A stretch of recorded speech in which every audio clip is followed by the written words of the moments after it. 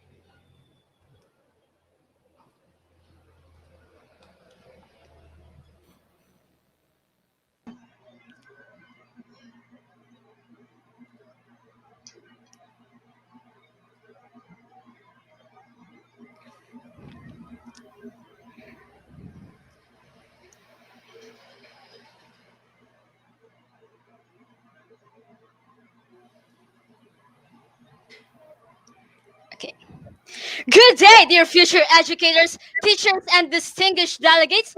We are pleased to welcome all of you to this significant event entitled Bridging the Gap Experiences, Challenges, and the Way Ahead of Flexible Teaching and Learning. With this, I know that all of us are excited to gain more knowledge. Now, let us all settle and be ready for a fun, exciting, and educational experience.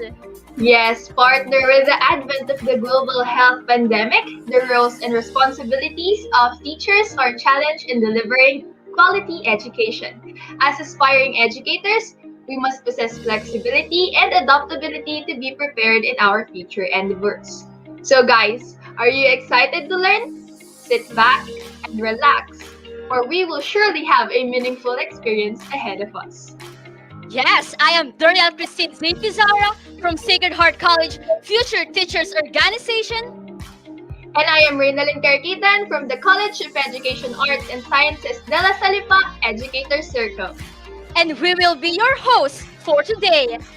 At this point, I am excited and inspired for we've come together to start bridging the gap, to learn, to explore new things, and share what we got despite the challenges or difficulties that this pandemic has caused us. That's why together, let us fuel our minds, collect every learning we can get on our journey, complement what is important, and enjoy the adventure of this webinar brought to us by the first ever collaboration of Sacred Heart College Future Teachers Organization and De La Salle Lipas Educators Circle. Again, ladies and gentlemen, welcome to our webinar entitled Bridging the Gap Experiences, Challenges, and the Way Ahead of Flexible Teaching and Learning. And to begin our program, let us first ask the guidance of our Almighty Father to be led by Miss Risel Nojadera, a third year education student, major in English at De La Salle Lipa.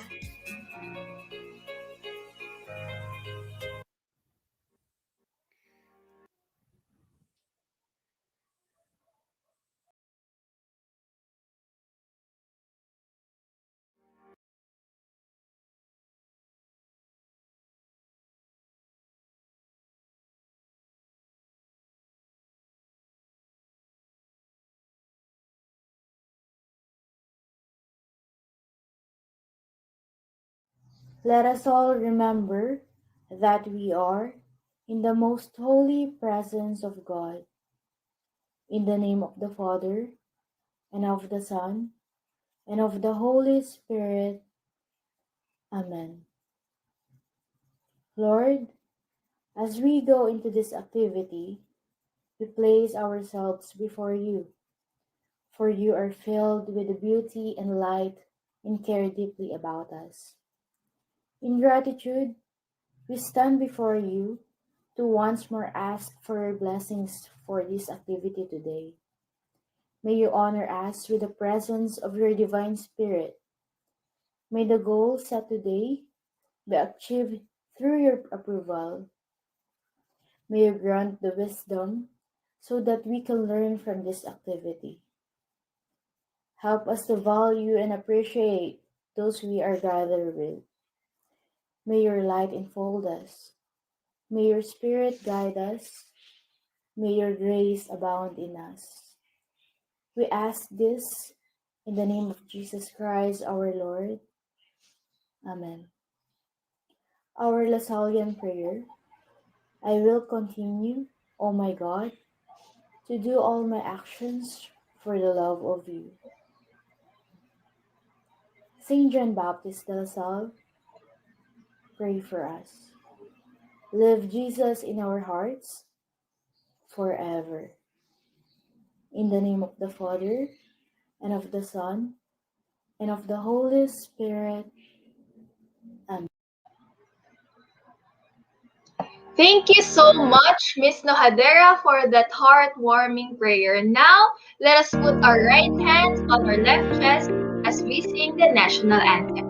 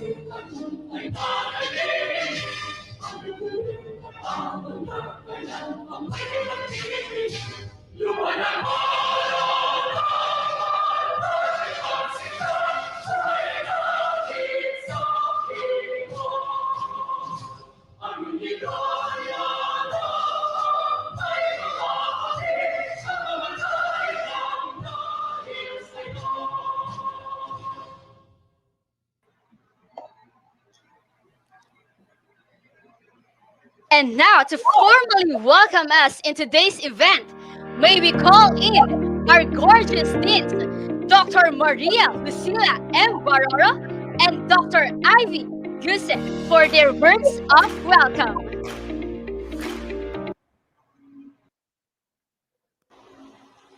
To the faculty members of De La Salipa Education Department, headed by Dr. Joy Talens, and to the faculty members of College of Teacher Education of Sacred Heart College, Lucena City, to all our education students, and to our guests who will be properly introduced later, a pleasant morning to all of you.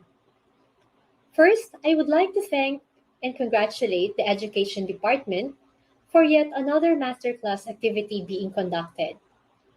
There was already a series of masterclasses last semester, and I am happy to say that they had been responded to positively by our students. And now, I would say that the initiative leveled up because this time it is being conducted in partnership with Sacred Heart College. Also, I would like to thank the educators and students from Sacred Heart College for partnering with our education department faculty and students. In the remote learning that our students are in, this is the best time to collaborate on activities such as this. Now, in this masterclass, we have bigger audience, wider reach, thus more will benefit and learn from this activity. For this Masterclass 2.0, with the theme Bridging the Gap, Experiences and Challenges, and the Way Ahead of Flexible Teaching and Learning, it is worth highlighting that you have touched upon flexible teaching and learning. And this is something that is truly significant in the current situation we are in. With the continuing global problem we are facing, the need for learning to continue and be flexible couldn't be emphasized more. I am sure, with the sharing of insights and experiences of our invited guests, our student attendees will acquire a better understanding and grasp of what the education system is going through right now, what it specifically needs, and more than that, what kind of educator does one need to be able to respond to these needs.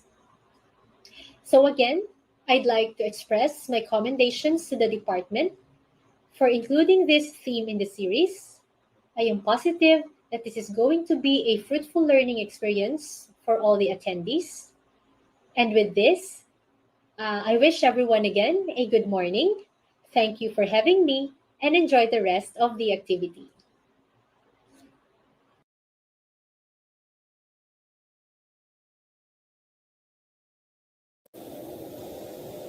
Greetings from the most sacred heart of Jesus to our beloved DepEd officials and teachers from the divisions of Lucena City, Division of Tayabas, Division of Quezon, and Division of Lipa City.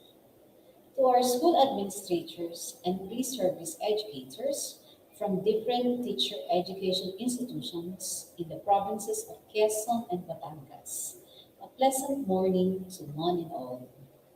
The COVID-19 pandemic has created the largest disruption of education systems in history, affecting nearly 1.6 million learners in more than 190 countries in all continents. Closures of schools and other learning spaces have impacted 94% of the world's student population, up to 99% in low and lower middle income countries.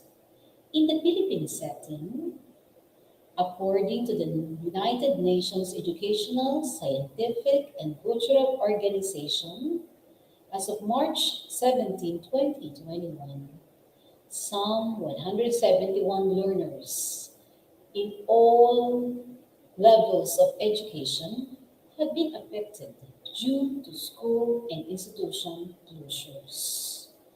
On the other hand, this crisis has stimulated innovation within the education sector. We had seen innovative approaches in support of education and training continuity to explore other learning modalities that will facilitate migration from traditional to flexible learning and learning options. As learners are differently situated in terms of time, pace, and place, these options allow customization of delivery modes responsive to students' need for access to quality education. An Economic Policies Research Institute report I published in December 2020 titled The Impact of COVID-19 Crisis on Households in the National Capital Region of the Philippines revealed that parents and guardians' biggest concern with regard to education is the switch to remote learning. Surveyed respondents expressed varied concerns regarding online learning, including money for phone load, lack of gadgets, accessibility to internet, difficulty understanding lessons taught online, parents' lack of time to spend with children on schoolwork, inability for children to focus during online classes, and parents' lack of familiarity with lessons. To bridge this gap in the teaching and learning process in the Philippine education necessitates collaboration and strengthen the culture of sharing knowledge and best practices. With this, Sacred Heart College of Lucena City Incorporated is pleased to collaborate with the De La Salle Lipa Education Department and Educator Circle in this webinar with the theme Bridging the Gap, Experiences, Challenges, and the Way Ahead for Flexible Teaching and Learning. This gathering will allow us to listen to the experiences and challenges encountered by school leaders and educational prime movers during this pandemic. I am certain that their experiences will inspire and sustain fellow educators as well as equip pre-service educators in our desire to form the learners of this generation. With everyone's active participation, surely the objectives set for today's activity will be met. These are first, to acquire first-hand knowledge and understanding through sharing on the concepts and frameworks of flexible learning and curriculum alignment in the preparation of instructional materials. Second, to provide an avenue to listen to the experiences of the speakers, in service teachers, and school leaders here in the Philippines and abroad. Third, to address questions and clarifications related to the topic. And lastly, to kindle and rekindle one's passion to become a teacher or curriculum planner or curriculum developer or school leaders here in the Philippines and abroad. As Nelson Mandela said, quality is never an accident. It is always the result of intelligent effort. We must be one in coming up with solutions to address the gap created by the pandemic and overcome challenges to access to quality education. Have a fruitful day and encounter with our esteemed speakers. Good morning to one and all. Thank you so much, Dr. Lucila and Dr. Ivy, for that warm welcome message. I am sure that your message will build courage to every student to be one of us in bridging the gap.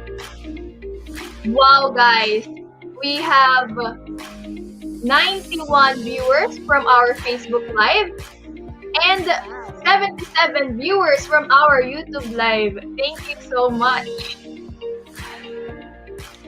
So, if you have classmates or friends who are not yet here, please click the share button and share our webinar. Also, let us make this event a trend by using our official hashtag BTG2021. So I know that you are all excited to meet our speakers. Yes, with an S for our webinar and learn from their insights and experiences. So we won't make this any longer. May we call on Miss Janina Gatula, the Vice President of the Internal Affairs of the Educator Circle, to introduce our first speaker.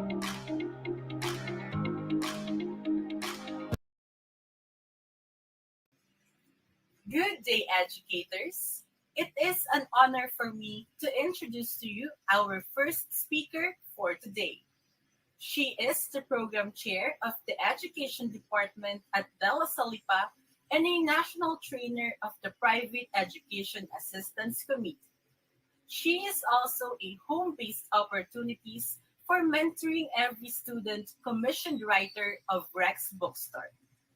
Ladies and gentlemen, let us all welcome Dr. Joy Talents.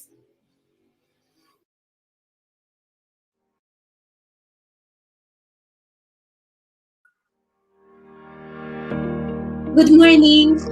Good morning, everyone. How are you?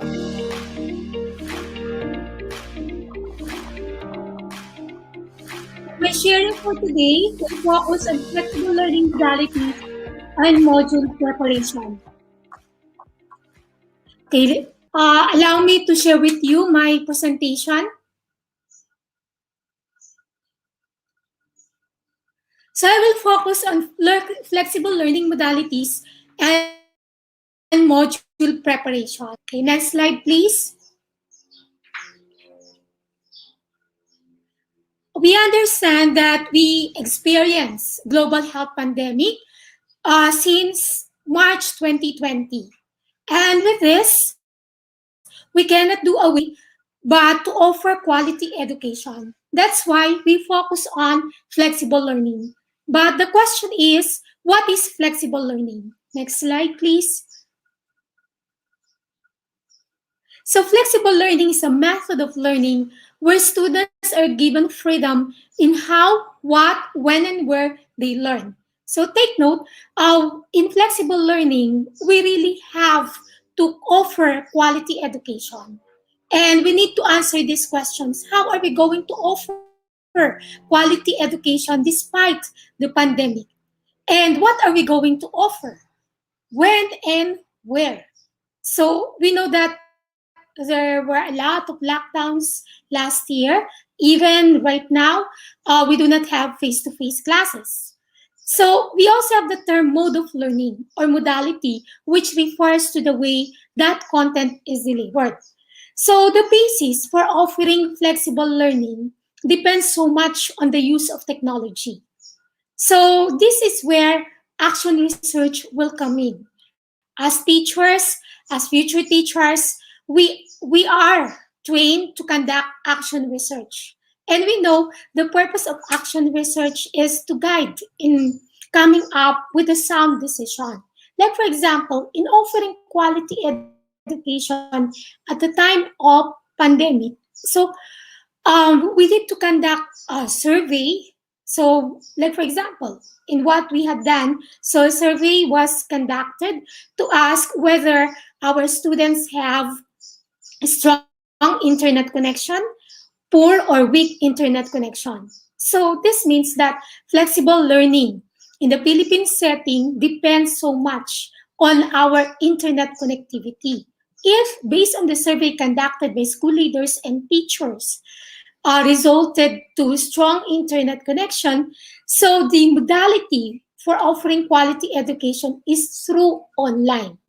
So if it is through online, there are three choices. So the school can offer synchronous classes. When we say synchronous classes, regular class schedule. So you have regular class schedule like MWF or once a week or twice a week. Then this will be done by a certain platform, like for example through the use of Google Meet or other platforms that are available for our students to use. Then, aside from the schedule, the platform that we're going to use, what are we going to teach? So for basic education, we or the from kinder to grade 12, we make use of MELCs, the most essential learning competencies provided by DepEd, instead of using the K to 12 curriculum guide. So from almost 14,500 learning competencies found in the K to 12 curriculum guide, these competencies were reduced into around 4,500 found in MELCs. So MELCs now became the basis of the learning competencies that we can offer to our students. So again, if we choose to have synchronous classes, so there's a regular schedule, we need to teach based on the learning competencies provided in MELCs, then of course we will use or certain guide for our students to work on as we conduct regular classes. Then schools can opt for the use of asynchronous class. So when we say asynchronous classes, all the modules are uploaded in a certain platform. In our case, in the La Salipa, we have Canvas. So teachers uploaded all the materials there before the beginning of the semester or classes. Then we have block dates when will be the end or the submission of all the requirements. So the things that they have learned are already available online. Then schools also can choose to offer quality education through hybrid classes. When we say hybrid class, it's still online class. So students and teachers have a strong internet connection, but it is a combination of synchronous and asynchronous. So modules are uploaded already through a certain platform, and they also conduct virtual classes depending on the schedule provided by the teacher. So again, if based on the study or survey conducted, students and teachers have strong internet connection, so they will either have synchronous or asynchronous or hybrid class. Then what if, based on the survey, students have weak and teachers and students have weak or poor internet connection, they can opt to provide quality education through remote or distance learning. Remote and distance learning has been proven effective worldwide, even before the pandemic. In the Philippines, we have UP Open University offering remote or distance learning. But because of the onset of this pandemic, so we now become oriented on what is distance or remote learning. So it is through modules. It could be printed, it could be saved in flash drive. So in whatever mode or whatever medium, we can have these learning materials. So why remote or distance learning should be offered? So based on the survey or the action research conducted, the students and teachers have weak or poor internet connection or the connection is not that stable to conduct online classes. So another mode of flexible learning is what we call blended learning. So again, blended learning is different from online learning or hybrid particularly because there are times they are used interchangeably, hybrid and blended learning. Again, hybrid learning is a kind of online learning for students and teachers with strong and stable internet connection. But if the connection is weak or poor or not stable, so blended learning can be resorted to. So what is blended learning? Modules are already available, either printed or saved in flash drive, but there is what we call our scheduled face-to-face interaction. So as of now, we cannot resort to blended learning if the basis will be our internet connection. So I hope that is clear. So we cannot do away with offering flexible learning. Okay, next slide, please. And as teachers, because of this call of offering quality education, despite the pandemic that we are experiencing, so our role also change. So teachers, we become learning designer. So we design on how we're going to deliver quality teaching and learning. Then we become technology specialist, content coach, and social director. I will explain all of this as we go along with my sharing. Okay, next slide. Okay, we also have the Southeast Asia Teachers Competency Framework. So it is not only it's not only expected that learners should be joyful learners or our students should be joyful learners, but also teachers. So because we are our students' model. In being joyful learners, so we must have mastery of the content that we are teaching. So we must have mastery of the contents. We know how to teach them. We know how to assess our students. And aside from that, we know also who our students are. So we are offering now flexible learning to our students to go on with uh, quality teaching learning process. But even it is online or it is through remote learning, we really need to know our students, not only by name, but also we need to know them on the way how they think, how they process what they have learned from the modules or from the learning materials that we give from them. So as joyful learners, so we know teachers are learners, so we need to help our students to learn through the materials that we provide from them. Aside from that, we must, as teachers, we must not only have content mastery, we must not only know our students by heart, but we must also understand what we are teaching.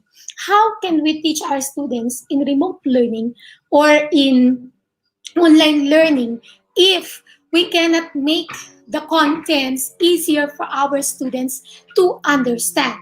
Okay, then the other one is engage the community.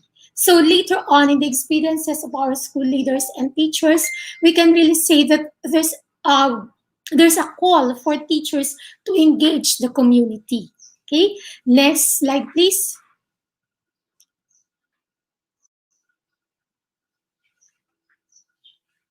So what are modules? So we are now called to come up with modules. So modules are models. It is models by which all the lessons that our students need to learn are provided, including the activities. So the contents, the activity outlines, even the assessment are found. So these modules are similar to our lesson plan. Okay, next slide. So there are three things to consider in designing a module. So these three things are very important. So we can make sure our students learn a lot from from the materials that we are providing. So first, be clear about the module purposes and aspirations for our students and to communicate this to them. So in short, we need to include in writing our modules the KSA. So what are the important things that they have to learn? So what are the things that our students need to know? As what I mentioned, as of now, we should base the contents and the learning competencies on MELCs. So the most essential learning competencies. Okay, and also the skills accompanying it. Most importantly, the 21st century skills, and also the attitudes accompanying the way we teach the lesson. So the second one, okay, next slide, please. The second thing to consider is about curriculum alignment. So what is here? Here's an example of the learning competency. Okay, next slide. So next slide, please.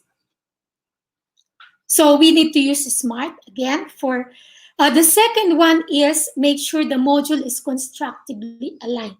So to make this short, when I say alignment, the objectives based on the learning competencies provided again by MELCs should be aligned with the assessment and with the strategy that we're going to use.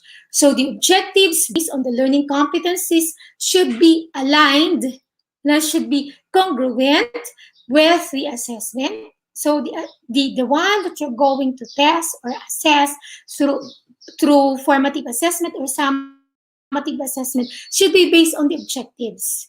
And the strategies should be active learning strategies. It should be fun for the students. It should be based or will enhance their prior knowledge. So this will be explained later by my friend Dr. Helen. And the third one is, so next slide. The third one is that we need to contextualize our modules based on the course, the resources, okay, the disciplinary context, even the inclusion of national and legal requirements. So how do we contextualize? Okay, next slide. Okay, next slide. Okay, next slide. Okay, I presented here some examples of assessment, even motivation activities that we can make use of, like ABC continuum. Okay, next. Okay, instead of requiring our students to write an essay, so this could be an example. So which I also use in my classes, a reaction to what I read. Next one. Okay, reflective essay. We can ask our students to come up with reflective essay or descriptive essay. Not simply essay, but there must be distinction between reflective essay and descriptive essay. So when you say reflective essay, this has something to do with the experiences. So exploring how our learner change over time or develop or grown from the experience.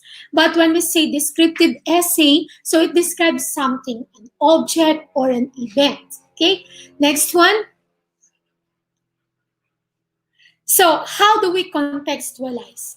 So we can contextualize by the inclusion of teaching presence. We know as teachers, our students are familiar with us during face-to-face interaction. This is the way our teacher teaches the lesson. So the students, even they make use of module, should feel that we are there for them. So there is personal connection when we teach. Okay, that is teaching presence. Okay, next slide. So how can our students feel our presence? So by using these 3 C's, content, cohort, and coach. Okay, next slide. So when you say content, in our module, we should not copy everything from the internet or from the textbook. The content should be curated. So if, for examples, you're going to include this in your module, it is better to give an outline, the steps, or arrange them chronologically. Or the best thing that we can do, so as teachers in preparing the module, is that we read the contents, the entire contents or the entire lessons. If it is from the internet, then we have to summarize these for our students to understand easily the content of the lesson. Do not copy paste. It should be curated, and you should always go back to the most essential learning competencies. Do not copy everything. So it's better to summarize, consider how your students will easily understand the lesson. Okay, and your presentation should be interactive, as if you're teaching face to face. Now, as if you have face to face interaction. Much better in writing a module, you should ask questions, because that is the purpose of questioning. So when I write a module, I started with a question. Use second person pronoun, as if you're talking to your student. Okay, next. So for the content also, we should include, next slide, we should include here the prior knowledge of our students, their experiences, their current situation, and current environment. So again, going back to MELS. So let's say you have there the competency. Let's say compare and contrast. Like in my project with Rex is all about the kinds of rocks, because I wrote for earth science for grades 11 and 12. So what we did in writing the Holmes project is to consider the students' prior knowledge. So ask questions to activate students' prior knowledge. Then what I did is to ask them to to recall an experience that they visited a certain place where there are plenty of rocks, or I asked the students in that particular module if they're familiar with Corregidor Island, considering that Corregidor Island is an example of an island made up of only one rock. Okay, so it is an island made up of only one rock. So this could activate the students' context if they are familiar with Corregidor. If not, so they have to walk in their garden or in their surroundings. So, but and also maybe I could provide them news articles or suggested readings. So concerning current situation or current environment. Then another way to contextualize is to give relevant examples, interesting metaphors. So again, students' experiences and intriguing situations that is of best interest for them. So it is not only for your strategy, so but also for your assessment. So even in the assessment, so I made use of students' experiences. So I made use of trivia, okay, news portion or excerpt of news article, because we know that face-to-face classes that we conducted before is more of the content, teaching them contents, then examples later on. But now during pandemic, we must consider that we teach the students the most essential learning competencies, but it is very difficult to memorize everything. So we must activate from context. And that is one way to contextualize. Okay, even for evaluating and learning, we can make use of students' experiences. So either in practicing, applying, document, and feedback. Then to write reflective journal entries. Okay, next slide. So still, this is part of teaching presence. So our students can still feel that we are there. That's the purpose, okay, in writing the module. Another one is purposely design interaction among learners to facilitate engagement and learning. One example is you ask them questions. Okay, based on the experiences, based on their prior knowledge, even for the assessment part. Now, in assessment part, there must be still interaction between the students and the teachers in such a way that there must be timely uh, giving of feedback. So constant feedback, timely and constructive feedback that will be given to our students. Okay, next one. Next one, next slide. So yeah, but if you will resort to online classes, so you can make use of the platform. Okay, another way to design teaching presence is through coaching. So intervention. There must be, if it is online, there must be scheduled consultation between the teacher and the students. If it is not online, part of the module should be on giving feedback. I know that Ed has this one. Not only feedback from the students or from the pupils, but also from the parents. Okay, next. So again, how do we teach um, for this for teach? How can we present our modules in a contextualized way aside from teaching presence? Next slide. So we can do this by considering SEL. So what is SEL? Social and emotional learning. So we need to consider this one, especially during this time. So um, we know that our students learn best if it is based on their personal experiences. So the lesson has something to do with their there's personal attachment between them and the lesson. So this is where social emotional learning will come in. Okay, positive learning. It's more of positive learning. Okay, next slide. What are the pillars of SEL or social emotional learning? We have 5. Self-awareness. So in designing our module, we must include their self-awareness. So there must be activities, incorporation of activities that focus on the strengths, even recognition of limitations of our students, recognition of one's mood or emotion. So I mentioned a while ago that you must ask questions. You must include students' experiences, prior knowledge. So capitalize on that so that our students will be aware of what is happening around, what is happening in themselves, their strengths and their limitations. Okay? That is already a good help, especially during this time. Then we have self-management. So our activities, even our assessment, our review, introduction, and motivation part in our modules have something to do with controlling one's emotion. So as what I mentioned in self-awareness, the students must learn how to become aware of their strengths and weaknesses. The second one is, how am I going to manage this? How can I control myself? I know this is my limitation, this is my strength. So how can I capitalize on my strengths and how can I overcome my limitations? Okay, the next one is social awareness. So this third pillar of SEL focuses on how I relate with others. So how I put my shoes or how I see myself in the situation of others.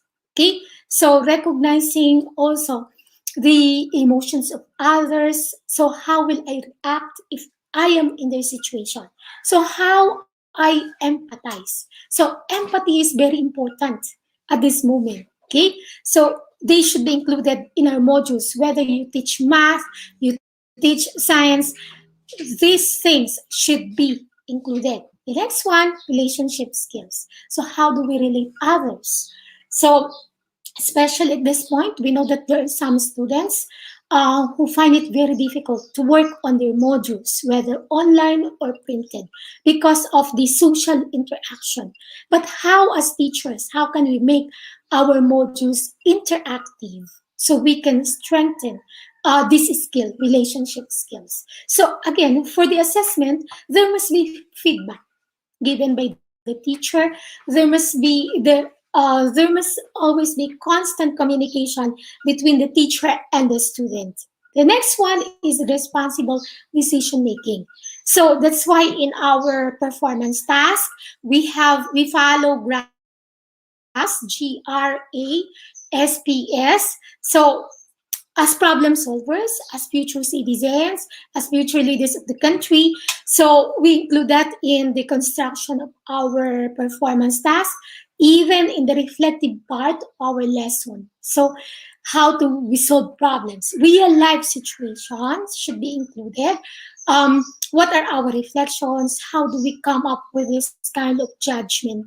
Or sound decision making should be focused on. So these are the things by which we can contextualize our lesson, teaching presence and the integration of SEL. So again, the content should be based on MELCs, the most essential learning competencies. I can remember my professor in college, Dr. Verdeger. Um, I can remember the principle that she had taught us that we need to teach a little but teach it well. So it is very applicable not only during our face-to-face interaction, but how much more during this time. So teach a little but teach it well. Always recognize the learner. So the second thing that I learned from her is that uh, we need to teach the child. Now we need to teach the child, focus on the child and not the subject. So it's very evident that SEL should be given importance, even the teaching presence. Okay, next slide. Next slide, please. So the slide before that, the last second to the last slide. Second to the last slide, please. So according to Rita Pearson, every child, every student deserves a champion. So who is this champion? An adult who will never give up on them, who understands the power of connection and insists they become the best they can possibly be. So as teachers who prepare modules, as teachers who are flexible learners, happy learners, so we need to always remember that every child deserves a champion. That in writing our module, so in whatever modality we're going to use. So we should never give up on them. And our modules should include teaching presence and the inclusion of social and emotional learning. Thank you very much, and I hope you learned something from my sharing. Good day, everyone.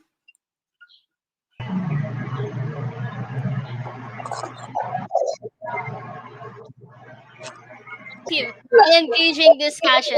You planted a myriad of knowledge inside our minds, and I am sure that this will help us understand the different flexible learning modalities that we can apply, especially in this time of pandemic.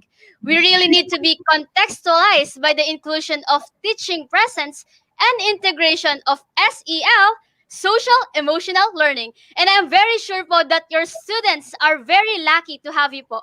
You are truly an amazing and inspirational speaker. Thank you very much po, Doc Joy. Ayan. Thank you so much po again, Doc Joy. Thank So, you. for now, as a token of gratitude, may we call on Miss Hannah Nicole Ariola, the President of Educator Circle, to present Dr. Joy's Certificate of Appreciation.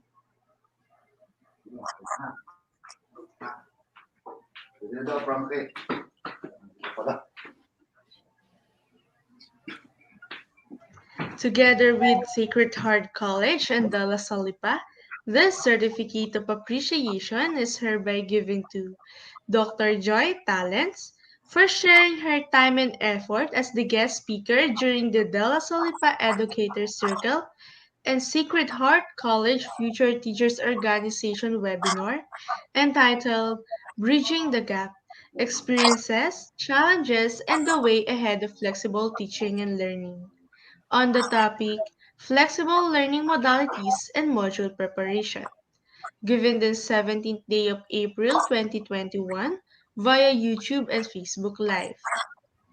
signed by Dr. Ivy Guse, the Dean of De La Salle College of Education, Arts and Sciences, Dr. Maria Lucila Baroro, the Dean of Sacred Heart College, College of Liberal Arts, Teaching and General Education, Mr. Wilmer Adahar, the Director of De La Salle Student Services, and Mr. Ray Cyrodiil, the Director of Higher Education Department, Student Activities Development and Discipline.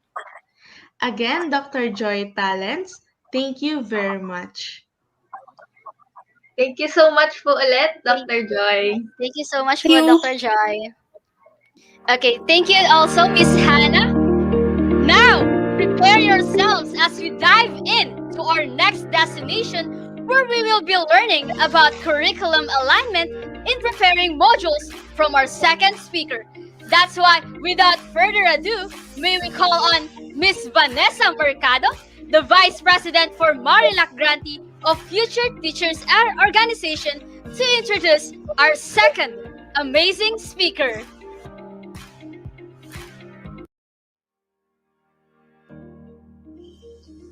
Good day, educators! It is my pleasure to introduce to you our second speaker. She is a faculty member of the College of Teacher Education in Sacred Heart College, Tennessee, and a national trainer in private education assistant committee. She is also a writer in Caritas Publishing Company. Ladies and gentlemen, please welcome our very own speaker, Dr. Helen Toledo. Hello. Good morning, everyone. It is my privilege to be part of this gathering and be given a chance to share with you my little knowledge. Hello, future educators. So, as a continuation of Doc Joy's topic about module preparation, I am here to give you insights about quality assurance in preparing module in terms of curriculum alignment.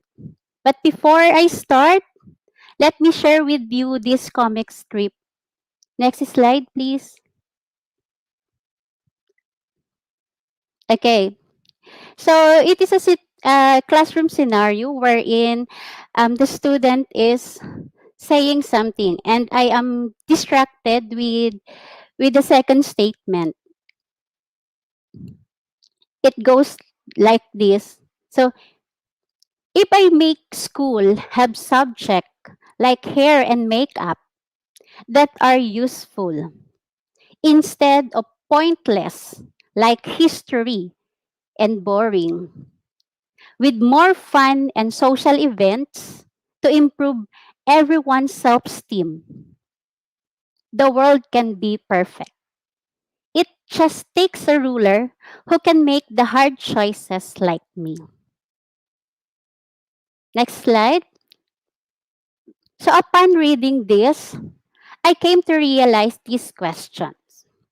What makes a subject be pointless and boring?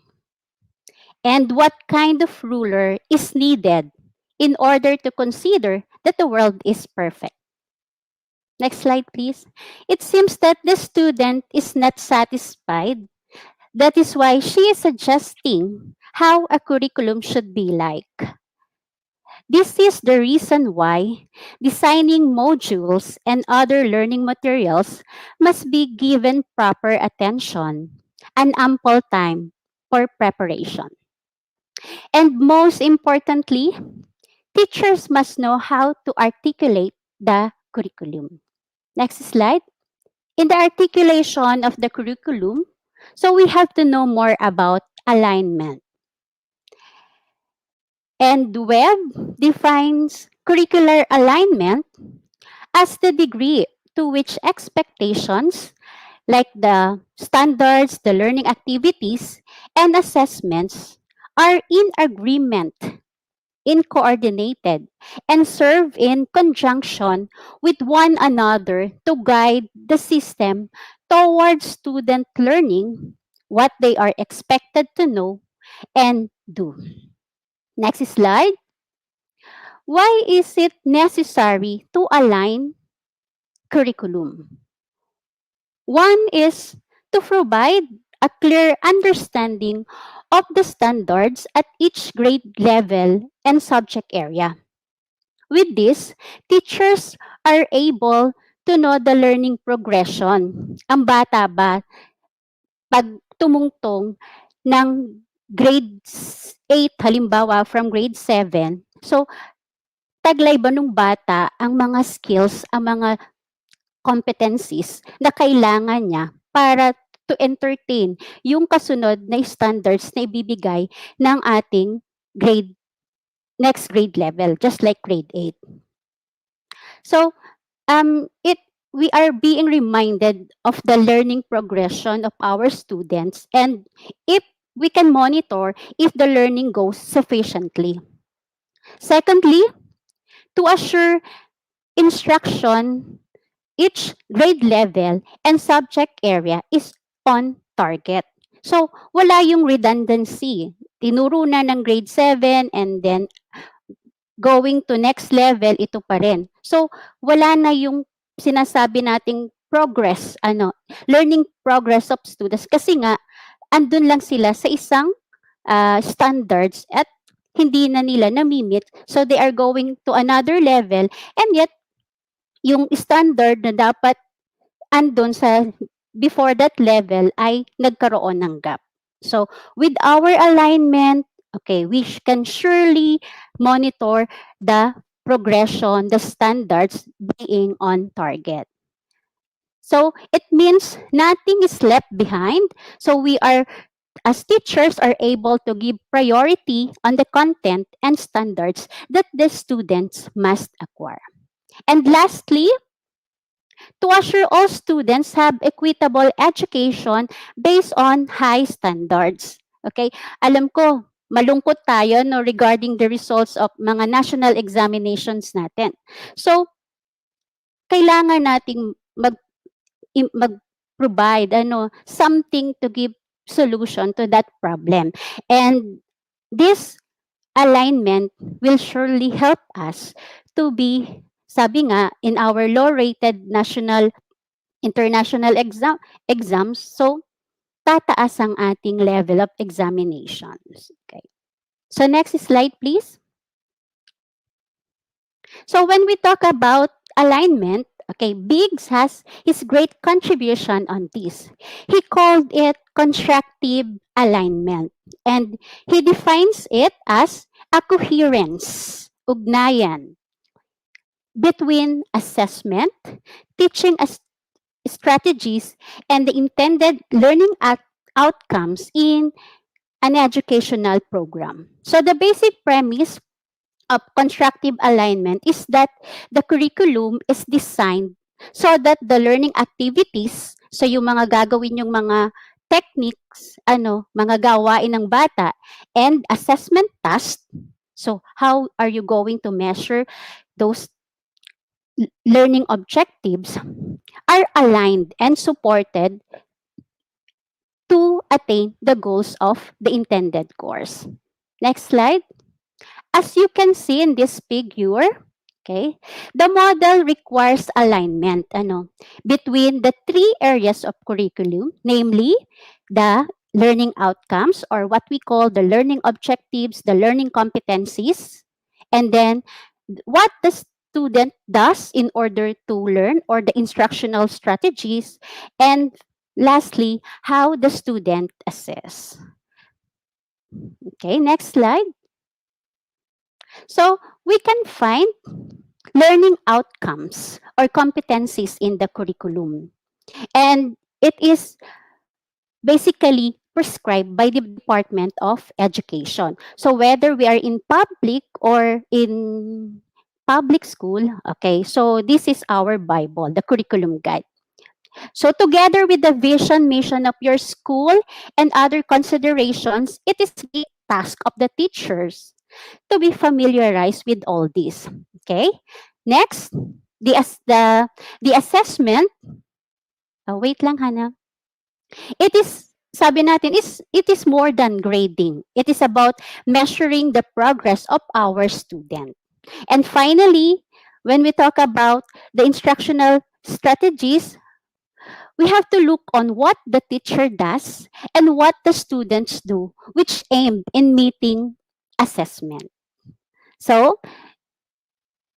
it is important that we know all these three components or three areas of curriculum: the learning competencies, the assessment, and the instructional strategies. Okay, so now let me first focus on the learning objectives and the competencies.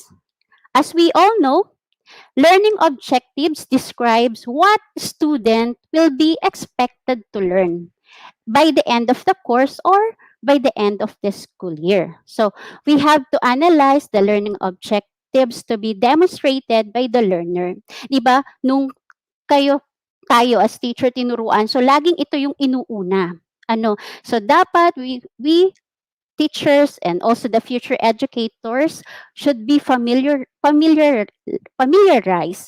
on how to formulate objectives. So at this point, at sabi ko nga kanina, since it is already prescribed by the DepEd, so mas madali na para sa ating mga future educators. They just have to match it with the kind of with ambition mission as another thing for quality assurance in designing module. Okay, so to do this, and to know that we really able to develop that competencies, we have this thing called the unpacking of competencies. So unpacking is matching the kind of activities and the kind of assessment that we are going to employ in our teaching. So kung ang gusto lang natin is to develop the level or the cognitive level. So ano ba dapat ang strategy na ating ibibigay? We're going to develop the sabi nga natin ay the HATS. So ano ba ang mga skills o ang mga activities na ibibigay natin? So it's very important to know and to unpack these learning competencies. Okay? So next slide. Okay. So to unpack, next slide. Okay. So we have to consider the thinking levels or the thinking skills of our students. And according to Glass, thinking in terms of KUD is helpful to educators in terms of planning, instructions, and assessment. So classifying competencies in KUDs delineates and clarifies what is what it is the student to know, understand, and able to do. And now let me give you some info about the KUD. First, the K or the no component. The K or the no component of KUDs can be defined as you can see in the illustration or the table. It is more on the factual information that the student use as the foundation for gleaning concepts, specifically knowledge that include facts, vocabulary, terms, phrases. Ano. It is a common knowledge that the no focus on developing the cognitive dimension of our learners. Next, on the other hand, understanding. So, understanding has been referenced as essential enduring understanding the principles, the ideas, generalizations, and what we call the conceptual understanding. The most important aspect of understanding is that ideally, you want your student to discover them on their own as the result of their learning of the knowledge. Kaya nga dapat they are equated. Kaya nga dapat we know if it is only the cognitive level or we are now on the principles or more or I mean higher level of learning learning competencies that we are going to develop. And finally, the do or the D, when we discuss doing, we are talking about skills. Ayan. So ano yung mga, sabi nga, ano, sa isa lesson plan natin, yung mga psychomotor. kailangan mong pakilusin ang ating mga mag-aaral. It is the sum total of student learning wherein they are able to perform, act, play, write, or present. It is asking this question: what the student do to demonstrate at their understanding? Okay, next slide. Okay, so now let's move on the next area of curriculum, which is the learning assessment. So when we on one another one that we need to take into account in curriculum alignment is the learning assessment. So according to Harris and Hodges, it is a process of gathering data to better understand the strength and weaknesses of our students. So we are not just about giving grades or measuring student because of their grades, but more on the progress, papaunlad na pag-develop ng pagkatuto ng ating mga mag-aaral. So, bakit mahalaga ang assessment? Next, please. A well-designed assessment method provides valuable information about student learning. Since progress, so we are able to identify, we are able to monitor in which part of our discussion, and which part of our teaching the students need more attention. Lalong-lalo na hetero, kalimitan halimbawa ang isang section. So surely meron tayong mga sinasabing mga mabibilis o matatalino. So, are we able to give attention to those who are not that kind of magaling? Okay. So, with the assessment, we are able to monitor. So, regardless of their pacing of learning. Okay. Another thing is that assessment plays an important role in the process of learning motivation. So the type of assessment, the task that we ask our students to do determine how student will approach the learning task. Kaya nga dapat we are very cautious on giving our assessment. Baka we are only measuring the cognitive dimension, and yet pinagagawa mo na, pinakikilos mo na, pinasusulat mo na sila ng isang proposal, and yet hindi pa naman nila alam how to make a proposals. Okay? So kaya dapat we have to match it para hindi masayang yung ating ginagawa, yung ating ibinibigay sa ating pagtuturo. Given the importance of assessment for student learning, it is important to consider how to best measure the learning that you want your student to achieve. Okay. So next slide. And speaking of this, okay, so Biggs emphasize that what and how the student learn depends to a major extent on how they think they will assess. So we are now to consider the thinking skills or the level of thinking skill of our student. And if we are talking about thinking skills, we have to consider the RBT, or the revised Bloom's taxonomy of cognitive dimension. Next slide. Okay, so Bloom's taxonomy is a model of classifying thinking according to the 6 cognitive levels of complexity. So I know all of us are familiar with this. And throughout the years, the levels has often been depicted as a stairway, hagdan, leading many teachers to encourage their students to climb, pumunta mapataas, umakyat, climb to a higher level of thought. Okay? So the lowest 3 levels of Bloom's taxonomies are the remembering, understanding, and applying. And the highest three levels, or what we call the HOTS, are the analyzing, evaluating, and creating.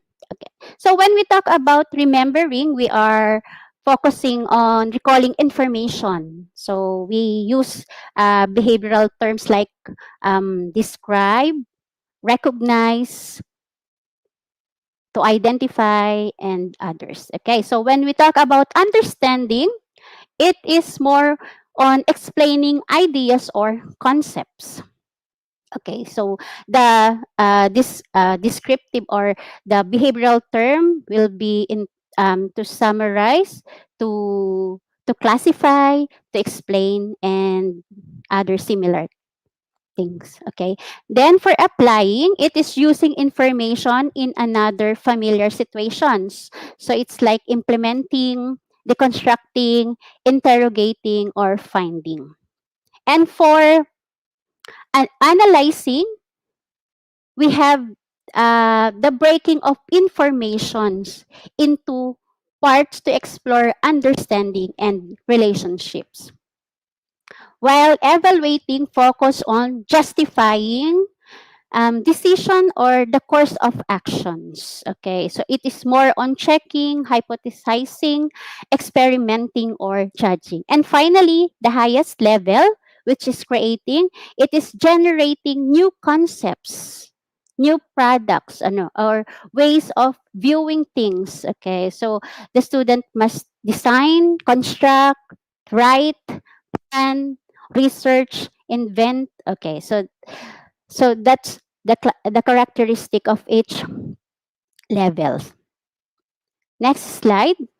So with this, we must make it to the point that the level of thinking skills, or the revised Bloom's taxonomy, or the RBT, is equated, coordinated with the kind of competencies that we have to develop in our students. Okay, so next.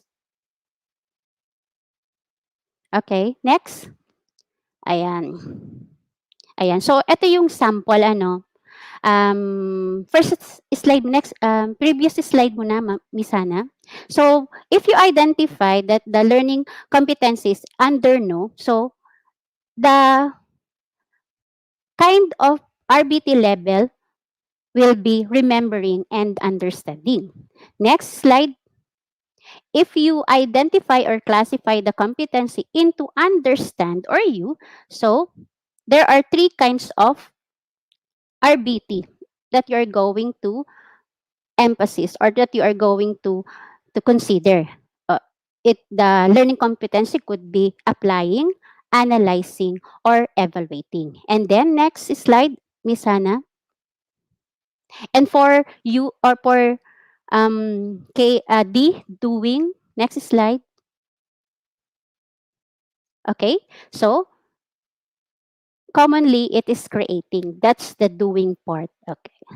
So that's how to equate KUD into the RBT, or the levels of thinking. Okay. Next, the last area of curriculum is the instructional strategies. So this will be the illustration for aligning the KUD to RBT. So knowledge will be, it could be remembering, understanding. And if you identify under learning competencies into understanding, so that will fall in applying, analyzing, evaluating, and lastly, doing, creating. Next slide. Okay, so the third consideration, or the area of curriculum, is the instructional strategies. So as being stated, it is a goal-oriented, directed, and consciously controllable process that facilitate performance. Okay, next slide. So it includes activities that help create the classroom environment for good quality learning to occur. So these activities should consider the instructional goals, or our learning objectives, as well as the content of the curriculum.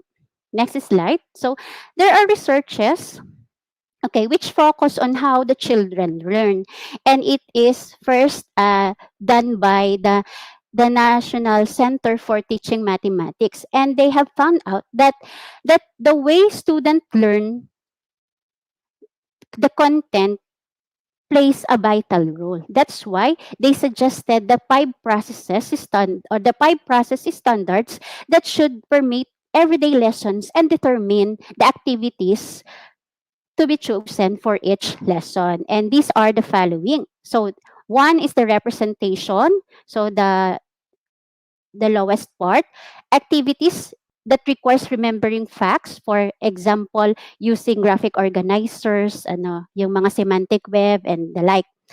Second level is the connection. It pertains to activities that shows the ability of the learners to make and recognize connections. So it could be a comparison or yung ating iba pang more than or higher than representation. The third one is the communication. It is the ability to communicate and to analyze and evaluate others' thinking. Fourth, the reasoning and proof. It is preparing activities showing the ability to make and investigate a certain topic. And finally, the highest level is the problem solving, which is making the student involved in the situation and able to produce solution or product that can be applied in a real context. Next slide. This is what a curriculum alignment is all about. Learning objectives must be equated what with the kind of thinking skills are we going to develop through the help of the instructional strategies we are going to employ in our teaching. So next slide. Ayan. So, this will be the illustration of the alignment of this curriculum. So, kung nakita natin na ang ating learning objectives ay classify into knowing and we identify its level of thinking ay remembering. So, automatic, ang kind of strategy niya ay representation, meaning to recall activities more on factual information. Or kung ito man ay understanding ang levels of thinking niya, still the same, it goes with the representation level. Next, kung understanding ang ating KUD classification at na-identify natin ang level of thinking niya to assess is applying. So, we have to make connections, ang kind of strategies niya. Okay? Kung analyzing naman ang level of thinking niya, so more on communicating or communication ang strategies or technique na ibibigay mo. And for evaluation, okay, so activities that develop or enhance their reasoning and proof. And for doing, of course, for creating, so product solution. So research may output, pananaliksik, halimbawa proposal, isang play at iba pa. So that will be the alignment that we have in making our modules. Okay, next.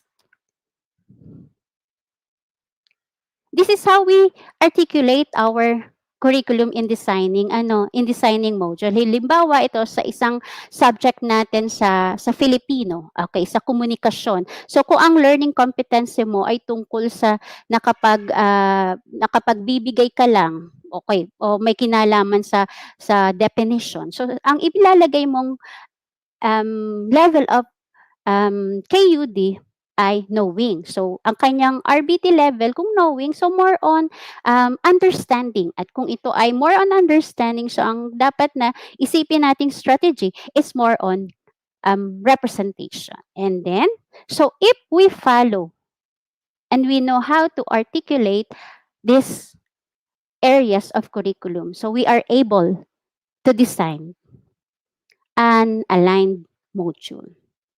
Okay? Next slide. Okay, so for my conclusion, let me go back to the slide of questions to ponder.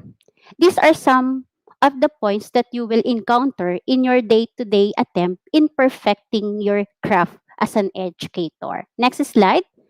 So instead of questions to ponder, so let me give you points to ponder. So there will be no dull subjects if we provide materials like modules that are aligned and student centered. And lastly, next slide.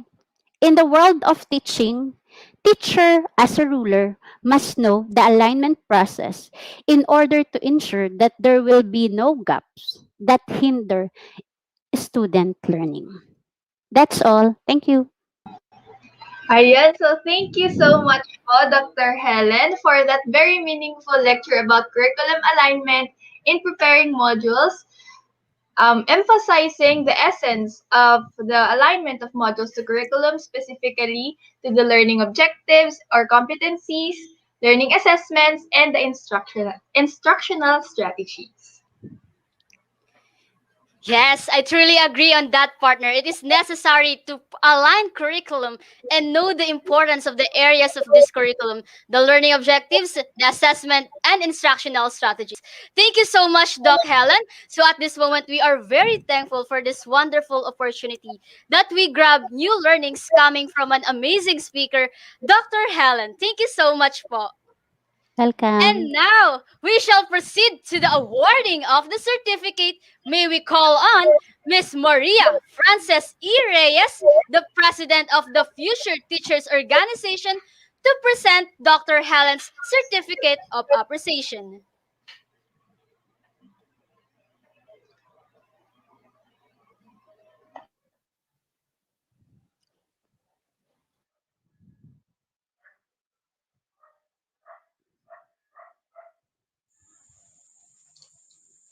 Certificate of Appreciation is hereby given to Dr. Helen Tolete for sharing her time and effort as guest speaker during the De La Salipa Educator Circle and Sacred Heart College Future Teachers Organization webinar entitled Bridging the Gap, Experiences, Challenges, and the Way Ahead of Flexible Teaching and Learning on the topic Curriculum Alignment in Preparing Modules, given the 17th day of April 2021 via YouTube and Facebook Live.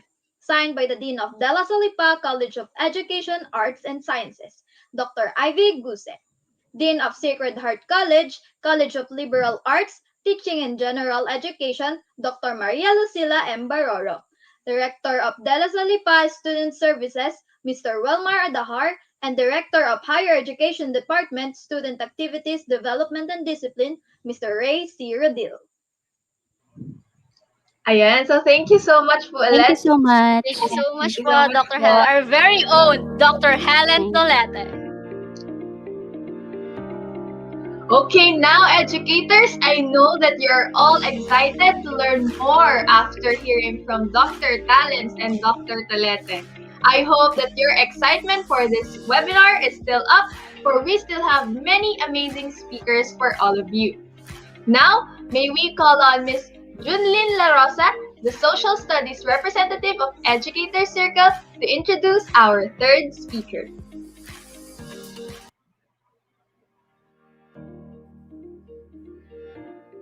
Joining us today, our next resource speaker is a master teacher one in the Latigan National High School in Tactan Rizal. He is also a deaf and culture writer for Region 4 in Calabarzon. Ladies and gentlemen, let us give a warm welcome to Dr. Erwin Abrinzi.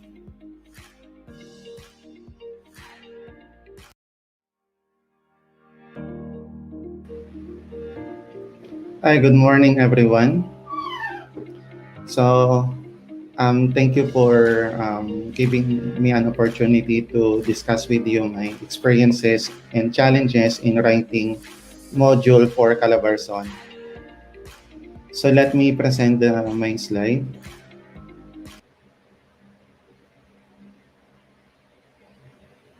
All right. So, experiences and challenges in module writing in DepEd. Next slide, please.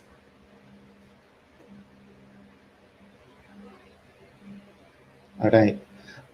Okay, so let me start with these pictures. So this is actually our own picture in our school, wherein this is our new normal scenario. And I am sure that in all parts of the Philippines, this is actually the setup.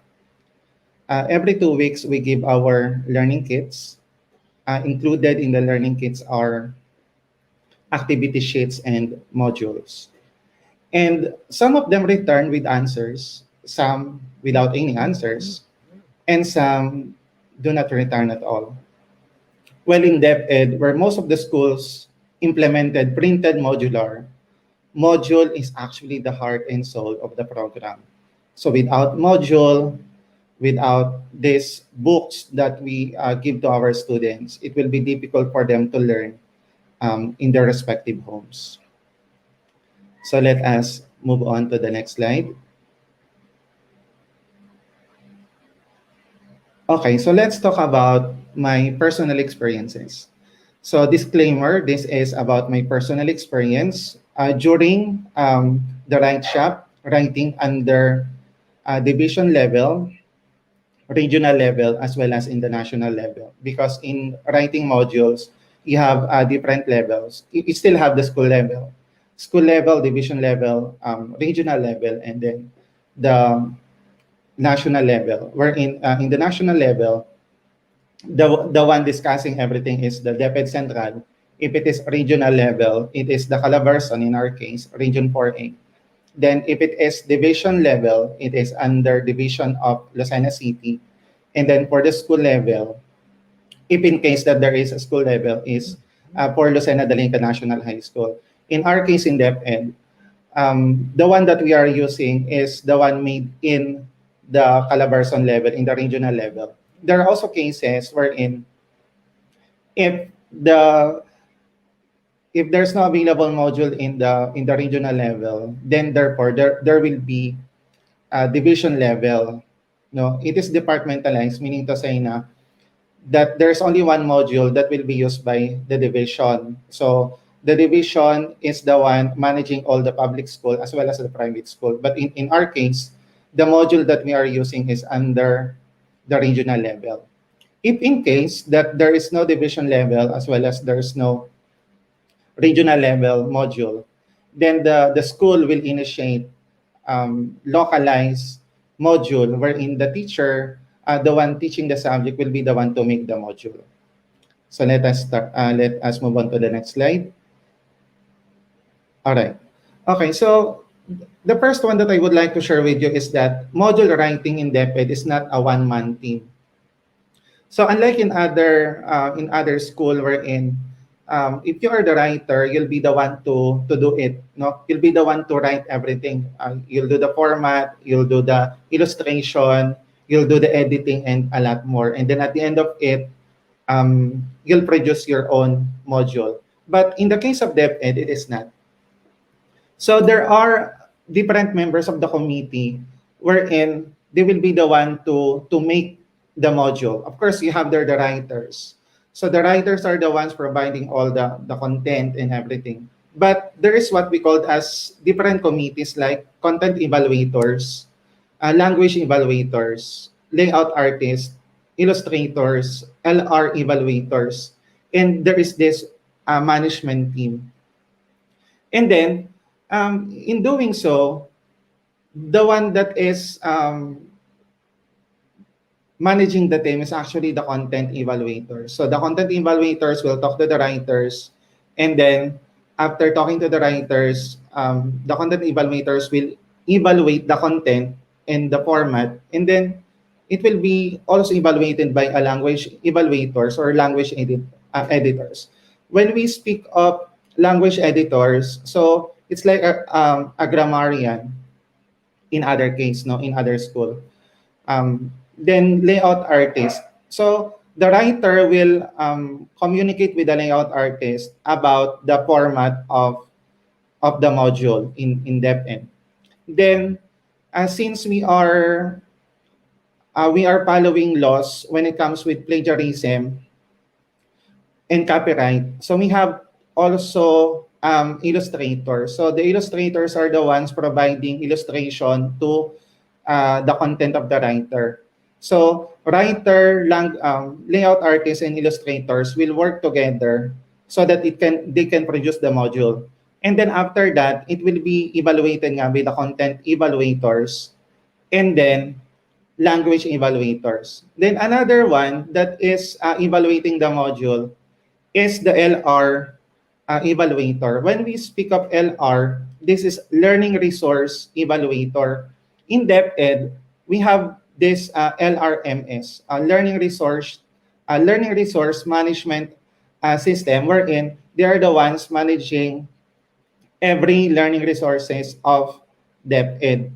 So, there's a certain format in module na sila lang yung talaga nakakaalam. So that's why they are also part of the team. So after that, no, at the end of it, it will be returned to the writer. So that is actually the flow. So that's why I'm telling you that it is not a one man team. Now, um, aside from that, in writing the module, no, as part of the it is not a one-man team. Is that um, in one milk, so you have to remember also na during the pandemic time, the DepEd introduced most essential learning competency. So from the curriculum guide that we are actually using, so they compress all the learning competencies into this MELC or most essential learning competency. Now, during our case, when we make modules in the Calabarzon or as well as in the national level, one MELC is equivalent to one module. So in case of the Earth and Life Science in senior high school, so there are a lot of competencies. So meaning to say, if there are 20 competencies or 20 MELC, then you have 20 modules. In one module, pages ranges from 16 to 18 to 32 to 36 pages for one module only. So meaning to say that if you have 20 modules or 20 milk, so you have 20 modules. So for each module, there's a different writer, but same members of the committee like the content evaluators, language evaluators, layout artists, illustrators, and LR evaluators, and the management team. The management team is the higher up admin in the Calabarzon, or if it is in the division level, these are the SDS, the ASDS, and the CID, the EPS, and the other members of the admin.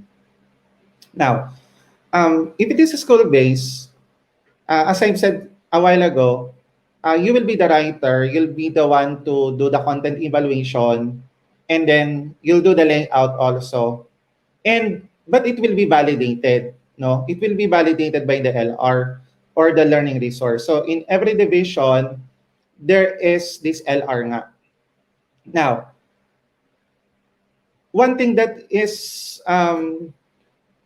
something to do with the school base is that it will take some time because there are a lot of teachers whose module will be evaluated.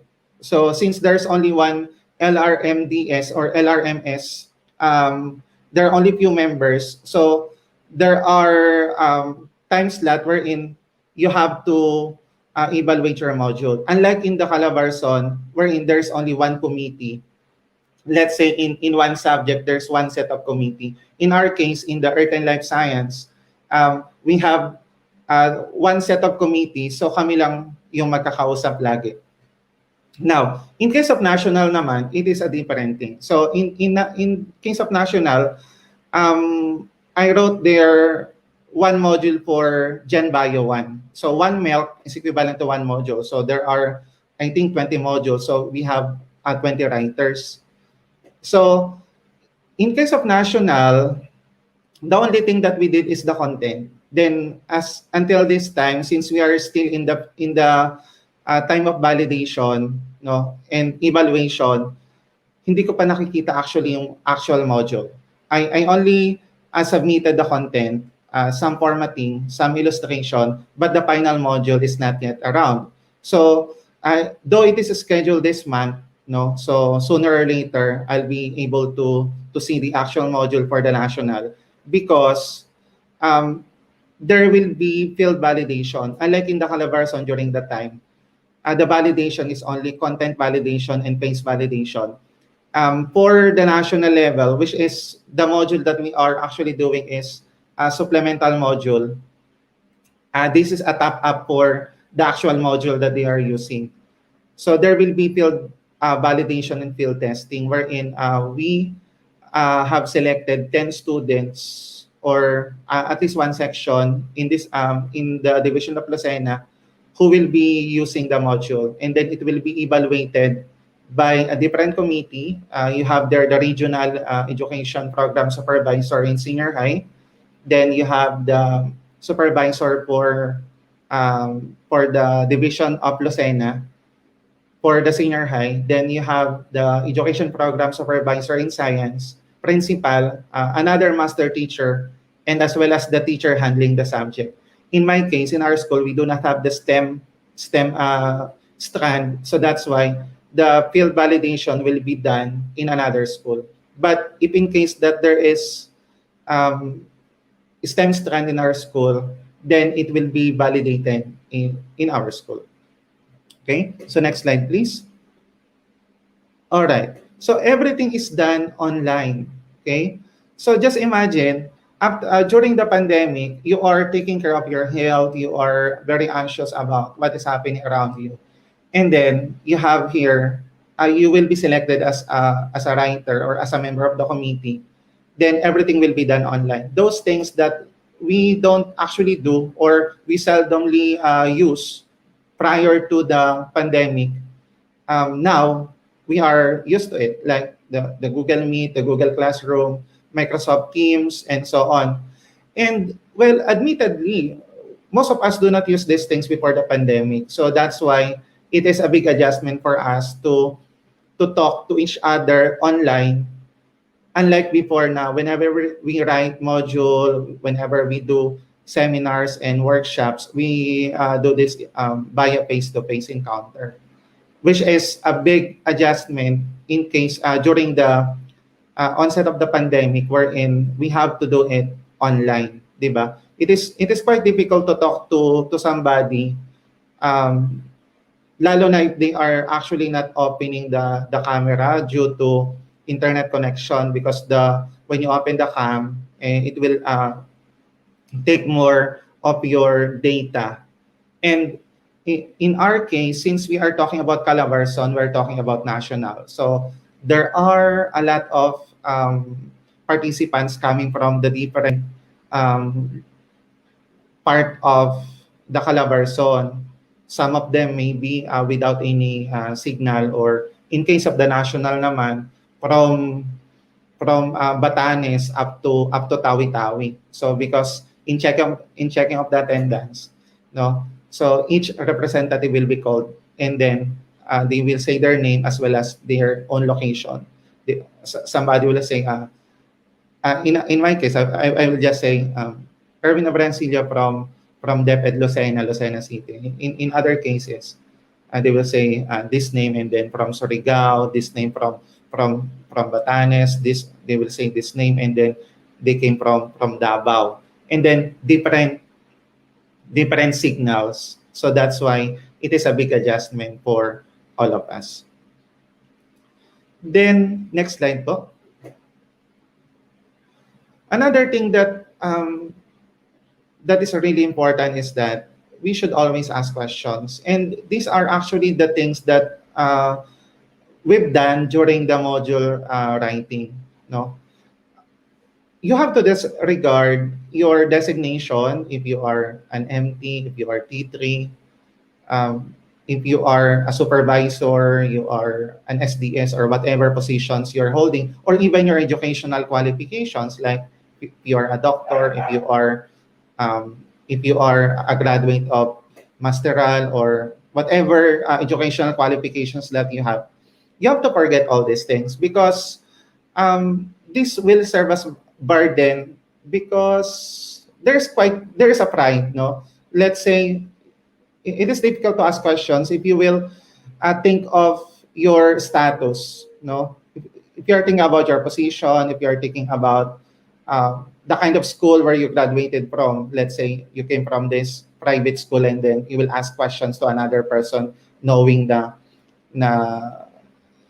that person came from another school, and you are thinking that your school is superior than them. So you have to forget all these things so that because asking questions would satisfy all your concern. It will also satisfy all your confusion. And since you are actually doing, in our case, we are actually doing a different module. Yes, there are modules in depth ed before the pandemic, but these are not self-learning module. Okay, because in the pandemic, what we've done is all about self-learning module. So in the absence of the teacher, in the absence of the tutors, so the module itself should teach the students. Okay. So in module writing, you have to ask questions about format. So what will be the format? What will be the content? Though all writers are content experts. So meaning to say that if you are a module writer in English, then you must be an expert in English. If you are a module writer in ESP, then you must be an expert in that field. However, there are things that are no, as we all know that we do not know everything, so we have to ask questions. So in our case, um, they ask questions. We also ask questions.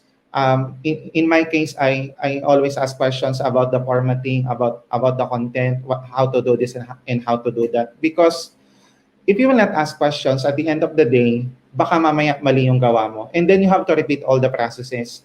And in our case that time, um, we are actually working under time pressure. So later on, I will discuss that one under the challenges. So if the team is not sure of these things, questions should be asked. So since there are a lot of members in the team, you have different committees. You have the GC, no, because that is the main way in which we can communicate to each other. Then we just post the questions there, like what should be the font style of this? What should be the font size of this?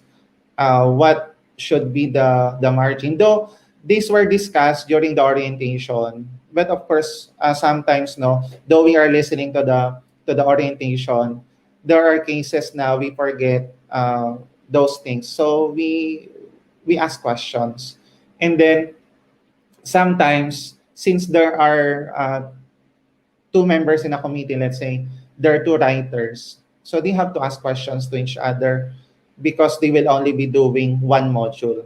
So sometimes what they did is that the first part will be done by the first writer, then the second part will be done by the second writer, or it could be a collaboration of the two. In case of the other members of the committee, like the content evaluators, we ask questions to each other, like how to do this and how to do that. What should be the right term, or what should be the content? Is the content correct? Is the format correct? Are we following the standard format in depth and things like that? Okay. So next slide, please. So every session is a new learning. Well, personally, ako naniniwala ako dito that every day actually is a new learning. So sessions are done by online. Expert from depth and discuss the steps in writing the modules up to its completion and validation.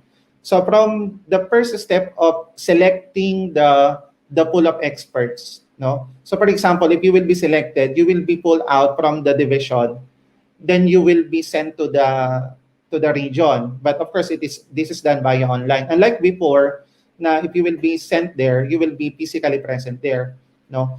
Since these modules are new and will be implemented in the new normal, so there are a lot of changes from the usual module that we have to the self-learning module, or known to be as SLM. So there are different terms that we can encounter, like ADM, SLM, MELC. No, so ADM is alternative delivery mode. So that is printed modular in our case. Though there are cases na they are implementing digital modular, wherein the modules are sent via online.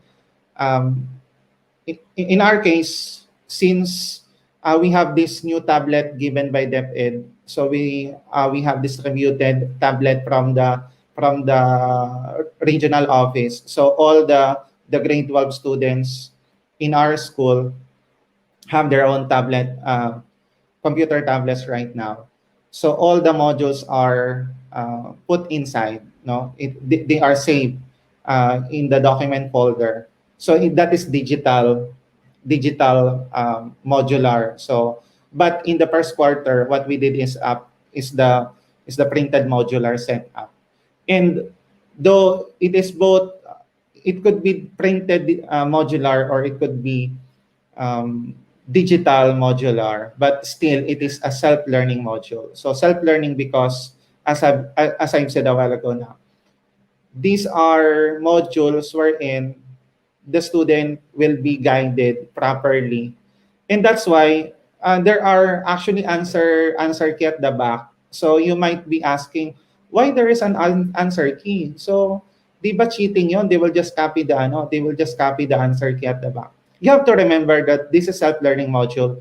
And the one guiding the students are the parents. And itong mga magulang naman na to, they have different educational background.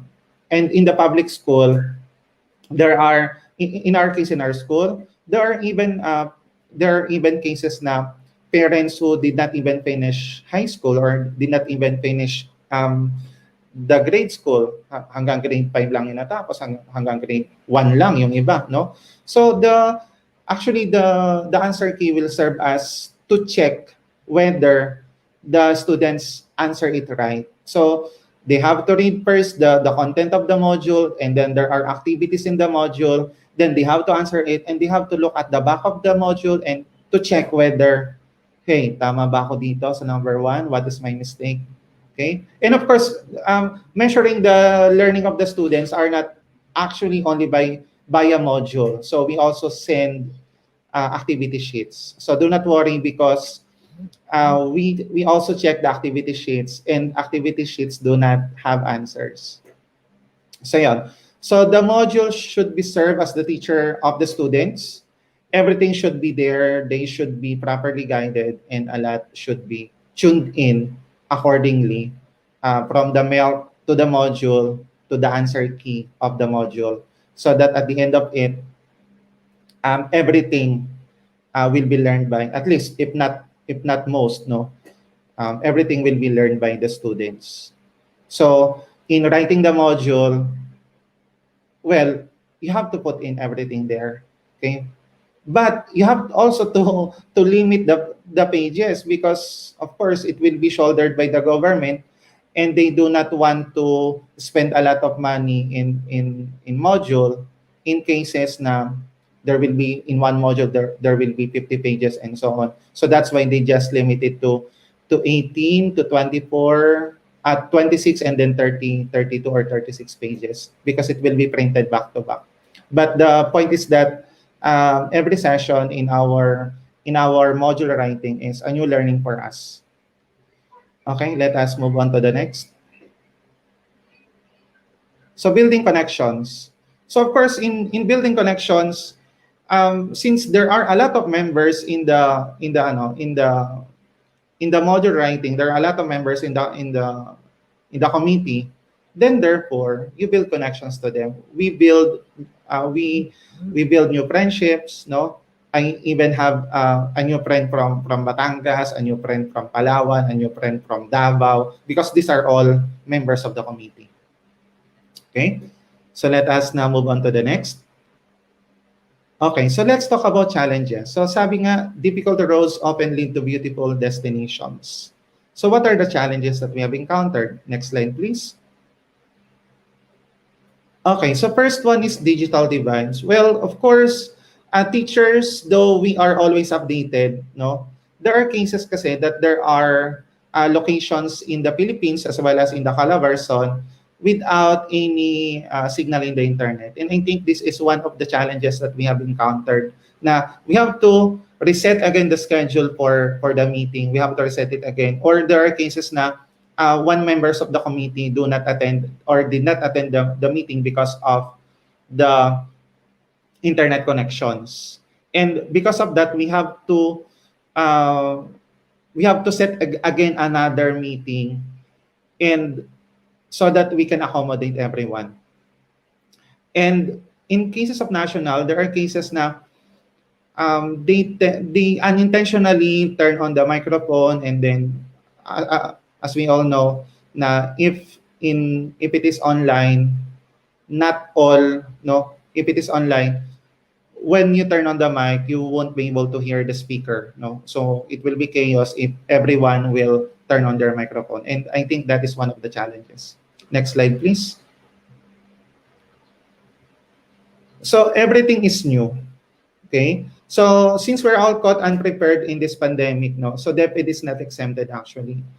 And it is difficult to learn new things like, as I've said kanina, the ADM, the SLM, the MELT, and even those with a lot of teaching experiences in DepEd, hindi sila agad nakaka-adjust. And just imagine, you are writing the module, you are taking care of, you are preparing for the lesson, for the classes, for the opening of classes that time. And then you're also watching the news like there are a lot of COVID positive cases and so on and so forth. So that's why it is very difficult for us during that time. Next slide, please. Okay. So working under time pressure in the time of crisis. So just imagine what we did that time. Di ba, we have the lockdown on March, then we had our vacation. Then I think month of June, July, August, and September. And September, we are writing the module, even Saturdays. And then there are cases na the submission is the submission is done via Google Drive, and then there are cases when one of the writers will submit the module at around 1 a.m. At around 2 a.m., and then we have to submit it early as 8 a.m. in the morning for the final checking. So that is one of the main challenge that time. You are working under time pressure, time is ticking for the opening of classes. I remember before the opening on October 5, during that time, that is the World Teachers Day, we are still evaluating the first quarter module, and the first quarter will be done on October 5. So, napakaikli lang nung time span, and we have to send it to the regional office, and then the regional office will forward it to the national office for the printing of the module that will be sent to all parts of the Philippines. Okay? So yeah. So let us move on to the next. Ayan. Okay, so those are actually the experiences and challenges. The question is, did we make it? Of course, we made it. So as stated nga, no pain, no gain, maybe an overrated principle, but still it is applicable. We hurdle all challenges and convert them to opportunities. Well, the system may not be perfect. There are a lot of comments in the module as during the beginning of the classes, di ba? Ang daming lumitaw na memes like this module, may I can still remember yung N tapos mosquito yung nakalagay. They are saying na it's mosquito, they are saying it's namok. Then eventually everyone became an expert in module. Like they are sharing memes, they are correcting it properly and so on and so forth. But did the department stop? It is a big no. So we listen, we understand, and we move on. So the department conducted surveys about this module. They issued errata, no, about the module. What are the mistakes? So they give memos about for each subject where these mistakes can be found and what are the proper corrections to it. And as members of the new team, yes, we made friends. We gained new knowledge and skills, and we take part in this new normal of learning. So let me end with the mantra of Calabarzon. Excellence is a quality, and quality is our commitment. Thank you and good morning.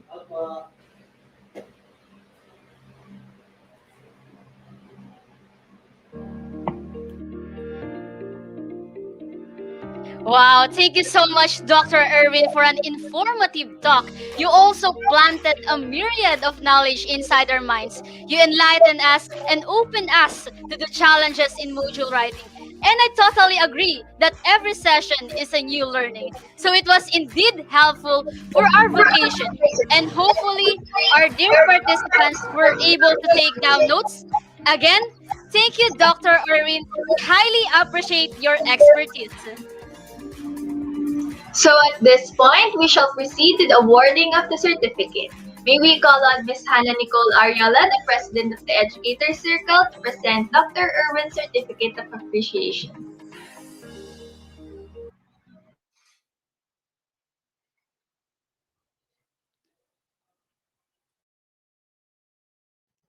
Together with Sacred Heart College and De La Salipa, this certificate of appreciation is hereby given to Dr. Erwin Abrancilo for sharing his time and effort as guest speaker during the De La Salipa Educators Circle and Sacred Heart College Future Teachers Organization webinar entitled Bridging the Gap: Experiences, Challenges, and the Way Ahead of Flexible Teaching and Learning on the topic Experiences and Challenges in Module Writing, DepEd, Thank you given so this much. 17th day of April 2021 via YouTube and Facebook Live.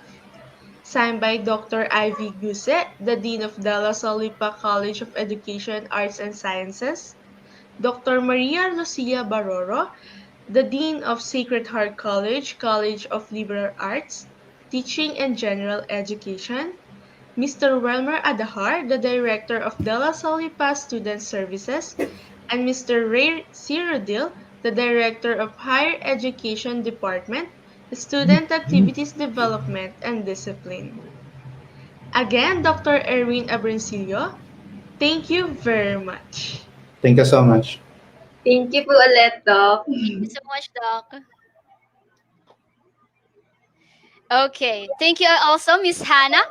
Now, let us open our doors to our next astounding speaker who will enlighten us about his inspiring experiences and challenges in the module writing for private schools. That's why, without further ado, may we call on Miss Antoinette Ann N. Sacristia, the Vice President for Visual Arts of the Future Teachers Organization, to introduce our fourth amazing speaker.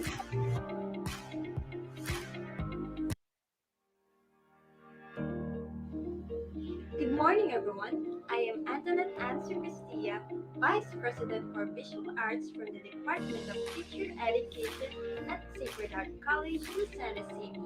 So I'm so excited to introduce to you our speaker for this topic because this talk is all about the experiences and challenges in module writing for private school. So just a brief background, he's a faculty at the Salifa and a home-based opportunities for mentoring every student commission writer of Breast Bookstore. Let us give a virtual round of applause to Dr. Joseph Angelou Na.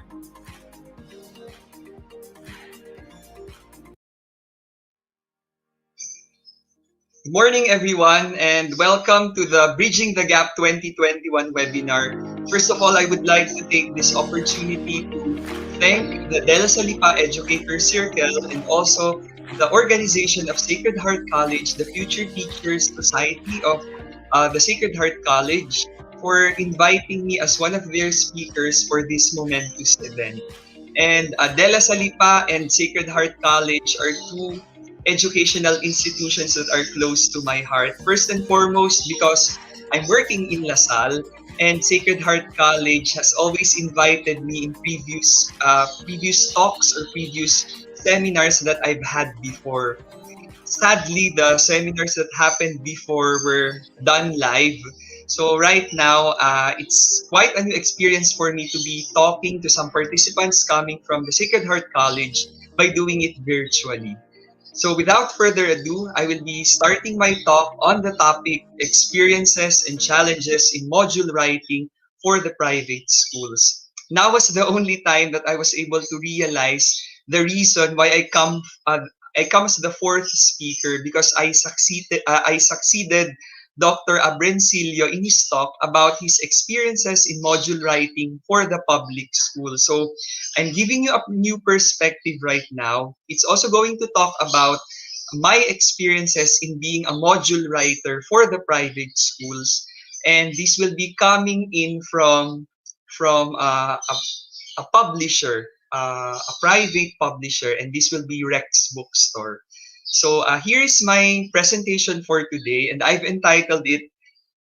Uh, it actually comes from the cliche "lead the way," but since when I became an author for Rex Bookstore, we have been called as LEDs or LED. So LED would actually mean Learning Experience Developers. So I've used a play of words to entitle my talk today, "Led the Way," focusing on the experiences and challenges in module writing for the private schools.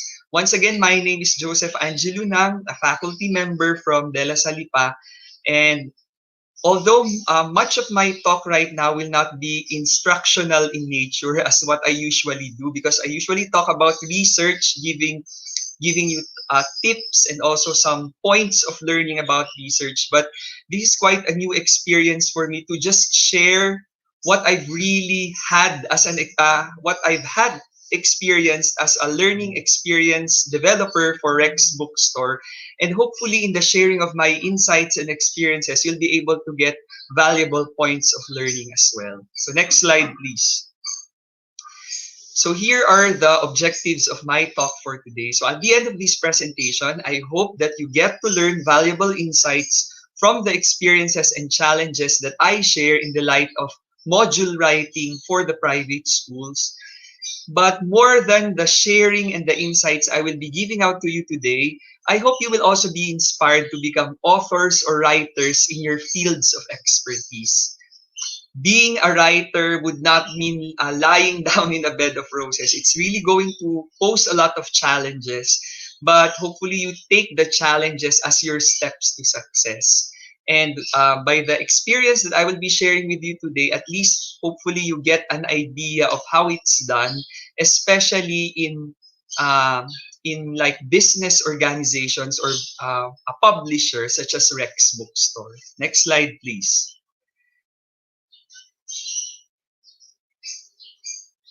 So my talk for today has two parts. The first part will be dealing with my journey, my long journey to finish my task as an LED or an author for Rex Bookstore. So allow Joseph the Explorer to take you back down memory lane to share with you the experiences or the insights I've had as I was writing a book for Rex Bookstore. Next slide, please. So it was the fateful day of May 24, 2020, when I received my contract from the Rex Bookstore. So I felt like Harry Potter receiving my letter from Hogwarts that I have been admitted to the Hogwarts School of Witchcraft and Wizardry. I really felt the same kilig or the romantic excitement that for the first time I got the experience to be like J.K. Rowling, to be an author for a book. So I received this contract from my email, and the contract actually includes all the tasks that I will need to accomplish as a learning experience developer. So as you see, the name of my function for Rex Bookstore was learning experience developer, but in layman's term, it only means an author of a book. And the book that we were tasked to do was an ebook, or this is going to be a book that is that will be made available by Rex Bookstore online, considering the difficulties and challenges posed by the COVID-19 pandemic in the kind of education that we have right now. Next slide, please. So I was fortunate enough, together with Dr. Joy Talents, who was also very instrumental in inviting me today as a speaker for this webinar. I was with Doc Joy Talents and Dr. Ato Maligaya. They are also faculty members from LaSalle. And we were fortunate enough to be chosen as the learning experience developers in different subjects. I was assigned, or I applied actually, for the subject disaster readiness and risk reduction, one of the senior high school core subjects for the STEM strand, science, technology, engineering, and mathematics, and also the general academic strand, or the GAS strand. If I remember it right, Dr. Joy wrote for Earth Sciences and Dr. Ato Maligaya wrote for Practical Research. So just to give you an idea, the letter came in, the contract came in after the application. So we saw a recruitment online that Rex Bookstore is looking for learning experience developers, and they required the submission of a curriculum vitae highlighting all your accomplishments, all your experiences and expertise in the subject that you're applying for.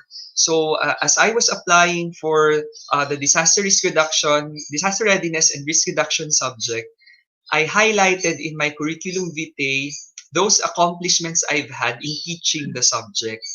Backtracking to 2014, as you know, the national implementation of the senior high school program in the Philippines happened throughout the country in 2016, but De La Salipa was able to implement it 2 years earlier. So during that time, I became one of the pioneer teachers of the subject, which gave me an advantage to deal more with the subject ahead of the other teachers. So I felt that this could probably have been one of my strengths to be able to apply for the position of an LED for Rex Bookstore. And by God's grace, and by the aligning of the stars, by destiny, we were able to get the position.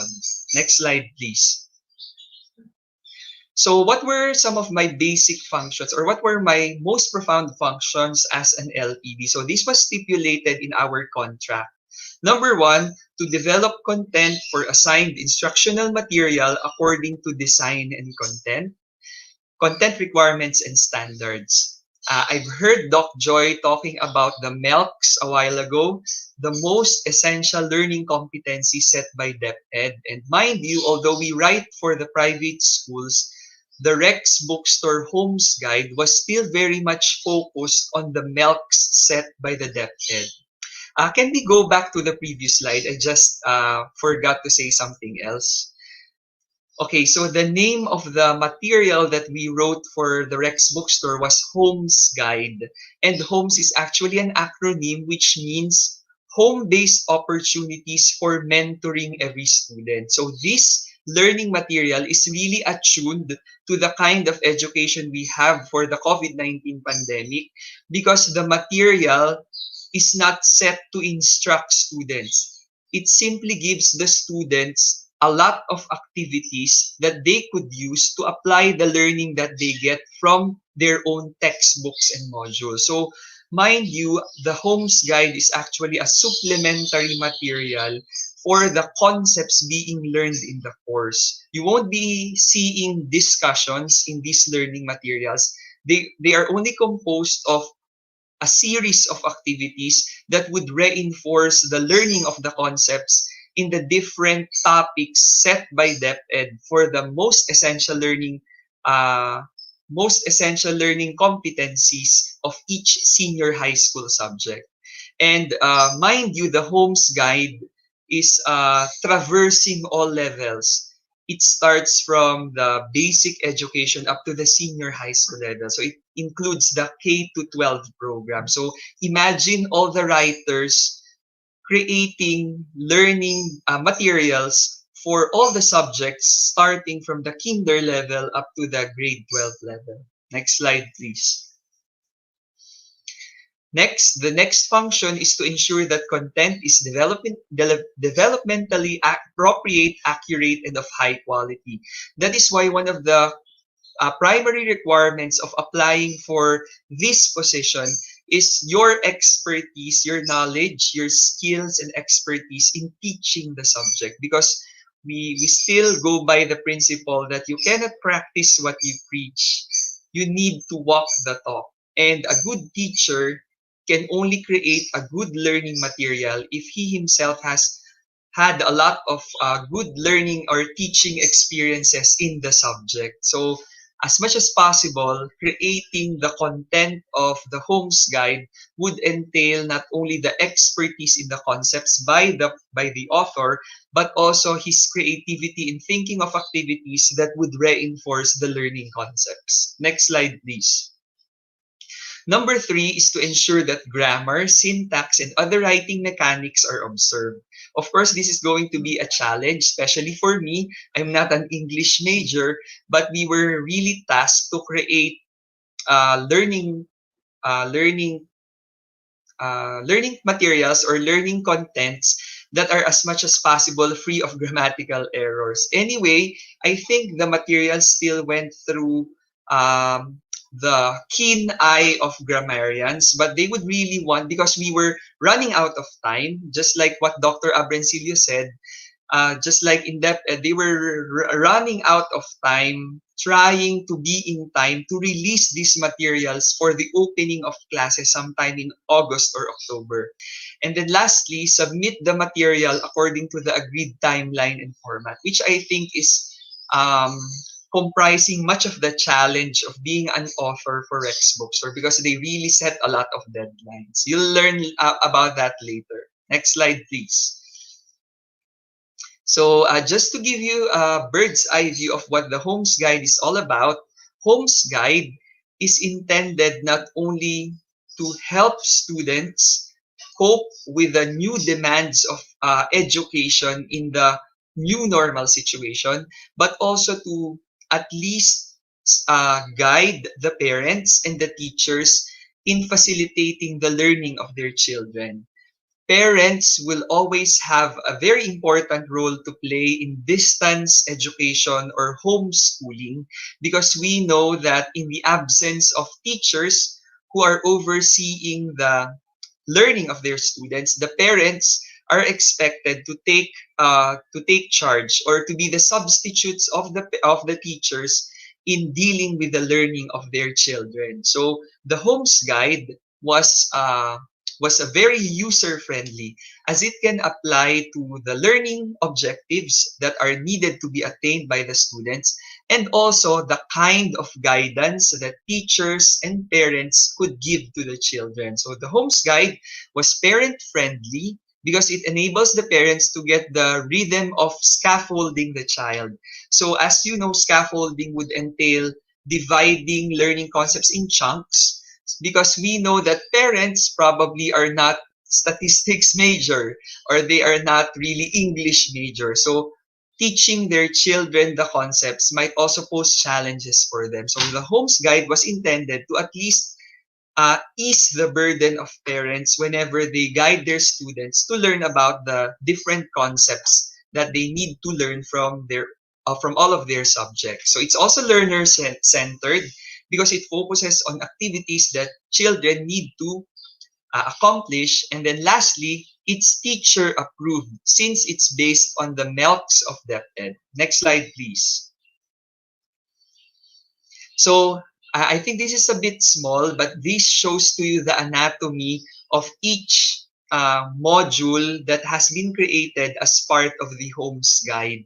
I'll just be going through this anatomy later on, because it's also part of my discussion. Next slide, Bob. As previously mentioned, the first task that we did as learning experience developers was to ensure that the material that we are writing is very much aligned with the MELCs of DepEd, or the most essential learning competencies of DepEd. Next slide, please. So the first task we did was to create this table. It's called as the scope and sequence table. We plotted all the target weeks and target topics. For example, this is for my subject, disaster readiness and risk reduction. And as you see, towards the last column, it's just a bit small.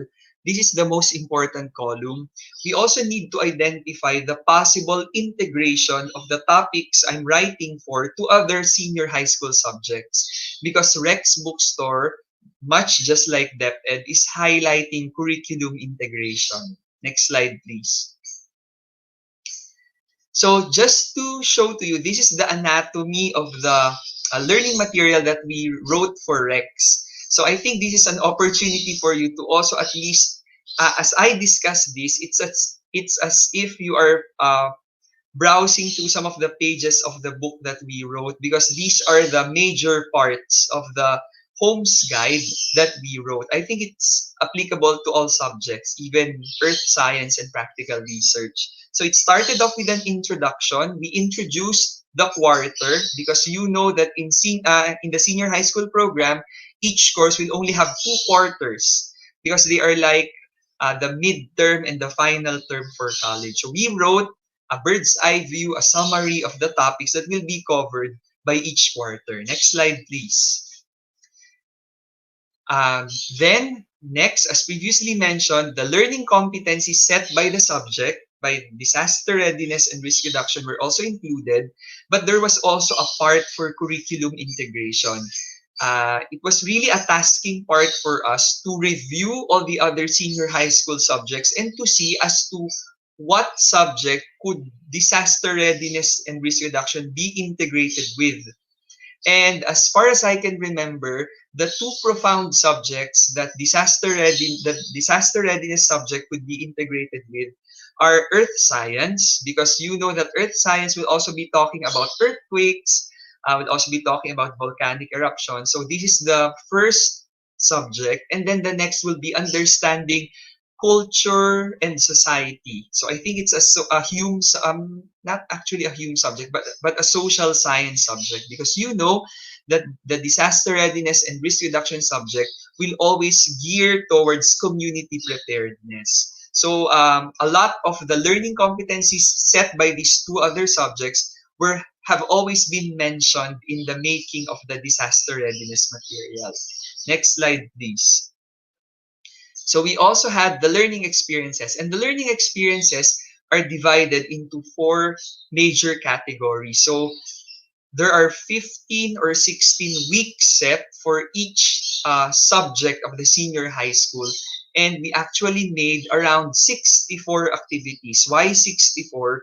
Because there are 16 weeks, and each week should have at least 4 activities. And the activities can be divided into these 4 categories. Next slide, please. The categories are explore, motivate, and introduce. It's more of exploring on the knowledge, on the current knowledge base of the students. And then firming up will be where most of the discussion should be taking place. This is the time that students should be acquiring new information. Deepening is trying to explore more on the new concepts learned by reading some more. And then transfer or apply is applying their learning through an activity. So this has been the common progress of the activities that have been written for the by the LEDs for the Homes Guide. Next slide, please.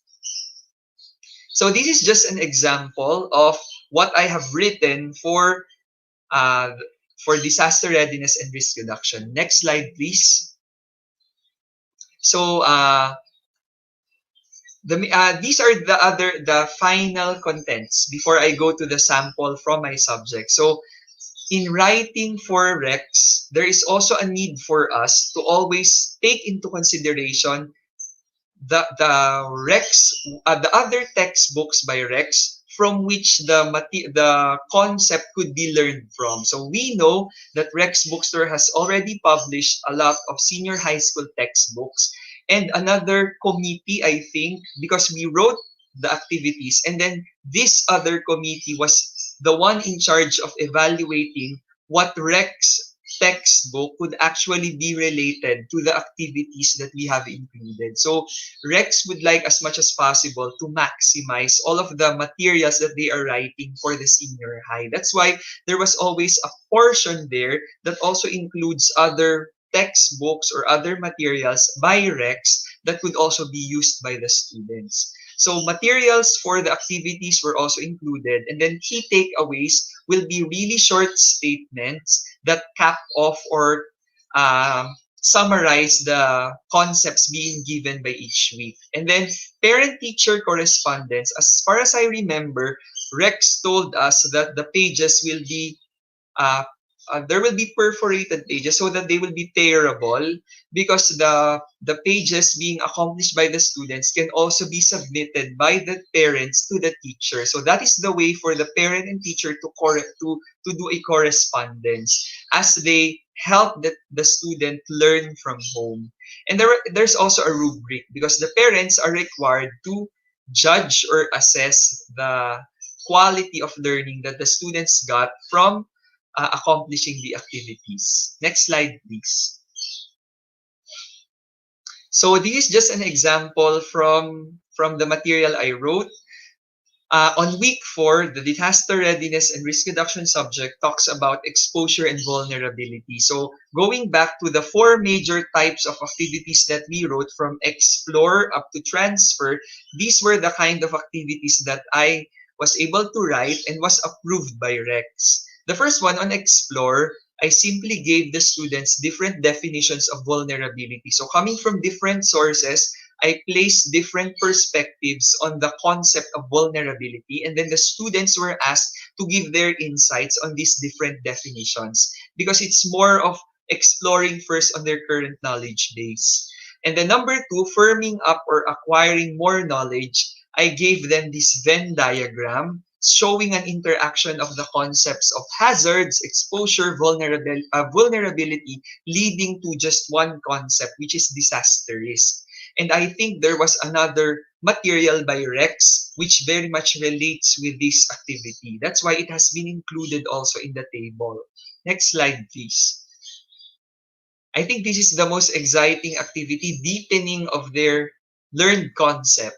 And I asked the students to do a disaster risk assessment at home. It's really like being a detective or like an investigator. I asked the students to go around the house, even to their backyard, to look for possible materials, probably, or areas at home that could pose a risk not only to themselves but also to their family members. And then transferring or applying the concepts would entail asking the students to express suggestions for actions to minimize these risks. So as you see, all of them are in activities, but they progress from what the students currently know to what the students need to know, and how the students will apply the learning they got from the deepening and also from the firming up stages. Next slide, please.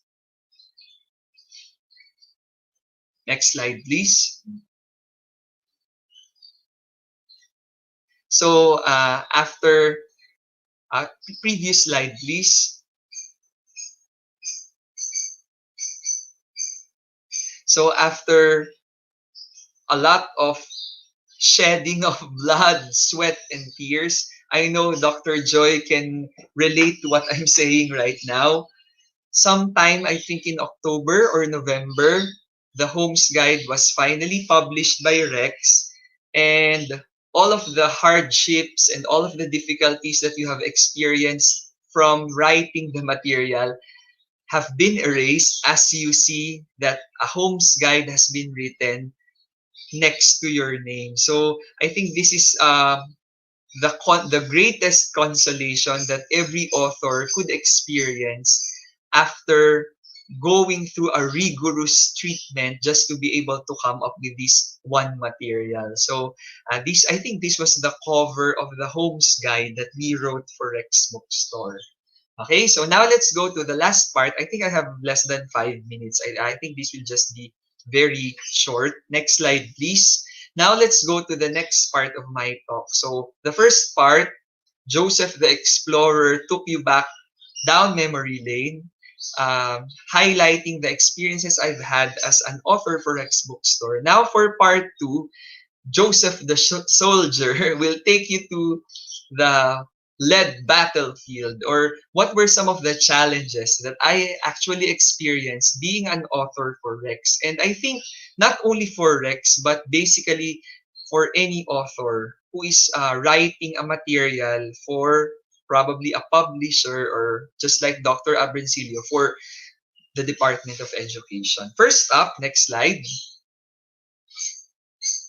Of course, the challenge will focus on the schedule and the deadlines. come to think of it, you are you are having this additional task as a writer, but still my primary task is to be a teacher as an employee of the institution I work for. So I usually just do my recs tasks at night after attending to all of my work in the morning for Lasal. So I do it at night. So imagine all the not sleepless but late night or early morning sleep nights that we do just to be able to comply with the deadlines being set by Rex.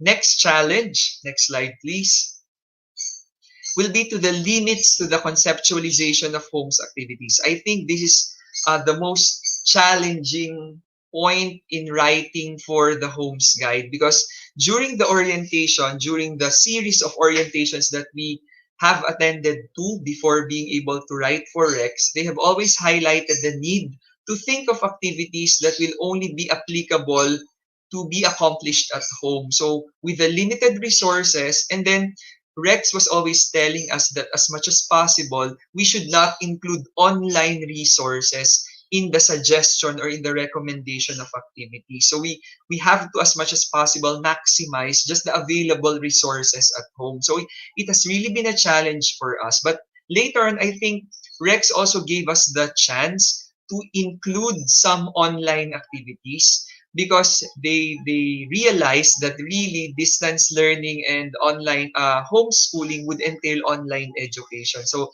they were assuming that people who will be getting hold of the homes guide will as much as possible have even the slightest chance to connect to the internet. So they later on allowed us to recommend activities that also integrated the use of the internet, but they were done at a minimum. So I think this was one of the most challenging tasks of the author to think about activities that use the least possible amount of time surfing the internet and maximizing what is just available at home. Next slide, please.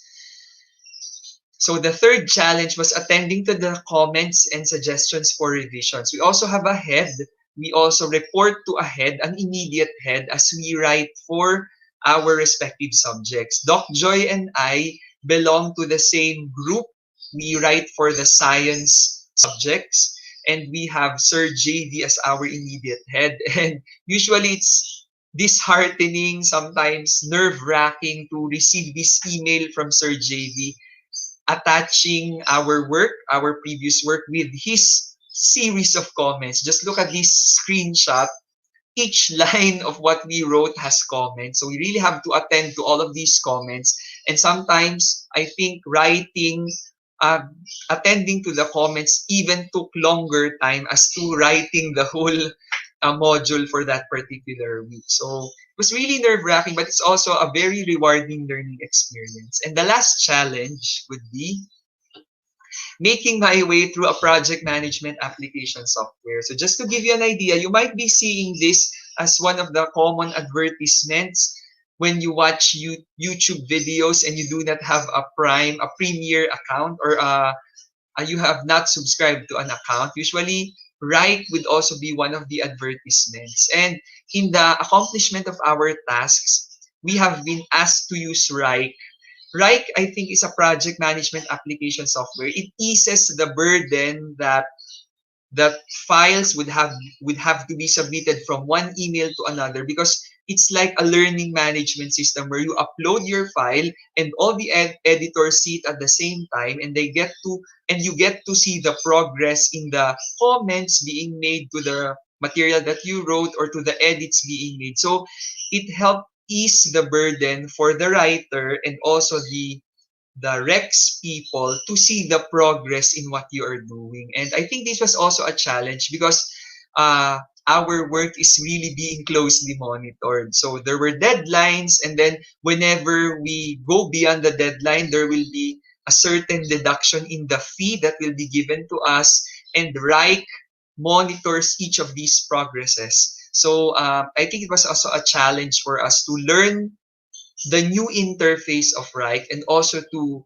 attend to the demands of this project management application software. Next slide, please. So I think I'm almost done. This is just the concluding part. This is the usual emoji that every learning experience developer or author could experience as he goes through the grueling experience of writing a book or writing a material. But hopefully, even though it would entail tons of papers, a lot of editings, a lot of negative comments, and a lot of deadlines. Next slide, please. Always think that at the end of your journey, you will have this emoji. And to think that there will be more happy thoughts afterwards compared to the negative or to the sad thoughts that you've had as you were writing the material would basically console you to really commit yourself to become a writer for the writer of a particular book, because you get to publish a material. You might even reap rewards for that particular book that you wrote. Of course, there will be monetary remuneration for being an author. And then probably at the bottom, you also get to travel places because you are now an author who can also market the book that you wrote. Next slide, please. So, as previously mentioned, I am an idol. I'm a Harry Potter fanatic. And when I was writing for Rex, sometimes I also have had thoughts of giving up. But I usually think of J.K. Rowling on the side because I always think about the first experiences of J.K. Rowling as she was writing the Harry Potter book. She started writing the Harry Potter book, just for your information, on a piece of tissue. She was, I think, eating at a restaurant or drinking something at a bar, and then an idea came to her mind, and then she wrote the first lines of the Harry Potter book on a tissue or on a napkin. So this inspiring story helped motivated me to continue on. And right now, I am proud to say that at least even one book, I was able to write one book, and I can call J.K. Rowling now as a co-author because I have also been an author even once in my life. Next slide, please. So I know this is the last. I know when we write books, we think that our tasks probably are done or are accomplished once the book is published. But just like the common words that we see from online shops or online shopping channels, they would always be marketing a product, but towards the end, they will always say, wait, there's more. And what's more to writing a book? Next slide, please. It's all about leaving a lifelong legacy and paving the way for a better future for the students, because we cannot deny the fact that our life on earth is temporary.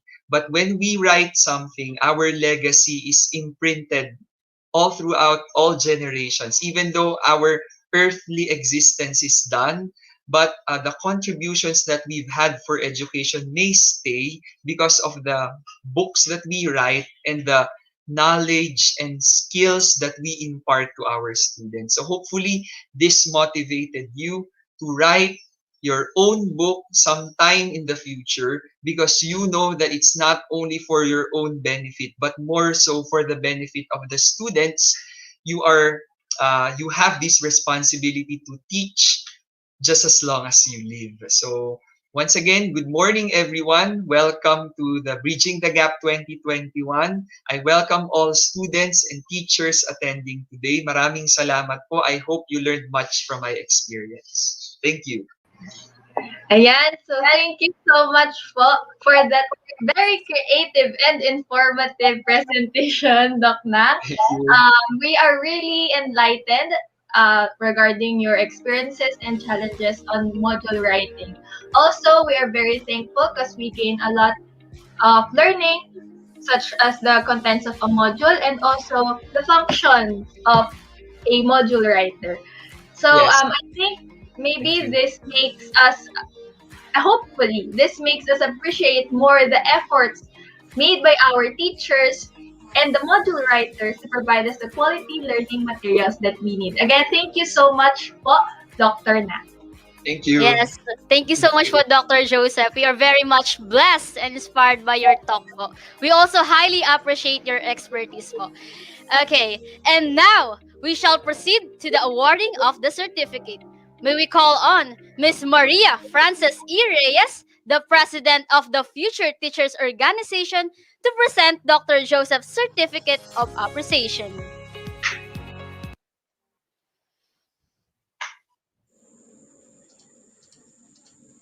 Certificate of Appreciation is hereby given to Dr. Joseph Angelunang for sharing his time and effort as guest speaker during the De La Salle Educator Circle and Sacred Heart College Future Teachers Organization webinar entitled Bridging the Gap Experiences, Challenges, and the Way Ahead of Flexible Teaching and Learning on the topic Experiences and Challenges in Module Writing for Private Schools, given the 17th day of April 2021 by YouTube and Facebook Live, signed by the Dean of De La Salle College of Education, Arts, and Sciences, Dr. Ivy Guse, Dean of Sacred Heart College, College of Liberal Arts, Teaching and General Education, Dr. Maria Lucila M. Baroro, Director of De La Salle Student Services, Mr. Wilmar Adahar, and Director of Higher Education Department, Student Activities, Development, and Discipline, Mr. Ray C. Rodil.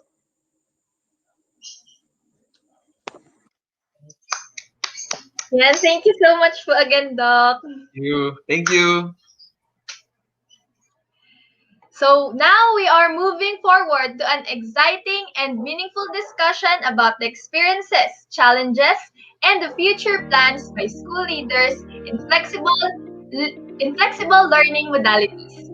So educators, keep up your energy and let us lend our ears to Miss Geraldine Payne Ligutan, the treasurer of Educators Circle, as she introduces our fifth speaker.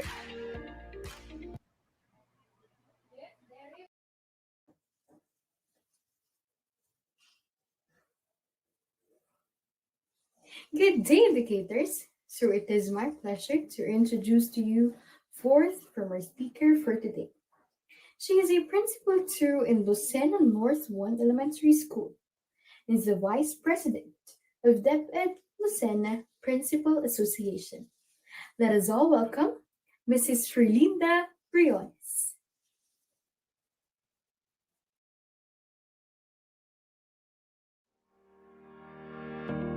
Oh, good morning. Hi. Good morning. So, first of all, I would like to extend my appreciation and my gratitude to my alma mater, Sacred Heart College, for giving me this opportunity to share with you my experiences and the challenges I have encountered as a school leader here in the division of Lucena City. And at the same time, a big appreciation also to De La Salle the educator circle for giving me this chance also. Okay, so special thanks to my best friend, Dr. Joy Talents, for inviting me over here and at the same time motivated me to share what has what had transpired during those times na we have faced a lot of challenges um, in beginning this new normal in our educational system. Okay, so without much further ado, let me start with you my presentation.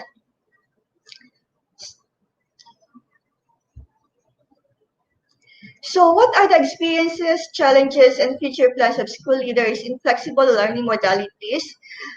Specifically, me as a school leader in the Sana North 1 Elementary School. Okay, next slide.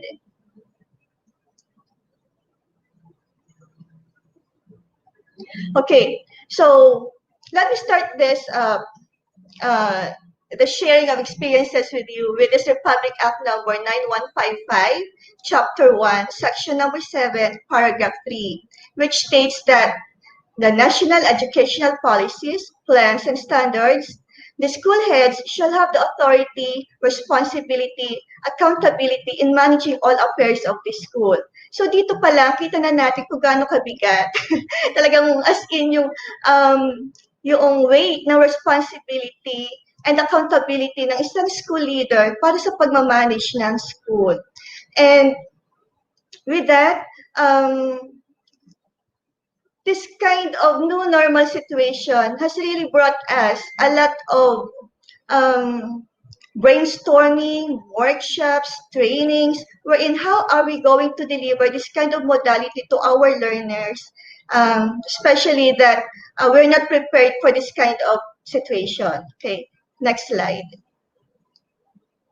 And therefore, all our accomplishments, all our performances are stipulated in the key result areas, wherein these key result areas are these key result areas are sort of guides, and this will serve as our um, guide. What do you call this?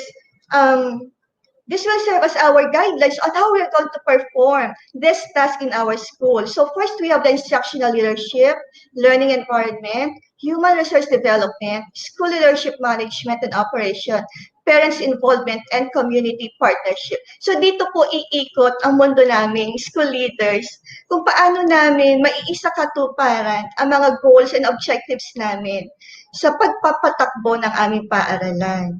And so in here also, kasama na po diyan yung mga kakaharapin pa namin ng mga challenges, as we say, na sa ngayon po ay patuloy pa rin namin na hinaharap. Okay, next slide. Okay.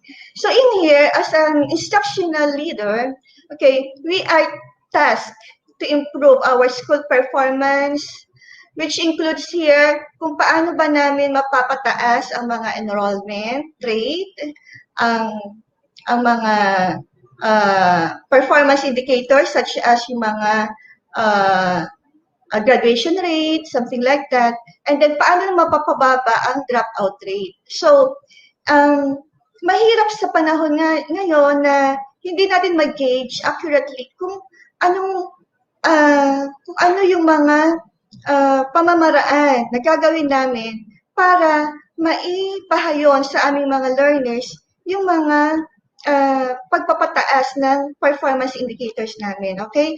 So, sa ngayon po, following the DepEd Order number 14, Series 2021, okay, so we have there the different kinds of forms that we use para ma-monitor namin ang mga bata namin. Okay?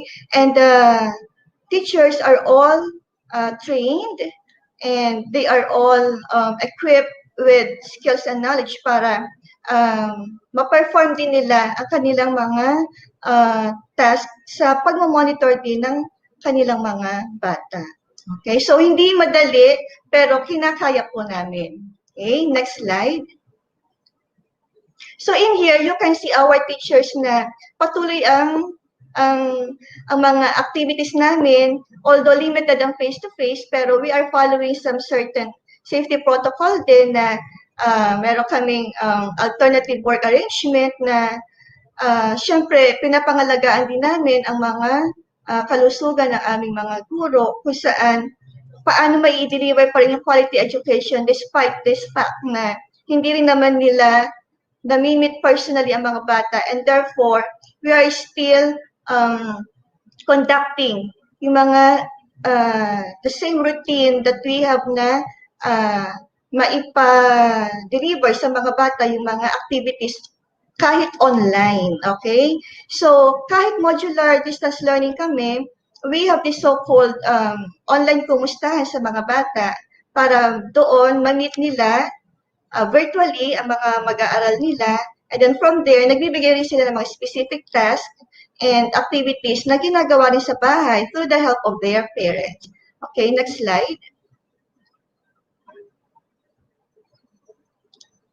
Okay, so ayan po, may mga demonstration teaching din po kami, and yan po ay through the collaboration of our teachers din and mga master teachers namin, group leaders, para mabigyan din sila ng mga techniques and strategies on how we are going to conduct this learning modality to our learners. Okay?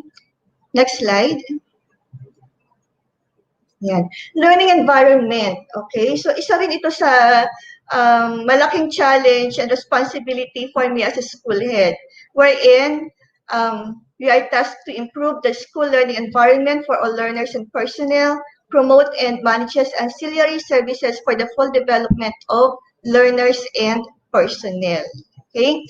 So, wala namang face-to-face ang mga bata. So, how can we um, how can we promote this learning environment for our learners? So, ang challenge dito is um, masiguro namin na our learners are guided, kinukumusta nga ng aming mga teachers para malaman din yung kanilang sitwasyon sa kanilang bahay. And sometimes, through the willingness na rin naman ng aming mga guro, they find their way to reach out for these learners. Okay? Minsan, nag-home visit sila, pero ang challenge nun para sa akin is to really remind my teachers na to follow the protocol and then keep themselves safe also kasi with this kind of uncertainties that we have, so mahirap din na mairis din yung kanilang health. But then, dahil na rin sa motivation and then the drive, the passion na masiguro nila na itong mga learners namin ay nami-meet yung kanilang needs, they find their way for these children. Okay, next.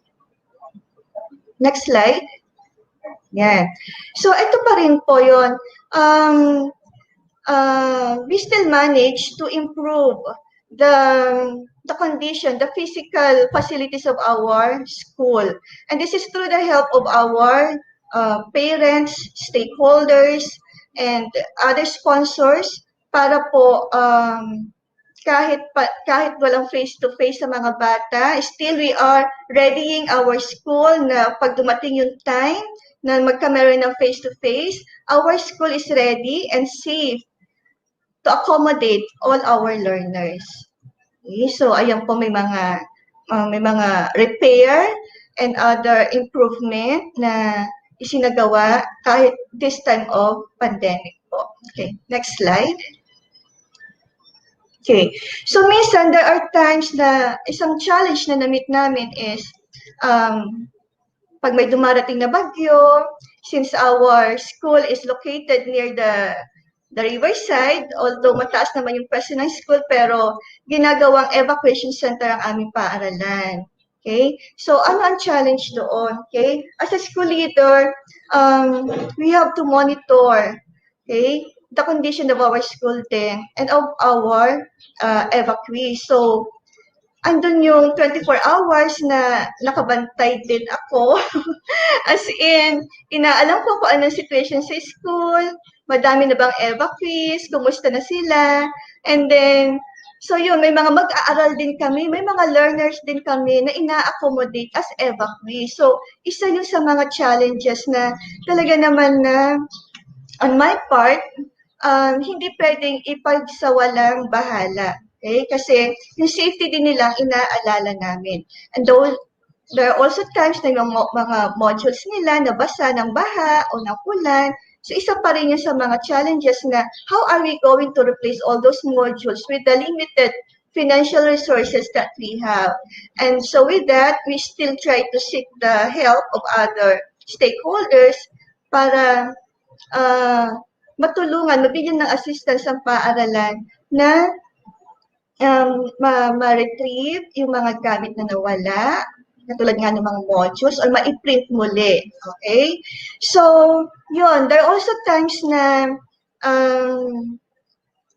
as in, during ginagamit yung evacuation, yung paaralan, may mga nagmamagandang loob din naman ng mga guro natin na talagang sila ay bigyan din ng mga necessities nila, yung mga kailangan nila, yun, para makatulong. Okay, next slide. Ayan. So, part of our activities in providing the safety learning environment for our learners is yung mga provision of hand wash. Okay? So, fortunately, may mga stakeholders nga, may mga sponsors na nagbibigay na assistance para may provide din sa paaralan. Okay? Especially during this time na we really need um, to to take extra precaution para sa sanitation ng ating paaralan. Okay, next. Okay. So, what are the human resource development? Okay, so diretso pa rin po kami. We still continue enhancing our teachers and non-teaching performance through the conduct of INSET, SLAC, and other professional development modalities. And we focus on strengthening, coaching, and mentoring teachers and non-teaching personnel in implementing the IPCRF within the RPMS cycle. And at the same time, we provide technical assistance and coaching in conducting action research and other innovation. So, next slide. Ayan po, these are some of our activities, especially on the first part ng aming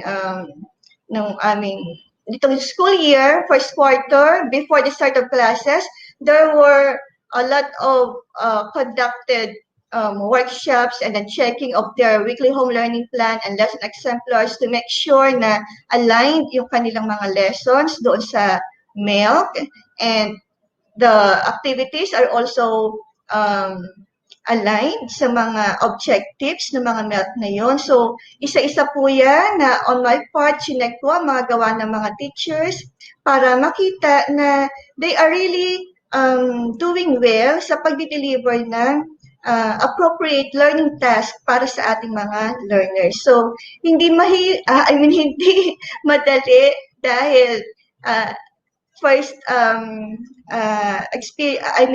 first time nga namin experience yung ganito, bagong paggagawa ng mga lesson exemplars. So, yun. As in, everyday, parati ko silang tinatawagan at kinukumusta. So, kumusta na ang kanilang mga nagawang mga worksheets and other learning materials. Okay, next. Next slide.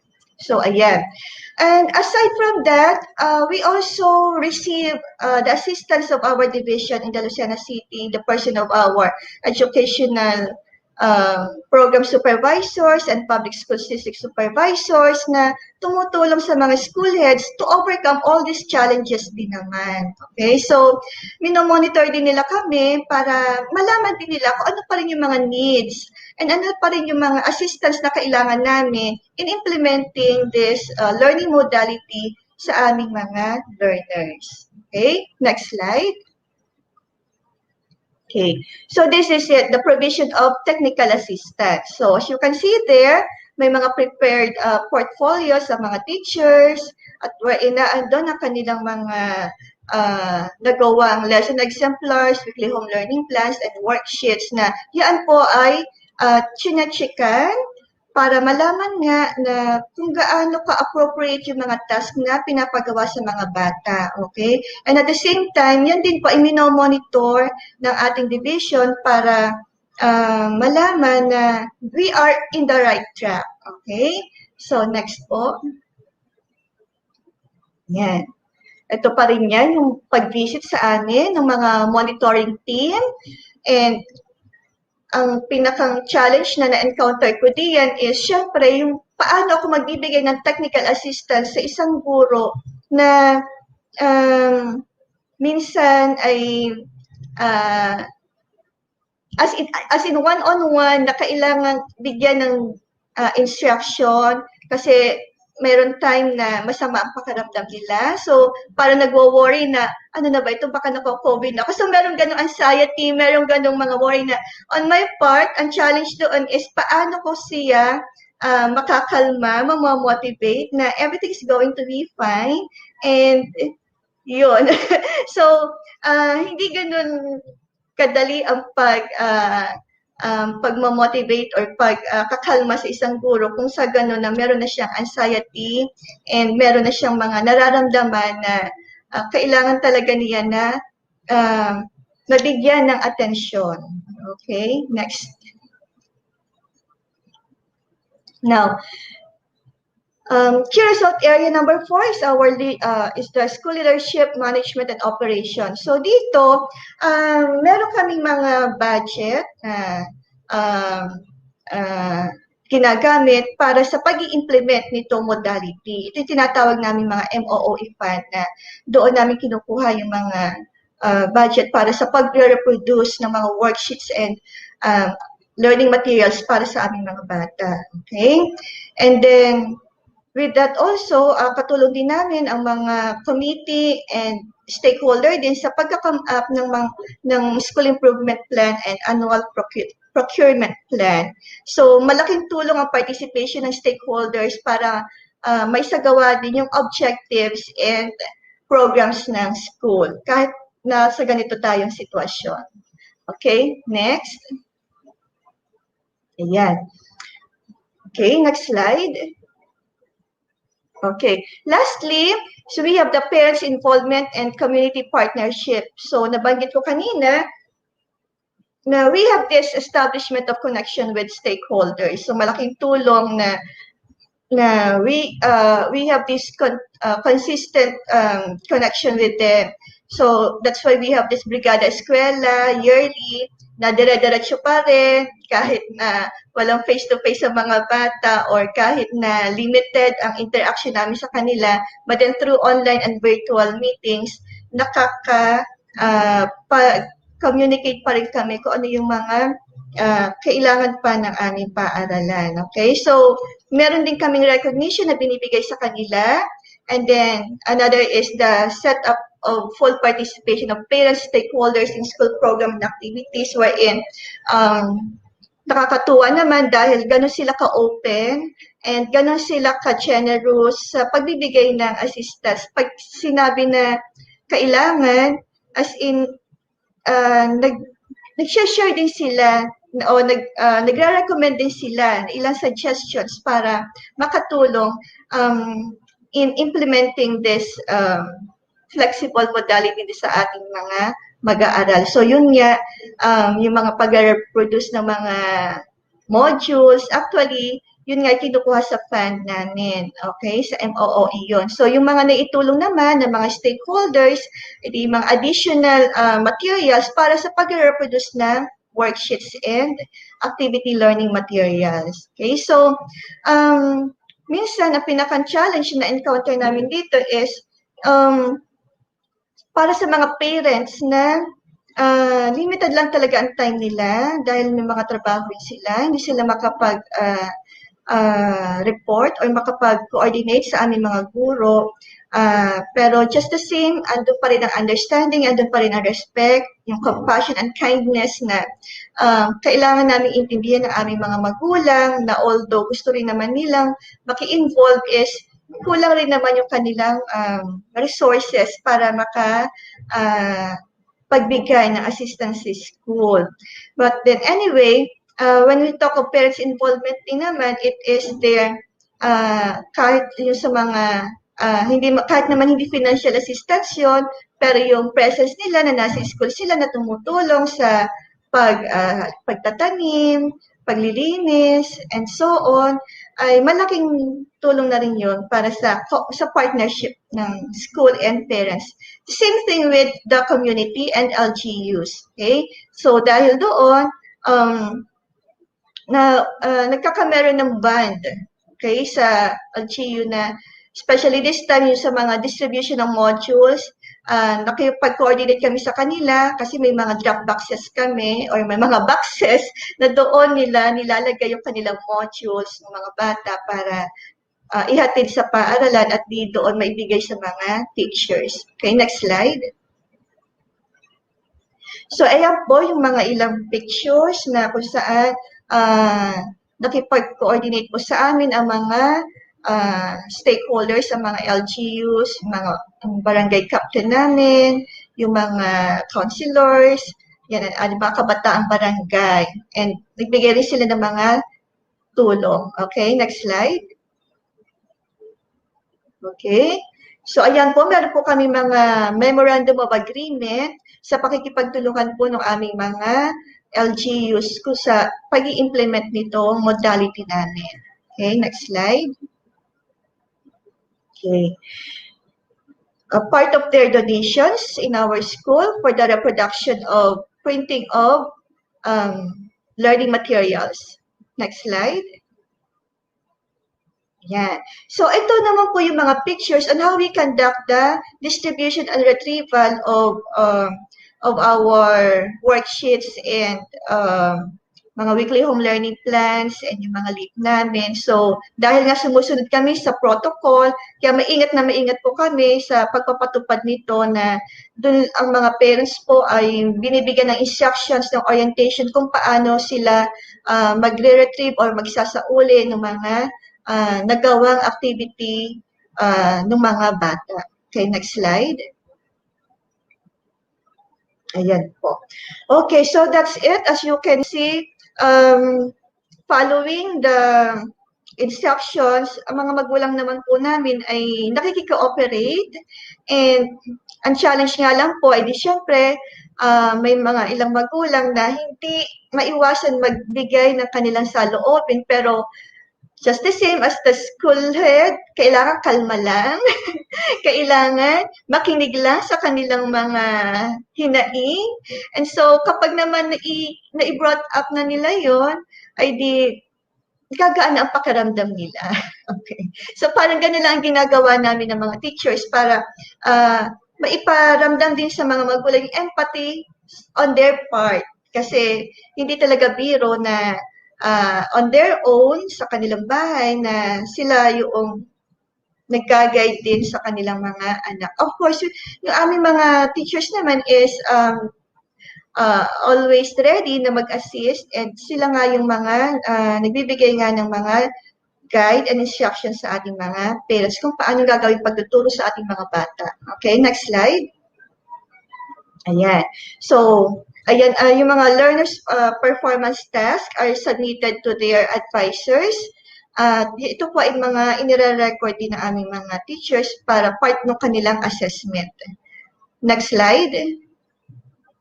Okay, some more examples and pictures. Next slide. Okay, so ito po yung online kumustahan namin para ma-monitor ang aming mga learners. Okay, next slide. So finally, I can say that education, or I would like to take this quote from Robert Frost, that education is the ability to listen to almost anything without losing your temper or your self-confidence. So in this time of new normal that we have, I am advising all my teachers also to stay calm, to stay motivated, to still feel the inspiration to reach out for our learners and to deliver the quality education that they still deserve kahit na may ganito tayong limited na face-to-face interaction with them at nakakaharap nga lang nila online, okay? So, thank you for allowing me to share with you my experiences and the challenges that I've encountered so far in this kind of new normal that we have. Thank you so much. Wow, it was an indeed delightful sharing po from you, Miss Ferlinda. So thank you so much po. I hope that our educators are able to grasp ideas regarding the plans of our school leaders. Yes, thank you, Ma'am Ferlinda. We really gained a new set of information about experiences, challenges, and future plans of school leader in flexible learning modalities. Thank you po for your time and effort to serve us with quality education po. At this juncture, we shall proceed to the awarding of the certificate. May we call on Miss Hannah Nicole Ariola, the President of the Educator Circle, to present Ma'am Ferlinda's Certificate of Appreciation.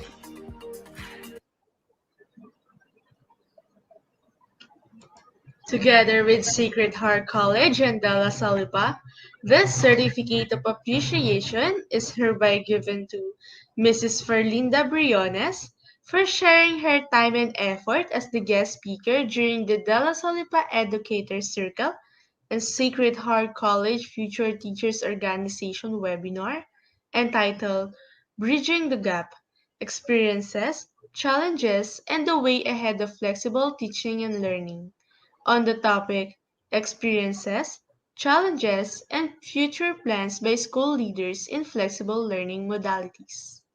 Given this 17th day of April 2021 via YouTube and Facebook Live.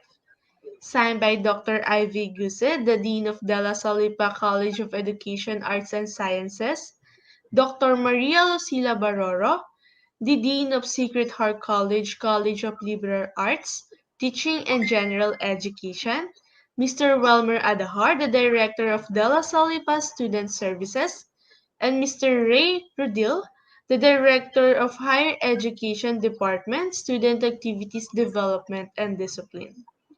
Again, thank you very much, Mrs. Ferlinda Briones. Thank you. Thank you so much, Colette. Thank you po. So now, educators, I know that you want to hear more amazing sharings from our speakers. Well, now may we call on Mr. Edgardo Jr. V. Bautista, the Vice President of the Finance of the Future Teachers Organization, to introduce our sixth speaker. Good morning, educator. I'm Edgardo Jr. V. Bautista from the College of Teacher Education at Sacred Heart College, Lucena City. Allow me to introduce our next resource speaker for this topic. Our resource speaker is an education program supervisor for social studies of the Department of Education Region 4A, Tayaba City, Quezon Province.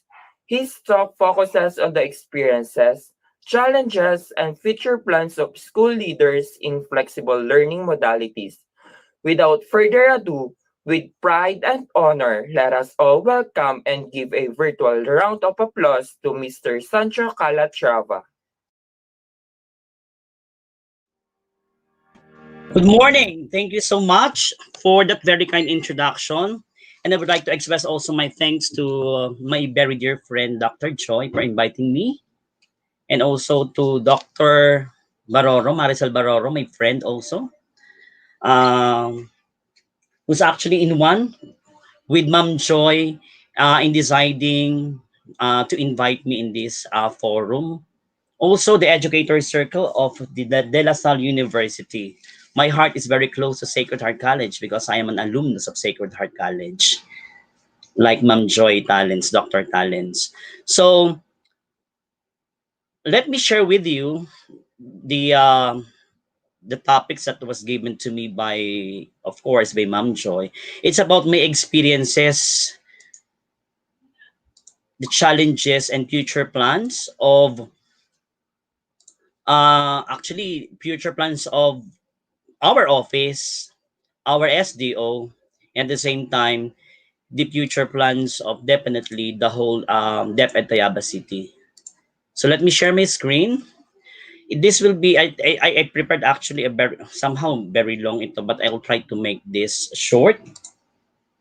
Can you see my presentation now? I already shared my screen.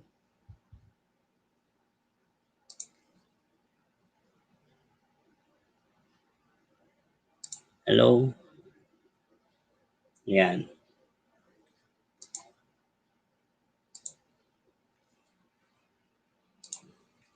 So this is my experiences, challenges, and future plans as education program supervisor. Bakit hindi nakikita? We can see na po. Kita na? Yes po. Okay, so once again, this is your friend and this is your co-educator, Sir Sancho Calatrava of the City Schools Division of Tayaba City. Now, let me give you first the job summary of my position. As an education program supervisor, my task is to assist the ASDS and or the SDS or the Assistant Schools Division Superintendent and the Schools Division Superintendent in the subject area of specialization, actually where I assigned on the following. It's about curriculum implementation and evaluation, human resource development and management, and special tasks and other assignments to ensure effective implementation of programs and projects in the division to improve and strengthen the delivery of quality basic education. You would see that the job summary is too, I think it's too broad, and reading from the job summary, it really entails a lot for an education program supervisor, because we need to work not only on the KRA that is actually given to us by the guidelines and by the issuance of different guidelines and the KRA of our position, but definitely on other related tasks or other special tasks to be given to us by the execom or the executive committee or the top management. Now, regarding the KRA, this is our duties and responsibilities. This is my duties, actually, and responsibilities. These are rather my duties and responsibilities. There are six, and these six duties and responsibilities are aligned directly to the KRA or the key result areas that we have. So, taking one from the duties and responsibilities, formulates plans and policies relative to assigned area of instruction. And just seeing all the duties and responsibilities, I'm serious when I say that there are multifarious tasks given and assigned to an education program supervisor. Now, as I said, these are connected and directly in line with our KRA or the key result areas of education program supervisors, namely the management of curriculum implementation, curriculum development, enrichment, and localization, learning delivery, learning resources, learning outcomes assessment, special curricular programs and support activities, research, and technical assistance. All of this should be performed, sabi nga namin, should be performed at our best. We should be able to contribute much on our KRA because these KRAs are directly connected with the KRA of our office and connected also with the KRA and the OPCRF of our schools division superintendent and the assistant schools division superintendent. Dito pala makikita nyo ang daming trabaho pero masaya naman. Maraming challenges, maraming sabi namin mga bottlenecks that we experience, maraming kinakailang pagdaanan. But we are happy, I'm happy to perform my duties and responsibilities of the position I sought for. Okay. Now, aside from this, we have what we call the plus factor. All of this KRA should be included in our IPCRF or individual performance commitment in the IPCR or in the IP, individual performance commitment. There are issuances that at least 3 to 5 KRA should be in the IP, but our office, particularly our the chief EPS or the chief ES per curriculum implementation division, it opted to and they actually encourage us to put everything, to put all the KRA in our IP. Now, as I said, aside from this 8 KRAs that we have, there is another one that is to be put in our IP, which is called the plus factor. Mind you, as I said, these are special functions, other designations, and other assignments given to me by the present and the previous and the current superintendent. Among these plus factors that I have as an education program supervisor is actually I'm in charge of the multi-grade program or multi-grade education program of the City Schools Division Tayabas. And I just finished just yesterday our 5-day national training for multi-grade education because definitely multi-grade should not be left behind in terms of the implementation of our base BLCP. And then I'm also in charge of the gender and development as the focal person of the gender and development of the SDO Tayabas. I'm also the head of the internal quality auditors. So I have team with me to work on auditing internally our processes. And I'm the EPS in charge for the management of curriculum implementation. So CRA 1, but definitely CRA 1 under this are all KRAs. That's why KRA number 1 is a very big KRA that covers the other KRAs of the supervisor. So I'm the one handling this and managing the KRA for um, the CID or for the KRA of the EPSS. And I'm also in charge of the cooperative development in the division. So I actually provided and conducted series of uh, orientation trainings, particularly about financial literacy and the values of cooperative development.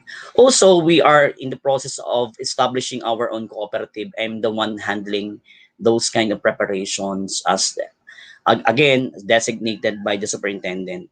And I'm also the cluster head of the cluster of schools in our division, cluster 3, wherein I provided TA to 10, to 10, actually, to 10 school heads. I'm also one of the CI masters in our division, being chosen to attend the regional, being chosen to attend regional and national trainings on continuous improvement. And I'm also a member of the PSB. Okay, kaya pag may mag-a-apply ng mga empleyado, whether teaching or not teaching, I'm also part of the selection process. I'm also a member of the BAC or the Bids and Awards Committee of the division. I'm also the committee in charge for the implementation, or one of the committee in charge of the implementation of the Prime HRM, or the program for institutionalization and meritocracy, and I forgot the yan for HRM, human resource management. And then the interim member of the Provincial Gender and Development Committee, or the PGAD. Of course, the provincial, one of members also of the Provincial Committee on Migration and Development, and a member also of the City Tourism Committee. So actually, these plus factors, as I said, are some of of the special assignments given to me by the previous and the current superintendent. All of this, I have to function well. Now, as an education program supervisor in the new normal, we are tasked to adopt, or I am tasked to adopt DepEd Order number 12, series of 2020. And prior to this issuance, we actually planned and we actually mapped our activities prior to the implementation of the BELCP. This DepEd order actually speaks of the BELCP, or the Basic Education Learning Continuity Plan of the Department of Education. But prior to this comes actually last March, our team prepared already the for the different activities and different tasks given to us by the division and also by the region. Actually, when I was the OIC in charge of the curriculum implementation division, way back March and April, we already organized our team of writers, the pool of writers who will write materials, or who will write modules for the region, specifically on the subjects English, Filipino, MAPE, in science. And we were able to submit and finish everything there. So, and then comes April, we actually adjusted our annual implementation plan for the curriculum implementation division. So, as I said, prior to the release of the Basic Education Learning Continuity Plan, which gave direction to all schools in the Philippines regarding how they are going to continue and how they are going to plan for the continuance of the basic education in the respective schools, we prepared already.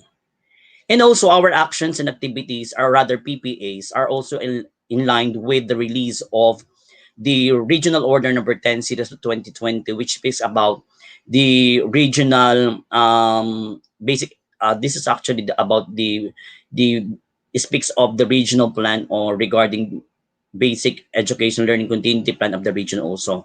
So the Regional Order number 10 presented the ECLEA framework of the region, which is this is actually in line with the trust of the region. Is about the program or of the region is about pivot for a cube.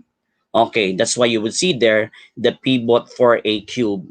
And the ECLEA framework or the ECLEA, which stands for Intent, Content, Learning Experience, and Assessment, covers the processes on how we go about with our learning continuity plans and how we will be able to actually to implement the curriculum in the new normal.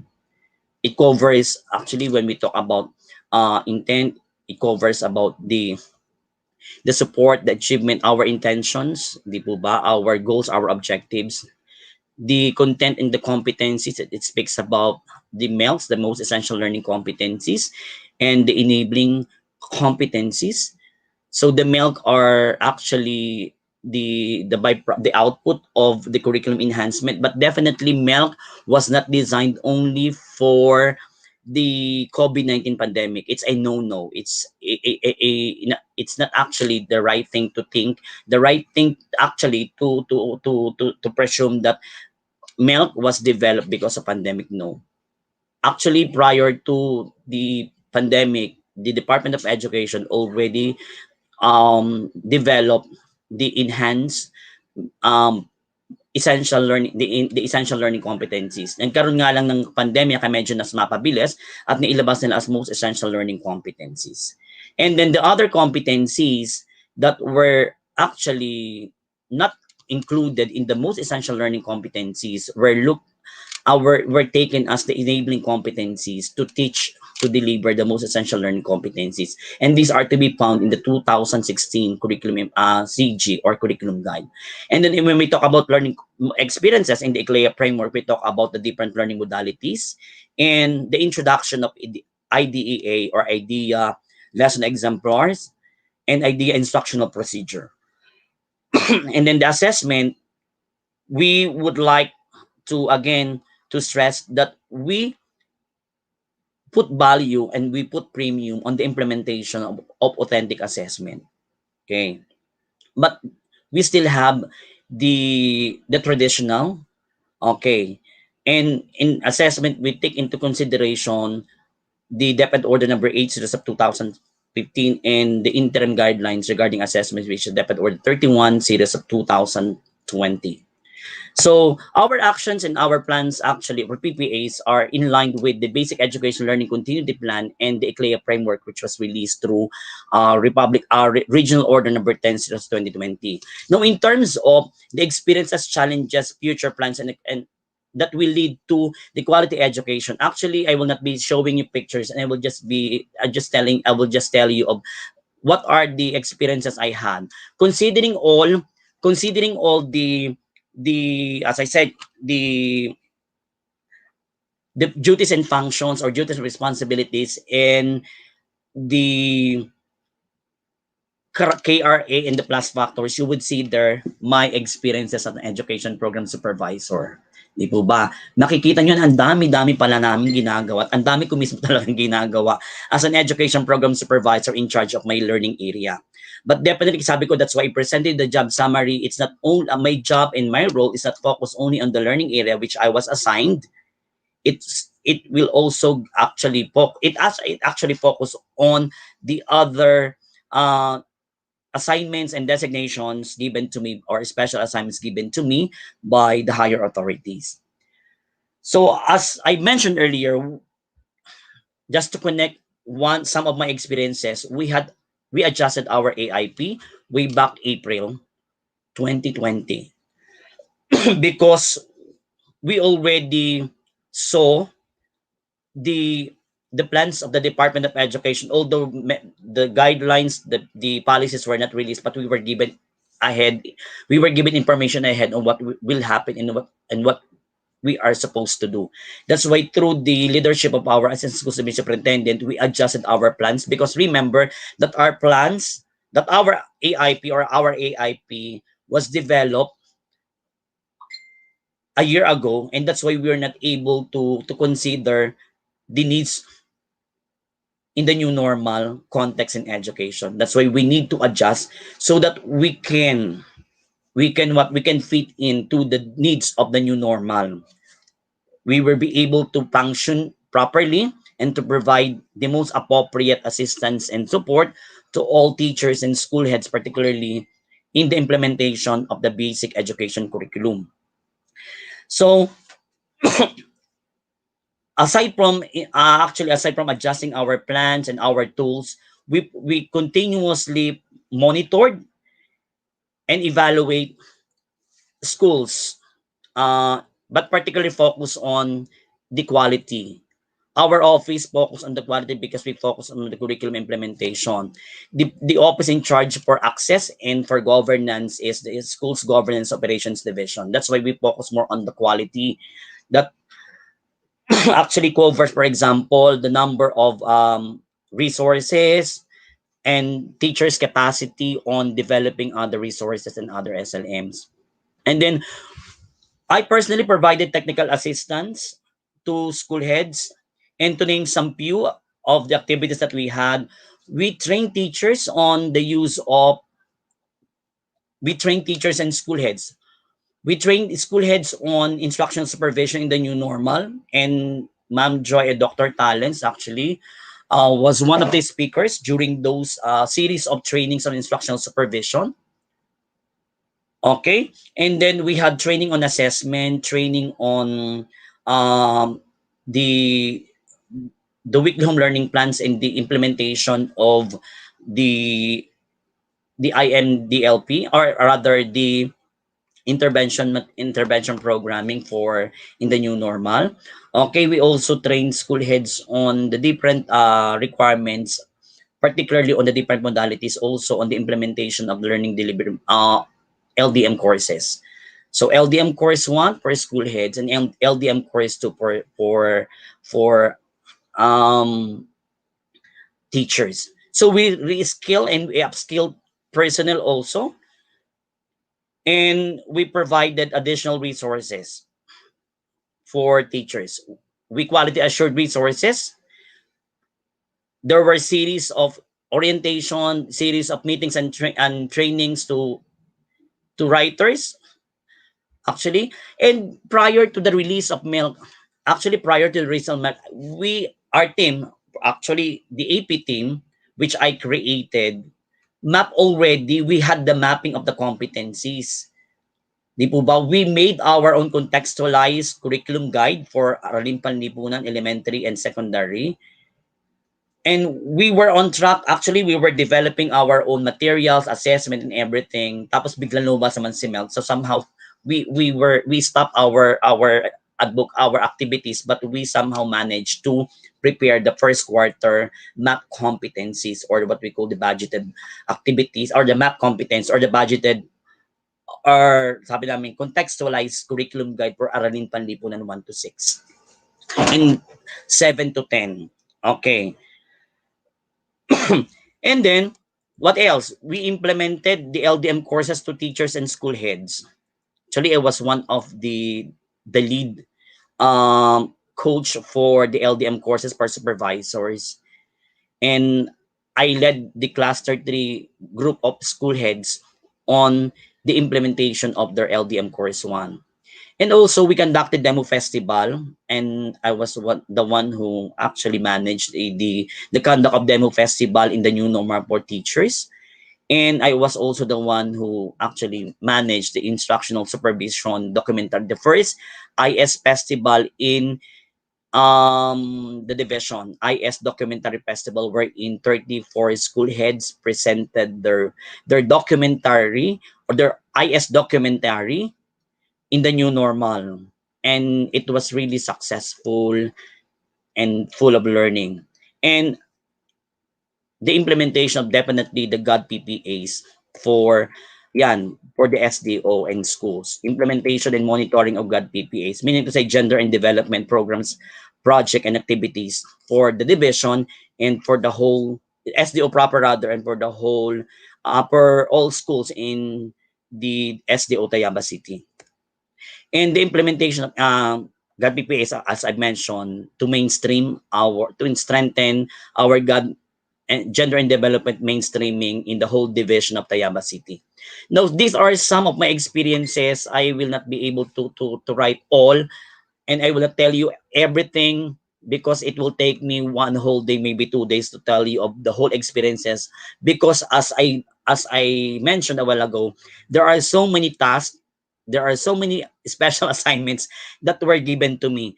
But for example, on CRA number 1, managing curriculum implementation, we continuously monitor our schools, our teachers regarding the implementation of the curriculum. We track the we continuously track, or we are continuously tracking the hard to teach competencies, the covered competencies, the skip competencies, the cross-cutted competencies, the number of or the percentage of competencies delivered within a quarter. So we are continuously doing that, and we are continuously improving our CID monitoring and evaluation tools so that we will be able to get all the necessary data for our own management level. Because remember that schools have their own data to be utilized, but our management level, the SDO, has our own M&E tool so that we will be able to get the necessary information for our planning and decision making. Okay. Now, remember for the challenges, the time and our situation is a challenge already for all, di ba? So, school closures widen learning inequalities and hurt vulnerable children and youth. Sabi po natin, this appropriately. And 80% of our household with internet connectivity and 55% of household with smartphones. Ang challenge sa amin, paano namin ipa-deliver o paano namin ipa-realize sa mga school heads, ano ba yung learning modality of best fit sa kanila? 'Di ba? Paano nila ma-realize ano yung kailangan nila na hindi nila minamanipulate ang data. They should be able to get the most accurate data for them to be able to determine the best fit learning modality. Okay. So the challenge for us is number 1. And then another one is the learning resources. In terms of learning resources, ang daming kulang, ang daming kinakailangan na ayusin, di po ba? Ang daming issue on learning resources. May kulang, meron namang sabi natin na mayroong mga very challenging talagang activities. Remember in the subject in which I am actually managing, ang mga tanong, for example, sobrang hirap sa isang, for example, grade 1, pero ang tanong sobrang higher talaga. So we need to teach teachers how to contextualize again the materials. But it will really take more time on their part to contextualize everything on the material. That's why later I'll be one of the plans that I had is to actually to do the analysis of the materials that we had so that we will be able to come up with a contextualization model and contextualized model to develop our own materials in the division. And then the instructional plans. Very challenging ang instructional plans namin. Kasi may conflicting issues dyan at may conflicting policies and guidelines. The Department of Education issue guidelines definitely from the Office of the Undersecretary, instructing all teachers to use weekly home learning plan instead of DLR or DLP, because weekly home learning plan is most appropriate in this time of pandemic, in this new normal. So there was another issuance from the regional office that teachers need to prepare lesson exemplar, and our division should select pool of writers to do the assigned grade level lesson exemplar. So there were conflicting issues, there were conflicting ideas, there were conflicting policies. That's why nahihirapan even ng mga teachers na nagpe-prepare kami nito tapos biglang bababa ito. So somehow we were able to manage and we were able to decide doon sa paggamit namin weekly home learning plan. And I was the one who handled the training in the division regarding the utilization of weekly home learning plan and the intervention for the learners in the new normal. And then challenging sa amin ng classroom assessment, ang tagal-tagal na wala pang bumababa. Paano kami magkakaroon ng o magkakandak ng classroom assessment in the new normal mag-start na ang klase, wala pa kaming guidelines. Ang dami-daming mga tanong, ang dami-daming messages na natanggap namin, but ang sagot lang namin lagi, just wait for the guidelines. But as of now, we will be utilizing the existing guidelines, which is DepEd Order number 8 since 2015. So, until such time dumaba ang guidelines, yan, makakakuha na tayo niyan. Implementation also in the assessment because some teachers do not want to implement portfolio assessment. They lack the technical know-how in implementing performance assessment. They somehow others were not able to follow what's the requirement of the DepEd order regarding the implementation of classroom assessment. We need to provide at least 4 written works and 4 performance tasks. But others were not able to comply with that. That's a challenge for us. Paano namin sila tutulungan? Paano namin sila ipare-realize na dapat ito ang ginagawa nila? Okay? And then, the implementation of learning delivery modality is also a challenge for us. Paano ka magtuturo in the new normal? That's why series of trainings, series of technical assistance were given also. And monitoring and evaluation is also a challenge on our part because paano kami mag-monitor niyan in the new normal? Mag-F2F ba kami? Kami ba yung mag-ano? So, we continuously equipped ourselves on the use of the technology so that we'll be able to utilize those platforms, online platforms to manage the curriculum, to implement the curriculum, to implement the learning delivery modality, actually to monitor and evaluate teachers' performance also in the new normal. So, policies and guidelines, late bumababa, minsan naman conflicting ang guidelines. At the same time, conflicting schedules. Ang dami-dami. Somehow, ginagawa namin, bukas sa akin, minsan 4. 2 laptop, isang iPad, isang cellphone. All, sabi namin, ako nagtatrabaho, iisa, pero ako nakikinig sa 4 na trainings. Hindi naha-harmonize ang ibang trainings. Si central office may conflict sa region. Si region may conflict naman sa may conflict din sa division. Si division itself may conflict din.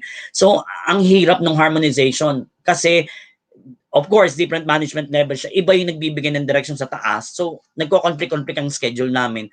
Ang hirap, that's a challenge really on our part because wala kaming mastery. Ang hirap mag-focus talaga ng 4 ang ginagawa mo, 3 ang iyong inaatin ng training, pero wala, nagmo-multitasking ka, walang mastery. That's a challenge and that's very difficult on our part. And then, yung parents' capacity to provide instructional support.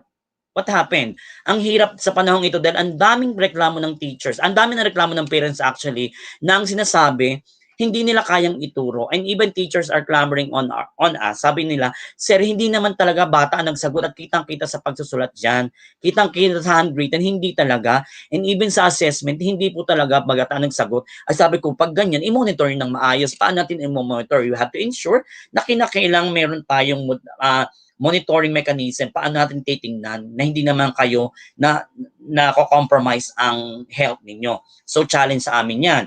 Yung capacity ng parents. So, anong ginagawa nila? Ang ginagawa nila, nagpapatawag sila ng limited face-to-face noon sa mga parents at nagbibigay silang instruction paano magsasagot. Naggagawa teachers ng video lessons, ipadadala dun sa mga may capacity na itingnan ang video. Nagpo-provide ng other activity sheets na ibibigay doon because most of our schools naman, PMDLP. Print Modular Distance Learning, PMDL. Hindi kami mostly dun sa digital at ang may nagdi-digital sa panahong ito dalawa sa amin, digital modular distance learning, but mostly ay print modular distance learning.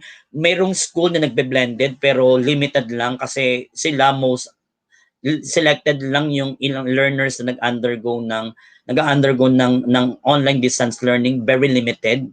Only for somehow for special sections and for special classes. Pero the rest of the sections, for example, 24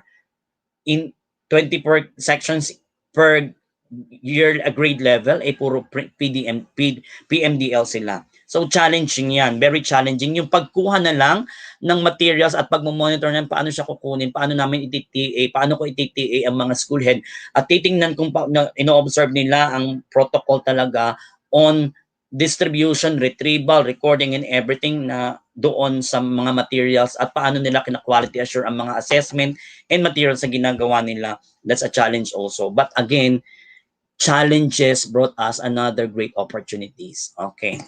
And then provision of TA to teachers, to school Hello, heads, hello po, and sir. actually the schedule. Yes, ma'am.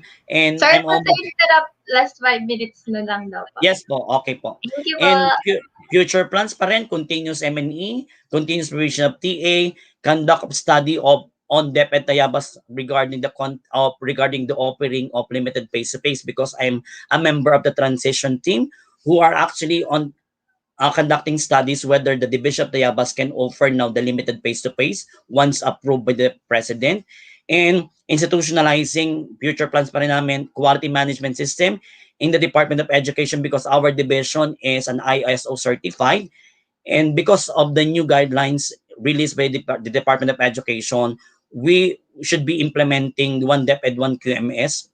That's institutionalizing the quality management system released by the Department of Education. And we are aligning everything doon sa binigay na QMS ng DepEd because somehow in ISO, meron kaming kinakalang i-align pa. Kahit kami ISO certified, may alignment kaming gagawin and part of that team to align because I'm charge of a committee regarding that institutionalization of quality management system and being part and being the head of the internal quality auditors. And also, sabi natin, we are on the plan namin to be prime HRM accredited. That's why we are on the track and we are really doing effort to actually prepare all the documents necessary for the prime HRM accreditation. And we are also on a process of completing the formative assessment in all learning areas in the division.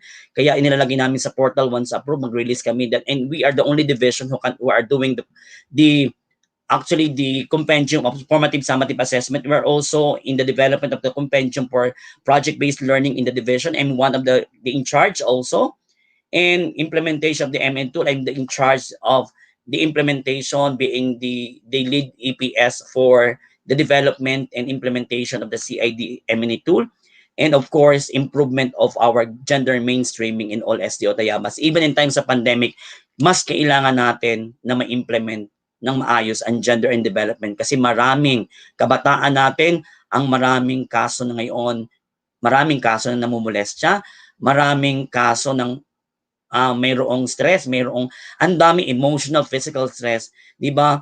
Ang dami even teachers and parents. That's why we need to strengthen our gender mainstreaming for the division to successfully implement our PPAs. And for that, sabi nga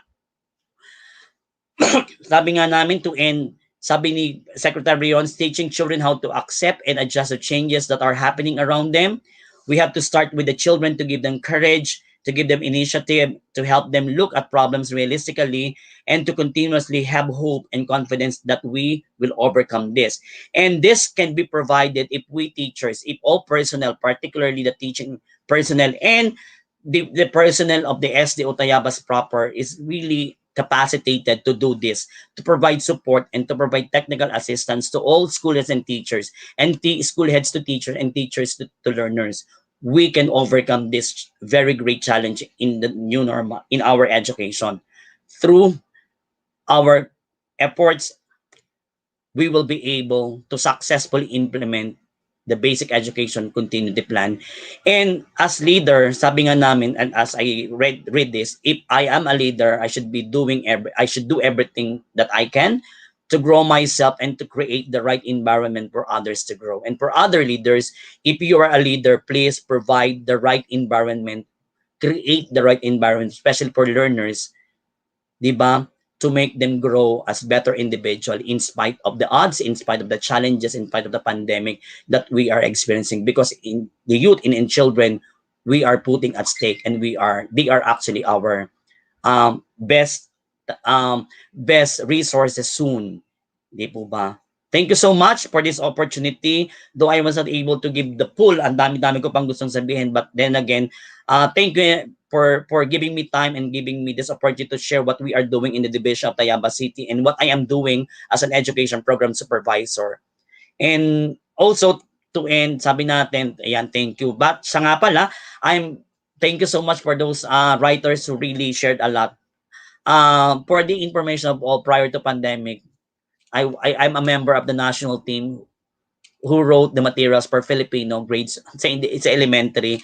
And I also train teachers and school heads and even supervisors in the whole Philippines regarding the implementation of basic education curriculum. That's why I'm also in one with them in writing the materials and also in preparing the resources for our learners and also for our teachers. With this, thank you so much. Mabuhay ang Sacred Heart College, mabuhay ang ang La Salipa, and Doc Joy, thank you again for this wonderful opportunity. Ayan, thank you so much po ulit, Mr. Sancho. It is really our pleasure to have you. Thank you so much for sharing your experiences with us, and you truly inspire our future educators to continue striving amidst other adversities. Thank you Yes, so you're right, much. partner. You truly inspired us po. Thank you so much, Mr. Sancho. We also appreciate your time, effort, as well as your expertise po. Once again, thank you po, Mr. Sancho. And to extend our sincere gratitude, may we call on Miss Maria Frances E. Reyes, the President of the Future Teachers Organization, to present Mr. Sancho's Certificate of Appreciation.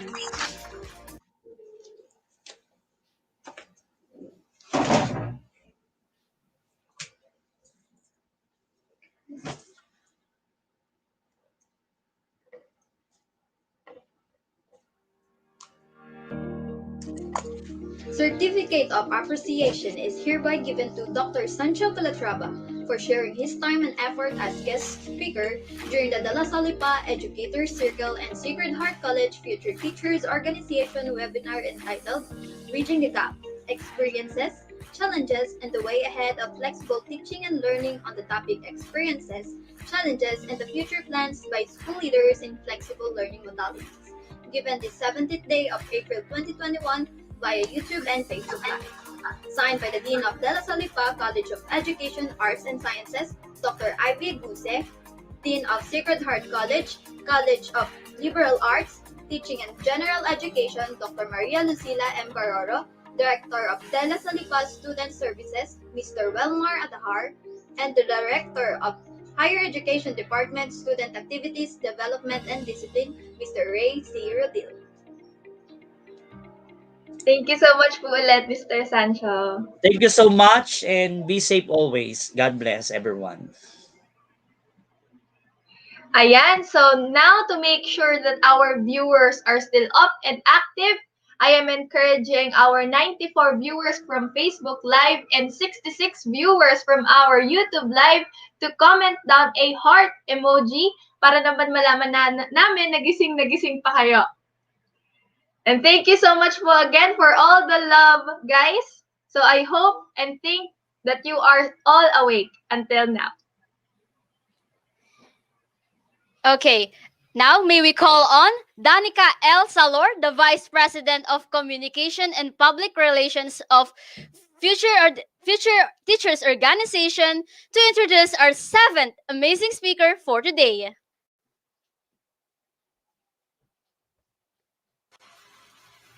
Good day, educators. I am Danica Salor, Vice President for Communication and Public Relations from the Department of Teacher Education at Sacred Heart College, Lucena City. I am so excited to introduce to you our speaker for this topic. His talk is all about experiences, challenges, and future plans of school leaders and flexible learning modalities. Just a brief background, he's an officer at the Central Office, Planning Service, Policy Research and Development Division. He is also an advocate in the Teach for the Philippines. Let's give our virtual round of applause to Mr. John Lawrence Carandan.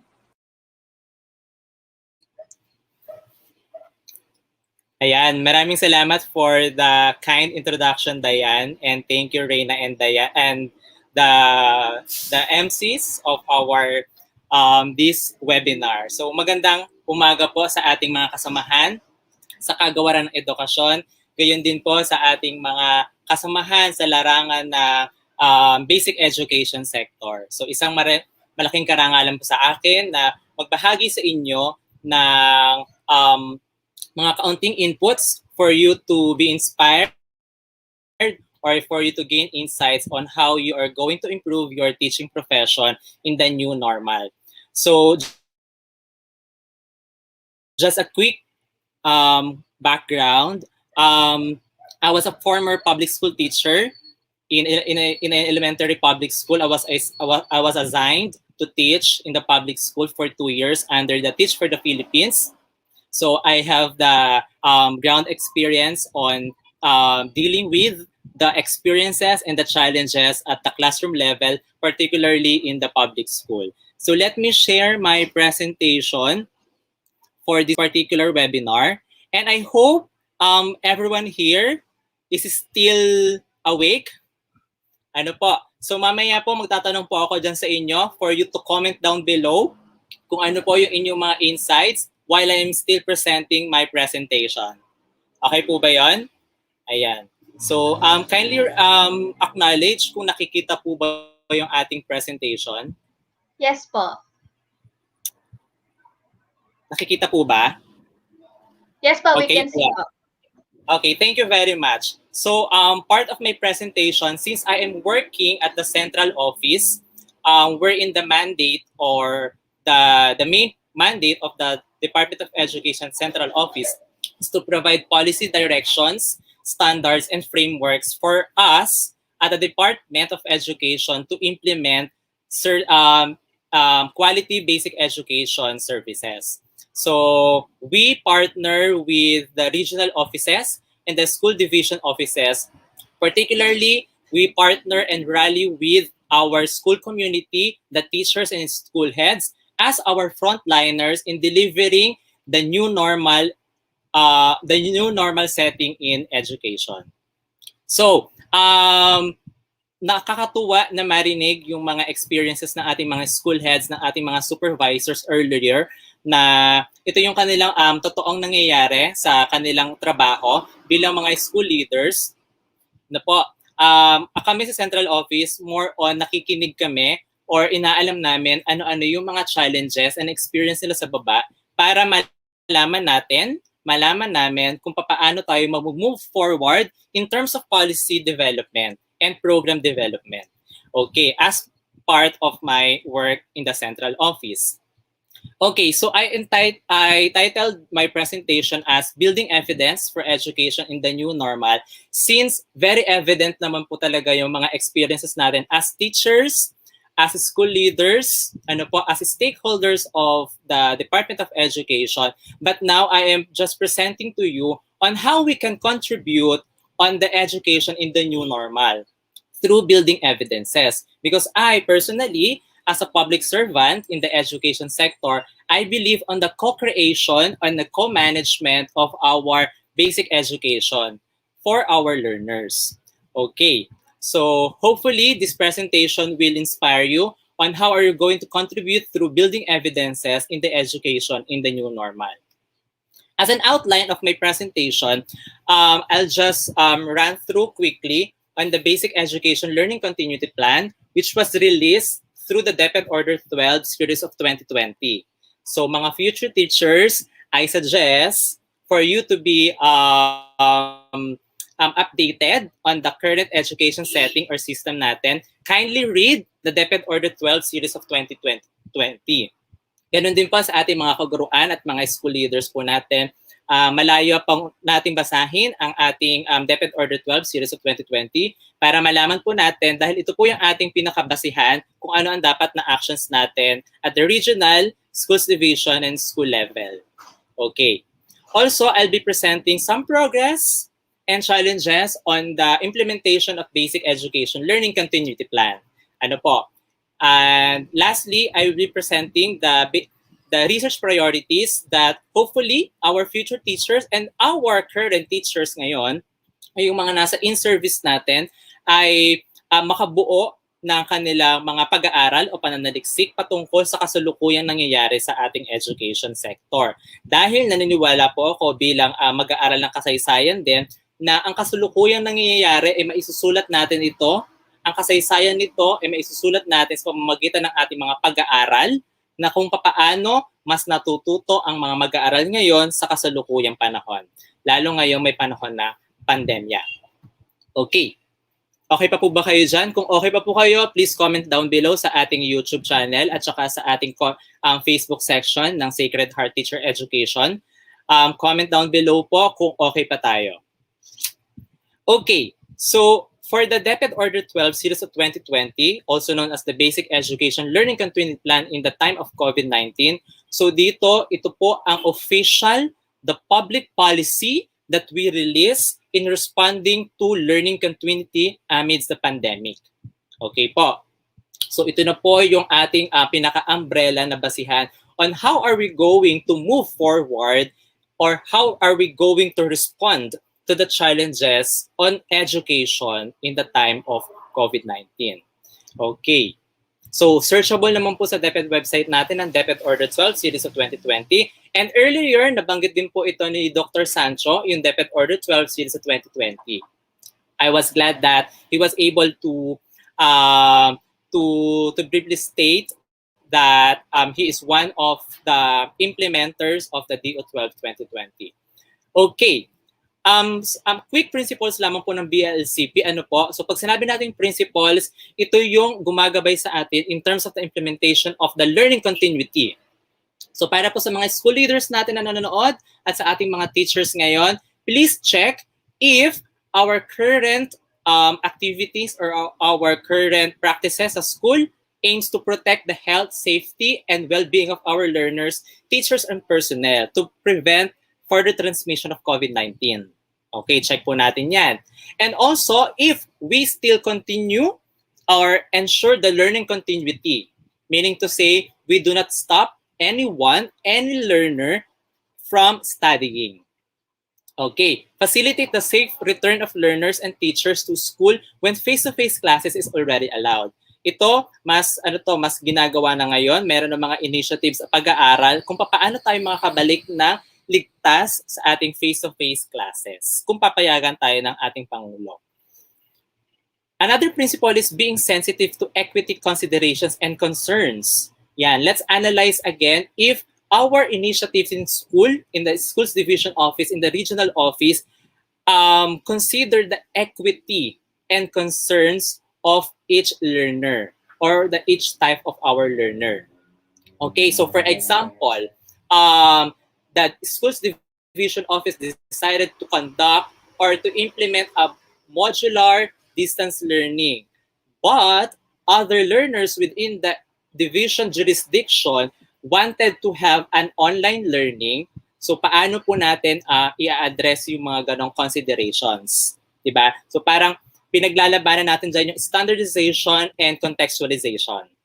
Okay? So yun po. Just a point of reflection for all of us. And lastly, the principle of BELCP is to link and bridge the learning continuity plan to DepEd's pivot to quality and into the future of education. Ayan. So yung implementation natin, yung learning continuity natin ngayon, ito na isang magiging basehan natin on how or what our future of education will look like. Ano po? Of course, under the framework of Sulong Edukalidad and Education Futures. So, quickly lang din po, these are the key components of the BELCP. So, kung babasahin nyo po, siya po ay nakadivide dito sa mga bahaging ito. First, the streamlining of our K-12 curriculum to the most essential learning competencies. So, nakapaloob po dyan ano-ano ang mga most essential learning competencies or yung ating MELCs. Ano po? So, hindi lamang po lugaw ang essentials, kundi pati rin po ang MELCs. Okay? Another component is the multiple learning delivery modalities with blended learning and distance learning as major options. So nakapaloob din po dyan, how are we going to implement the learning delivery modalities, particularly the blended learning approach, the remote learning. Next, preparing our teachers and school leaders for multiple learning delivery modalities. Ano po? So, ang mga learning delivery modalities naman natin, hindi na siya bago. Diba? As mentioned by Secretary during the press con, ang mga learning delivery modalities ay matagal na natin ginagawa. But we do not implement it in mainstream level. Diba? But by situation. Okay. Another component is the required health standards in schools and workplaces. Yan. Reconfigure the annual school opening activities of Brigada Eskwela, Oplan Balik Eskwela, and partnerships. Okay, di po ba nakita natin yung transitions ng ating brigada eskwela at saka ng ating balik eskwela na naging patungkol siya sa paano magtutulong-tulong ang komunidad, ang sambayanan para maipagpatuloy ang pag-aaral ngayon. And also the finance, procurement, and delivery, the monitoring, evaluation, and adjustments.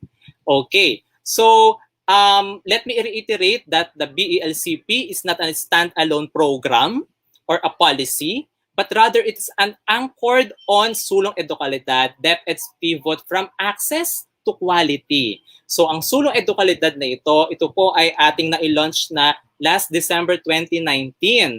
Imagine that before the pandemic strike, diba? Na-launch na natin ang sulong edukalidad. Yan. And this sulong edukalidad anchored on the 4 pillars na tinatawag natin, which is summarized in KITE. Okay? Kung sa atin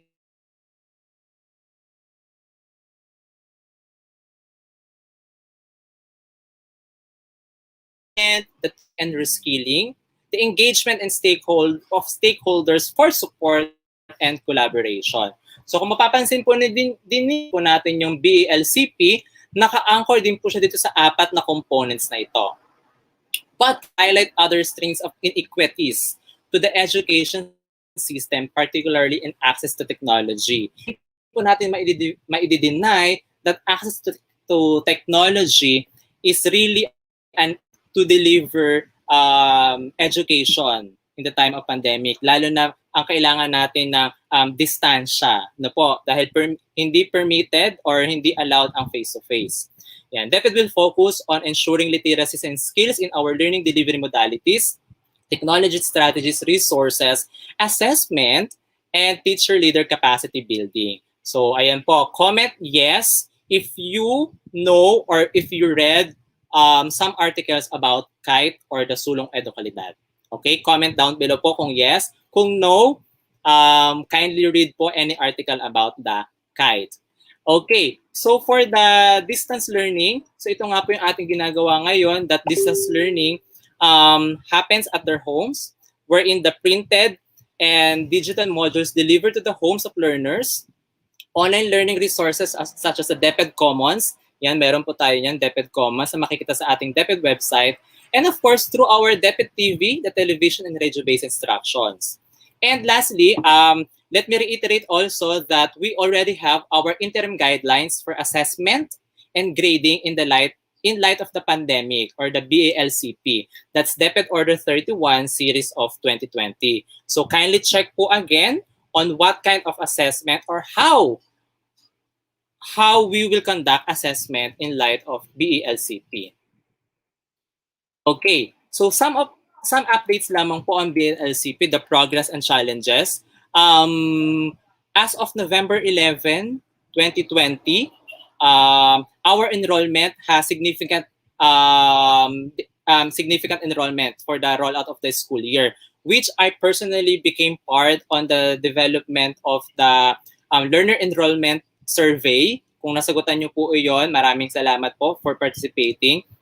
So kami po yung bumuo noong survey na yon, na enrollment form, na napakaraming challenges na na-encounter natin in terms of the enrollment. So pinapakita ko lang po dito sa presentation na to, sa data na to, that there is a significant increase on the public school only, particularly on the public formal education. But there is a significant decrease on the private school. Yan, probably because of the migration of private school students to our public schools, or other private schools closed down. Ayan, nagsara po yung ibang private school dahil nahirapan po sila mag-adjust sa distance learning, kaya lumipat po sa public school. And as of November 11, meron po tayong 90.21% compared to the last school year. Yan po. And other updates po in terms of progress, we are happy to announce that there is a strong support of the Congress and the LGUs to learning continuity. Ano po, kita naman po natin yung efforts ng mga LGUs na nagbibigay ng mga tablets, computers, laptops, and other support materials to implement our learning continuity. Also, a large degree of partnerships at the central and field levels. Sa field levels, kitang-kita naman sa present kanina ni Ma'am Ferlinda na napaka-active active ng participation ng ating mga parents. Also, challenges that we encountered, which you also are familiar with, yung challenges natin in the development and quality assurance of our learning resources for distance learning, which the DepEd continues to address din naman. Yan. Kaya nga po tayo naglungsad ng DepEd Error Watch, na kung saan kung may nakikita po kayong mistakes or errors sa modules, kindly email on that DepEd Error Watch. Another challenge natin ay yung home-based learning is it's not immune to disruptions from natural disasters, di po ba? Tayo ang Pilipinas madalas to dinadindol, etc. Gera. So ang ating home talaga natin maikakaila that this is not immune to disruptions from natural disasters. Ano po? And also, some of the challenges ay yung mga feedback natin is o yung ating academic is. Di po ba? Ang dami nagsasabi na there are too many activities in the module. No? Teachers are so much work sa mga students, but on the other well, are demanding on the workload that they are receiving in the current situation. So yan po yung mga challenge na harap natin, which we admittedly naman talaga na nararanasan natin to, no? Okay, some communication challenges. Ano po, sa me, example on the implementation of the limited face-to-face classes, so akala ng lahat na ang limited face-to-face classes ay sa lahat ng classifications ng community quarantine. Pero ang sinasabi lang naman ng kagawaran natin na we propose to have limited face-to-face classes sa mga low-risk areas o yung mga MGCQs o yung mga matatagal nang walang kaso ng COVID po. So for now, I'll be sharing with you for you to the agency or the department on the of the learning continuity. Probably you can on the following research priorities natin. By the way, meron na po tayo research agenda na nirelease na noong 2016. But for this time, we contextualize or we find the basic education research agenda that would to the current situation po natin. So una po, maaari nating pagkuhanan ng inspiration to conduct research or action research para po sa ating mga teachers, yung ating most essential learning competencies o yung ating MELCs. So ito po yung ibang mga research questions that we can somehow reflect on the conduct of our research. Number one, how are the curriculum or the MELC contribute in achieving learning outcomes? Di po ba? Let's assess if the MELC are sufficient enough to achieve the learning outcomes. Okay po? And how responsive and relevant to the learners. Di po ba? Alamin natin, ito ba ay relevant pa sa konteksto ng ating learners. Next research theme is on the implementation of multiple learning delivery modalities or let's say improving the learning environment. So ito yung mga research questions that you can look for to study. Number one, what are the factors affecting teachers' delivery in the curriculum in the LDM? Ano po? So, titingnan din natin na although remotely ang ating teaching delivery, let's also analyze ano ba yung factors na nakaka-apekto sa kanyang delivery ng curriculum, ng learning delivery modalities. Yan. Anong strategies? What strategies ensure inclusive and learner-centered education in LDM? Ang tanong din dyan, inclusive ba yung ating pag-conduct ng learning delivery modalities, ng ating online learning, ng ating modular learning, inclusive ba siya? Also, what factors affect the learning behaviors of learners in LDMs? Sana po alamin din po natin ano yung mga factors that affect their learning behaviors inside their homes. And how is assessment conducted and utilized in LDMs? Vis-a-vis from the DepEd order that we have on the interim guidelines on assessment. Tama ba ang pag-conduct natin ng assessment? Relevant ba yung pag-conduct natin ng assessment? Ganyan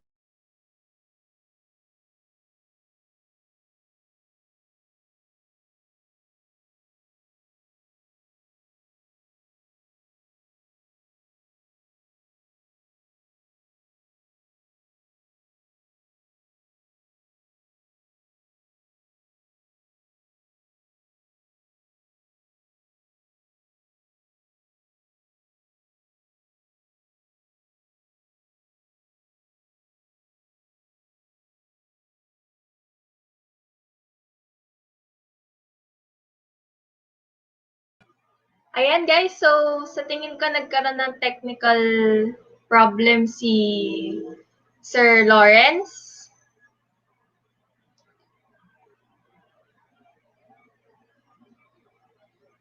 Wait lang natin siya ng konti. Baka makakabalik siya agad.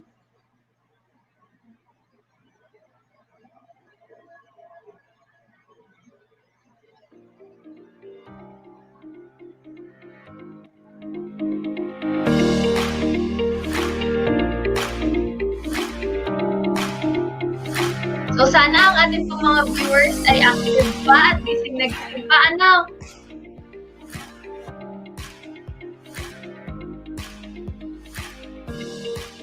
Yes.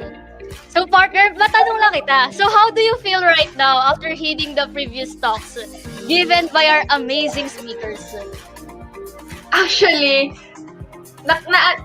talaga ako nakatutok sa last presentation ni Sir Lawrence. Yun talaga yung pinaka-inaantay ko ngayon. Kasi syempre, research opportunities yun. So parang, syempre, lalo na kami, mag-4th year na kami, syempre, kailangan namin ng ideas para sa thesis namin. So parang yun talaga yung pinaka-antay ko, tapos bigla siyang nawala. So parang naano naman ako. Pero with other speakers naman, sobrang informative.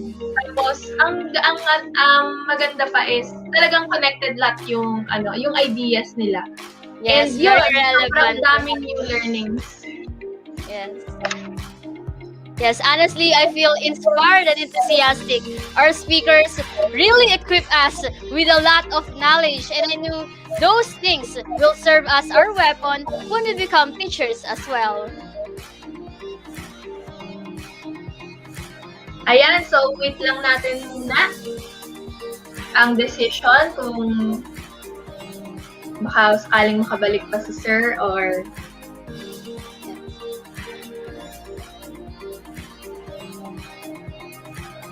so for our viewers, kayo, you can also comment down below sa Facebook Live natin and sa YouTube Live natin kung ano ba yung mga learnings nyo na natutunan nyo from ilan na ba ang nagiging speaker natin? Marami na, partner.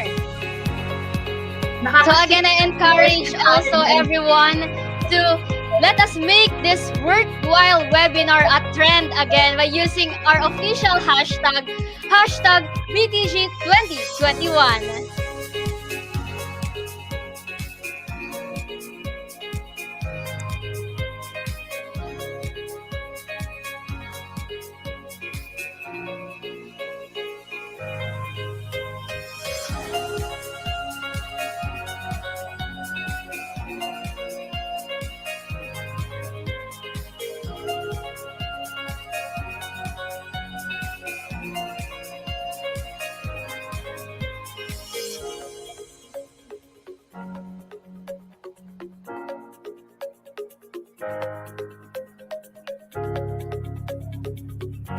Ayan, hello everyone. Ayan, hello po. Sure. Welcome back again. Ayan. I think malaking opportunity yun na meron tayong konting break kanina because probably our participants has the screen fatigue already. Okay. By the way, let me ask, saan ako nahinto? Saang part for me to... Sa number 2 po nung research opportunities. Okay. Yes po, Sige sir. po. I'll be... Well, malapit na naman itong matapos. So, please bear with me. Number 2. Okay, ayan. Nakikita pa ba? Yes po, sir.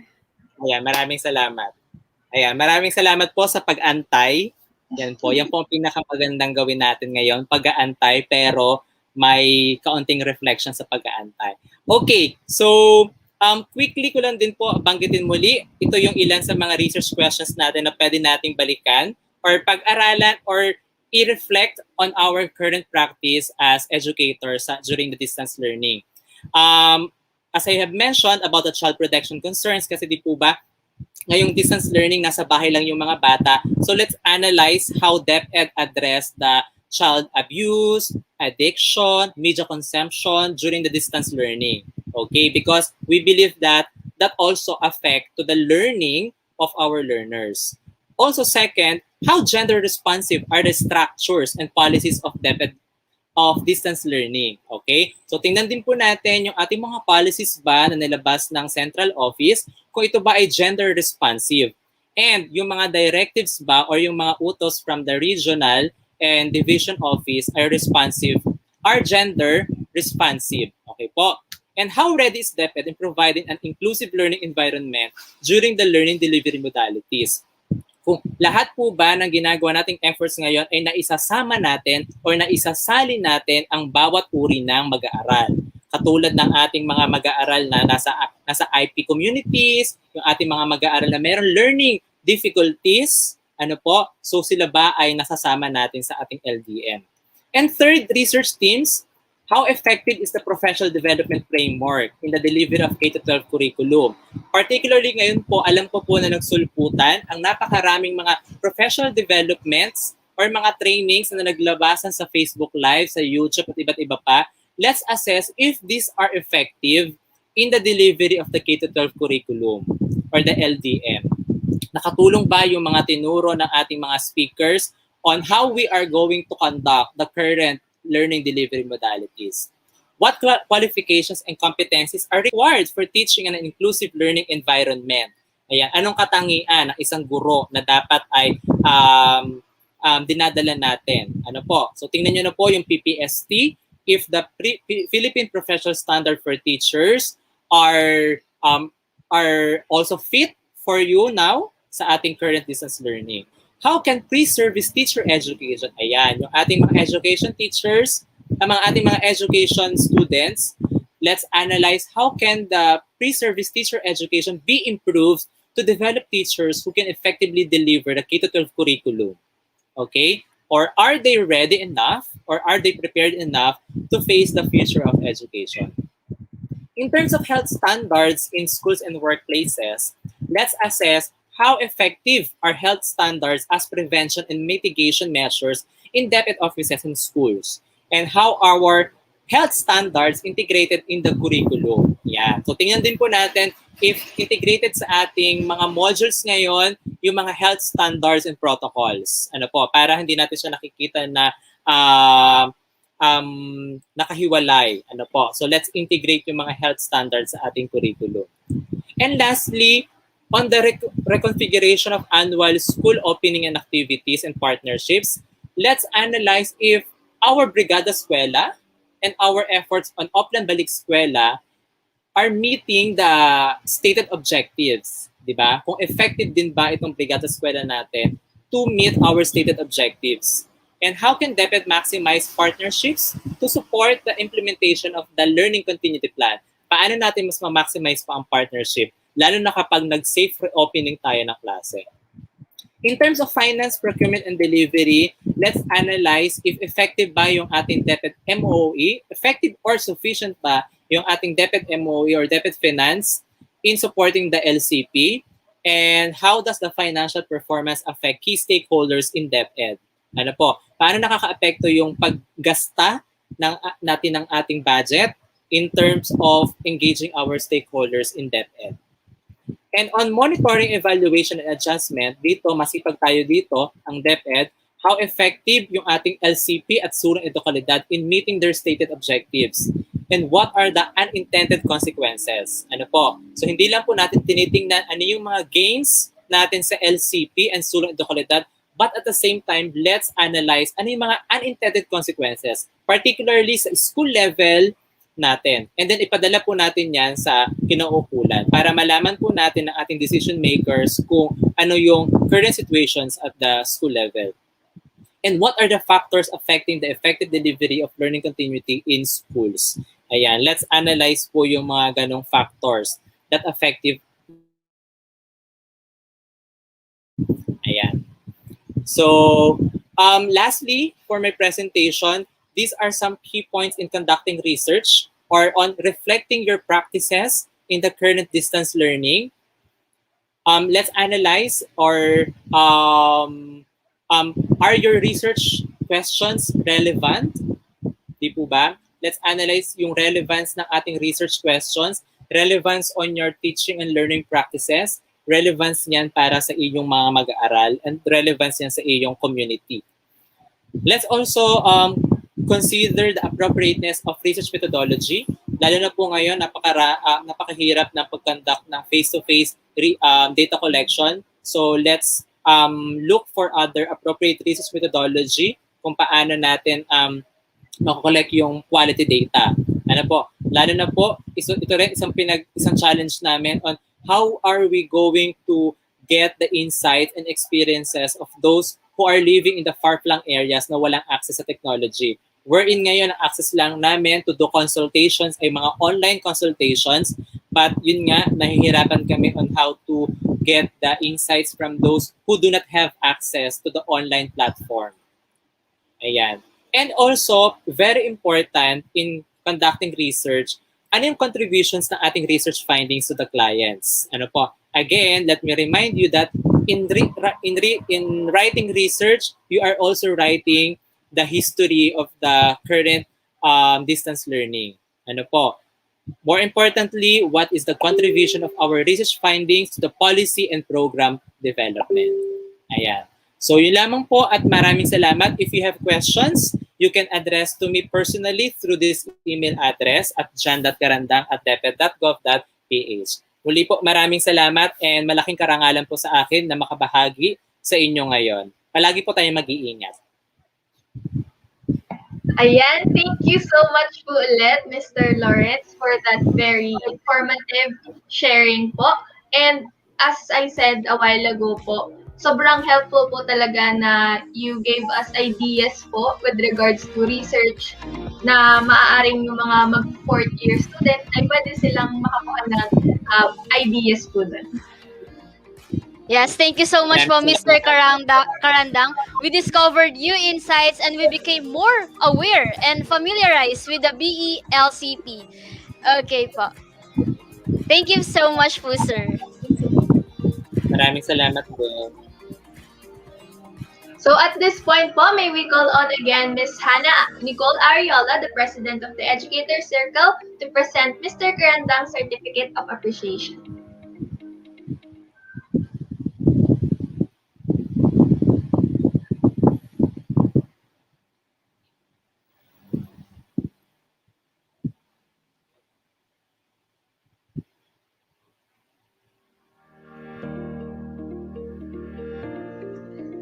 Together with Sacred Heart College and Dalla Salipa, this certificate of appreciation is hereby given to Mr. John Lawrence Carandang for sharing his time and effort as guest speaker during the Dalla Salipa Educator Circle and Sacred Heart College Future Teachers Organization webinar entitled Bridging the Gap, Experiences, Challenges, and the Way Ahead of Flexible Teaching and Learning on the topic Experiences, Challenges, and the Future Plans by School Leaders in Flexible Learning Modalities. Given this 17th day of April 2021 via YouTube and Facebook Live. Signed by Dr. Ivy Guse, the Dean of Dalla Salipa College of Education, Arts and Sciences, Dr. Maria Lucila Baroro, the Dean of Sacred Heart College, College of Liberal Arts, Teaching and General Education, Mr. Welmer Adahar, the Director of Dalla Salipa Student Services, and Mr. Ray Rodil, the Director of Higher Education Department, Student Activities Development and Discipline. Again, Mr. John Lawrence Carandang, thank you very much. Maraming salamat din po. Thank you so much po, Sir John Lawrence Carandang. John. Okay, thank you po, sir. Okay, thank you din po, Miss Hannah. At this point, get ready to learn about the experiences and challenges in module writing from our next speaker. May we call on Geraldine Fame-Ligutan, the treasurer of Educator Circle, to introduce our 8th amazing speaker for the day.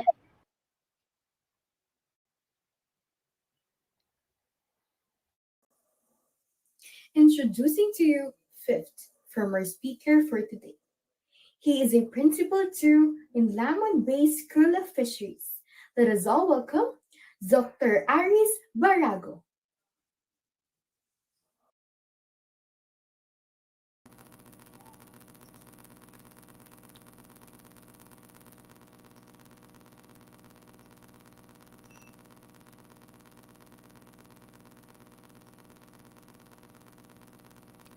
Hello, good afternoon. Happy lunchtime.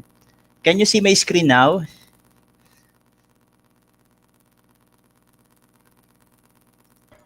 Yes po, sir.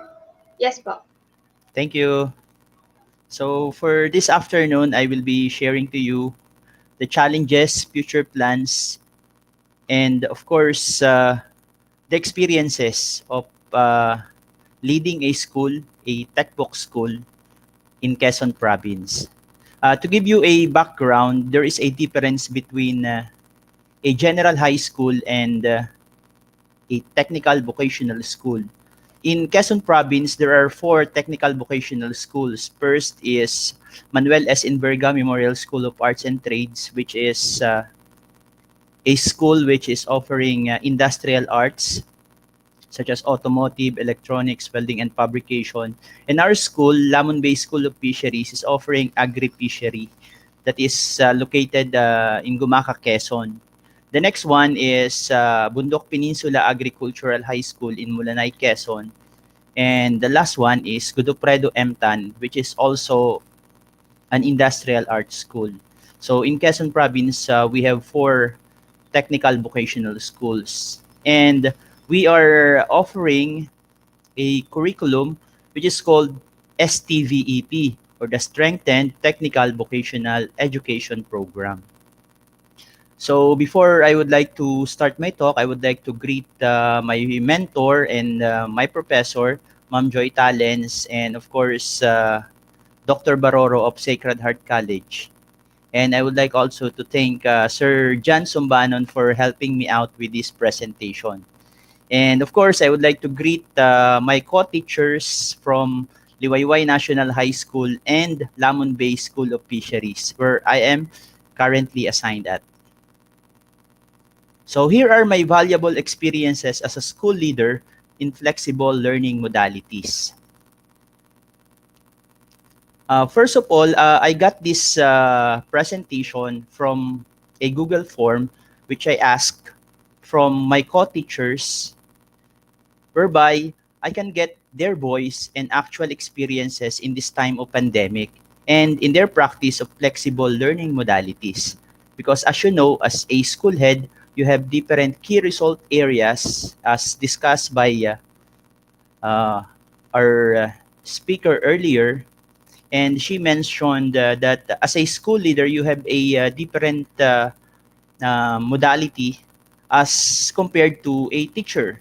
A teacher prepares the module, a teacher prepares module, check the materials, and record it and talk to the parents, while a principal has so many accountability in terms of operation and management of the school. So here are my valuable experiences and the voice of my co-teachers as reflected on their answers on the Google form which I've made. So the first one is communication is the key. Provision of internet connection at school is important and have a backup. So in our school, it is important that if you have a PLDT connection, at least you can have another one, Converge or Asian Vision internet connection at school, and that is to have a backup. So once PLDT failed, then you can use the other internet provider. So communication is the key. So you can't work, you are disabled if you have no internet connection. Communicate with students and parents, get their voices and support. So it is important for me as a school head to interact with students and parents and ask what can they suggest or what are their feelings and sentiments regarding the modality that we are implementing, especially that we are a textbook school. So whereby you can assess and provide the necessary technical assistance to them. Next, inequality is a reality and we should address it. And this is what I'm always saying, that if you provided an intervention for a certain section or for a certain group, another intervention should be given to them. Just like in conducting an experimental study, when you give the intervention to the experimental group, then you should also give the intervention to the control group. So inequality is a reality. So see to it that all the students have their internet connection and stable internet connection. It is important to see if all students can connect or all students got their modules on time. So as a school head, you should check it and address it. Next, look into the curriculum, localize and empathize. So it is very important that we are now working on our modules. We are preparing our modules, localized modules for the fourth quarter, and this is also an intervention once there will be no available modules from the central and the regional office, because delivery is limited, and as discussed by another presenter, it is really a rigorous process to produce a material, a localized module. So look into the curriculum and check for the alignment of the MELC and the budget of work as provided by the regional office. Next, we should adjust the basic education learning continuity plan. So it is very good that I am the last speaker for this sharing, and you got the idea on the terms which I am saying. So the basic education learning continuity plan is not a one-size-fits-all approach. So I am still the concurrent principal of Liwayway National High School here in Mauban, Quezon. I am currently handling two schools, and their basic education learning continuity plan is different. And so you should adjust, look into things wherein this is not applicable to another, or this intervention should be related to the activities which the students are doing. So next, work smarter and not harder. So AWA, alternative work arrangement, is the secret. So as a school head, you should always check on the working conditions of your co-teachers. So are they okay? Are they working too hard and putting so much effort on the things which are not useless? So disregard the reports which are not so important. Require only the report which will matter for inputs to policy making and data which really matters. So work smarter and not harder. Next, capacitate the parents, grandparents, and guardians. So as a school head, you should talk to the parents, grandparents, guardians, and all other persons in the community, since they are the one who's directly talking, who's directly working with the students hand in hand in working with their modules. So capacity building is very important. Explain these terms. Explain when and how to budget the time of their students, how to monitor them. So these are important things, and as a school leader, you should look into it, because it is a tripod. Without the parents, then learning will not happen, especially in this time of pandemic. Learn the tricks of the trade. Be flexible and patient. Do you remember the first time you used Zoom? You attended a Zoom meeting where it's very noisy and you can't hear what the others are saying, because we're not used to keep our mic into mute or turn on our camera. So learn the tricks of the trade. Learn how to use the Google Drive, use OneDrive, how to use Google Form. These are now the tricks of the trade. So be flexible and patient. This one, StreamYard, is a new thing for me. So I really learned from this seminar. So thank you, LaSalle and Sacred Heart. Next, I collaborate and build connections. So as a textbook school, it is really important to collaborate and build connections. So we collaborate with, especially we are a fishery school. So we collaborate with BIFAR, Bureau of Fishery and Aquatic Resources. We collaborate with the LGU. We collaborate with the parents, and we collaborate with the health department because these are important institutions which can help us work easier. Next is validate the data, store it well, and decide based on it. So now that we are in this time of pandemic, the data is very important and we should preserve it and decide based on it. And later I will explain why data storage matters and while input to decision making is important if it is based on data. Another valuable experience is to establish authentic assessment strategies while keeping teachers and personnel safe. So there should be ways on how to ensure that the students really answered the activities given to them for the summative test that will matter in terms of mean percentage scores and in terms of the actual performance of the students. But always remember that teachers and personnel should be safe in checking and doing these activities, especially home visitation activities conducted by teachers and para-teachers. Next, take care of each other and communicate more often. Share your resources. So sabi, if you would like to live well with a certain school, if you would like to live harmoniously and work harmoniously in a certain organization, communication is the key. It is really important to ask on a day-to-day basis how are your co-teachers doing, what are their problems or what are their concerns. It is very important to get out of your office, talk to them, or fist bump with them, and share your insights, share your ideas, share any resources that you have, even e-resources, even softwares, or anything that you can share to your teachers, or any resources in the school, which are maybe in the stock room, or maybe nearly forgotten and out of inventory. Maybe there are resources in the school that should be used and should not be kept.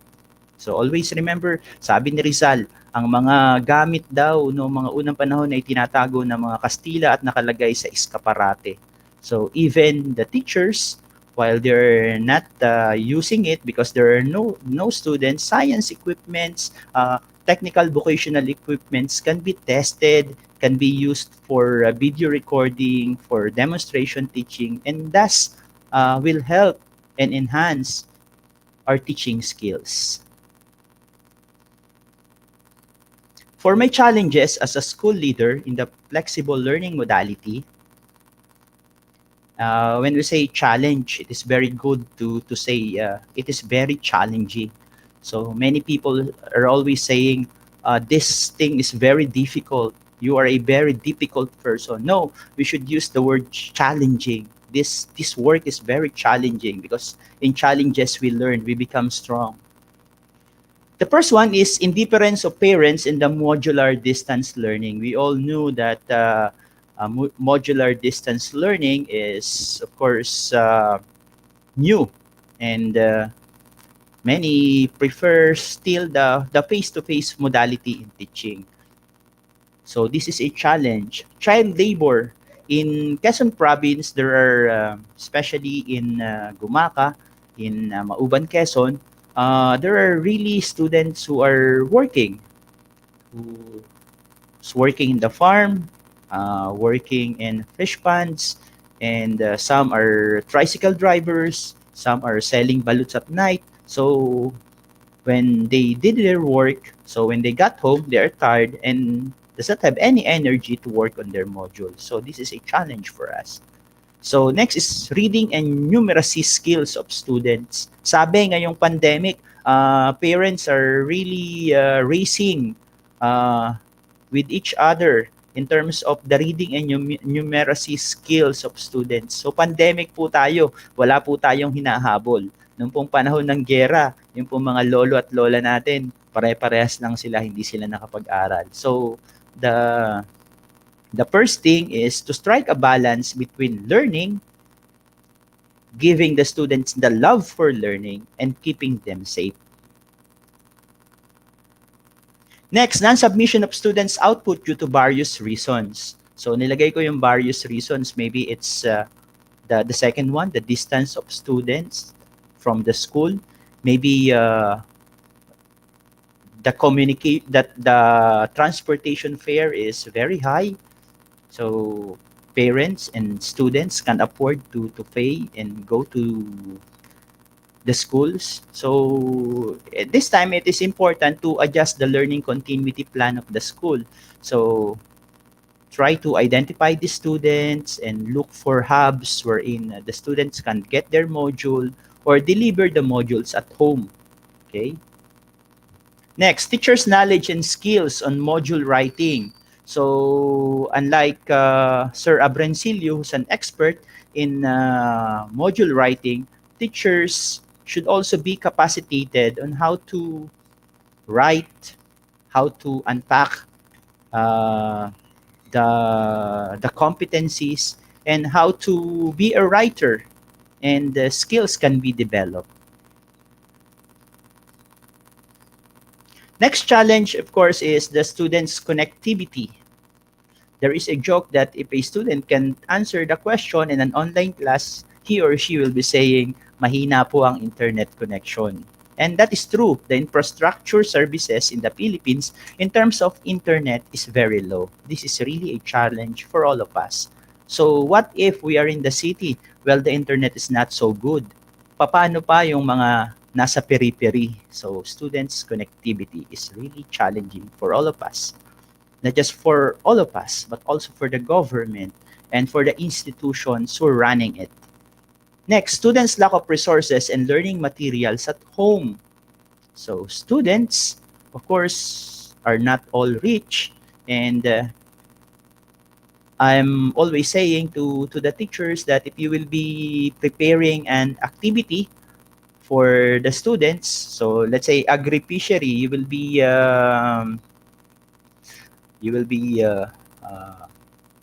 preparing the fish for growing, and you will be what if planggana na lang ang gamitin mo, huwag ka na magukay, huwag ka na magano, and look for other food sources, yung mga sirang tinapay, manghingi ka na lang sa bakery. So these are resourcefulness or an P6 activity that you will be requiring students to buy materials. So let's say you will be asking a student to perform an experiment.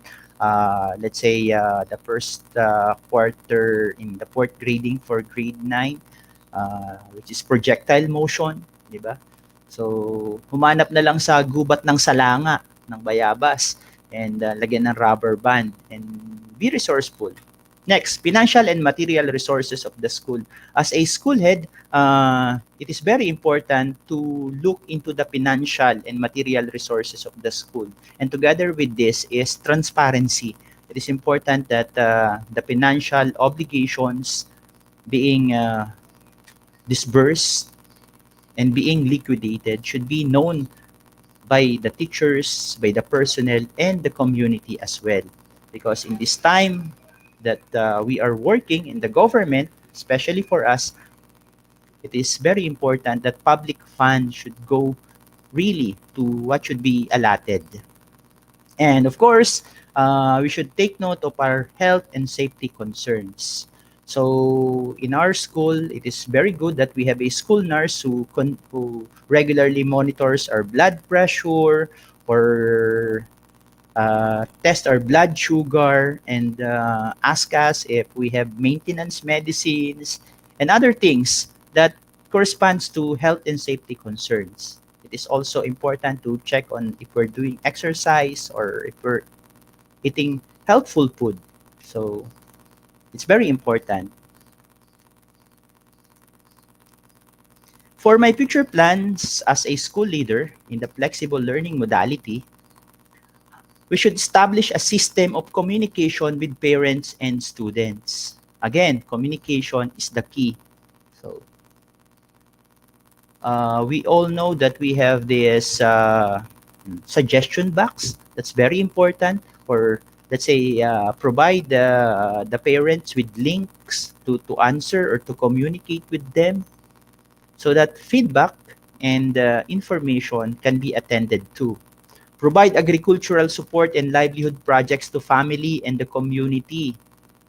So the parents will not go to the school and ask for binhi or ask for things. It should be the school. So as teachers, as school heads, we should always think of our school as a hub for supporting the community, for supporting the family. Next, go back to basics. Provide reading and mathematics interventions as to address the challenge, the lack of basic skills in reading and in English. I have this program called Math Cycle. This is established 2 years ago. This is Math and Science on Tricycle program, wherein we go to community, we teach math, science, and reading. And this is also a feeding component wherein we give food or nutritious food to students, to our adopted students. And that was during the pandemic wherein the teachers shared with the fund. For example, it's his or her birthday, he will be saying, "Sir, I will be contributing for the food or I will be donating instructional materials." And since the pandemic, we changed the modality from a face-to-face modality to Math Cycle online. It's very good that I've also invited teachers from Thailand, friends also from Sacred Heart College, and other professors and from other universities to teach science and mathematics concepts. So I'm planning to extend this program to also to Gumaka, Quezon. So sabi nga, give until it hurts. Next, strengthen partnership with LGU, NGOs, and other stakeholders. This is a program in DepEd called Adapt a School program. Next, capacitate teachers on module writing and other ICT skills. So, utay-utay, turuan ng mga teachers on how to unpack milk and how to use ICT skills.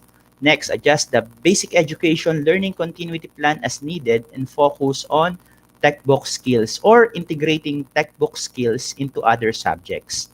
Because textbook schools is part of developing the skills. It's not only knowledge, but it should also be with skills and importantly, the attitude of students.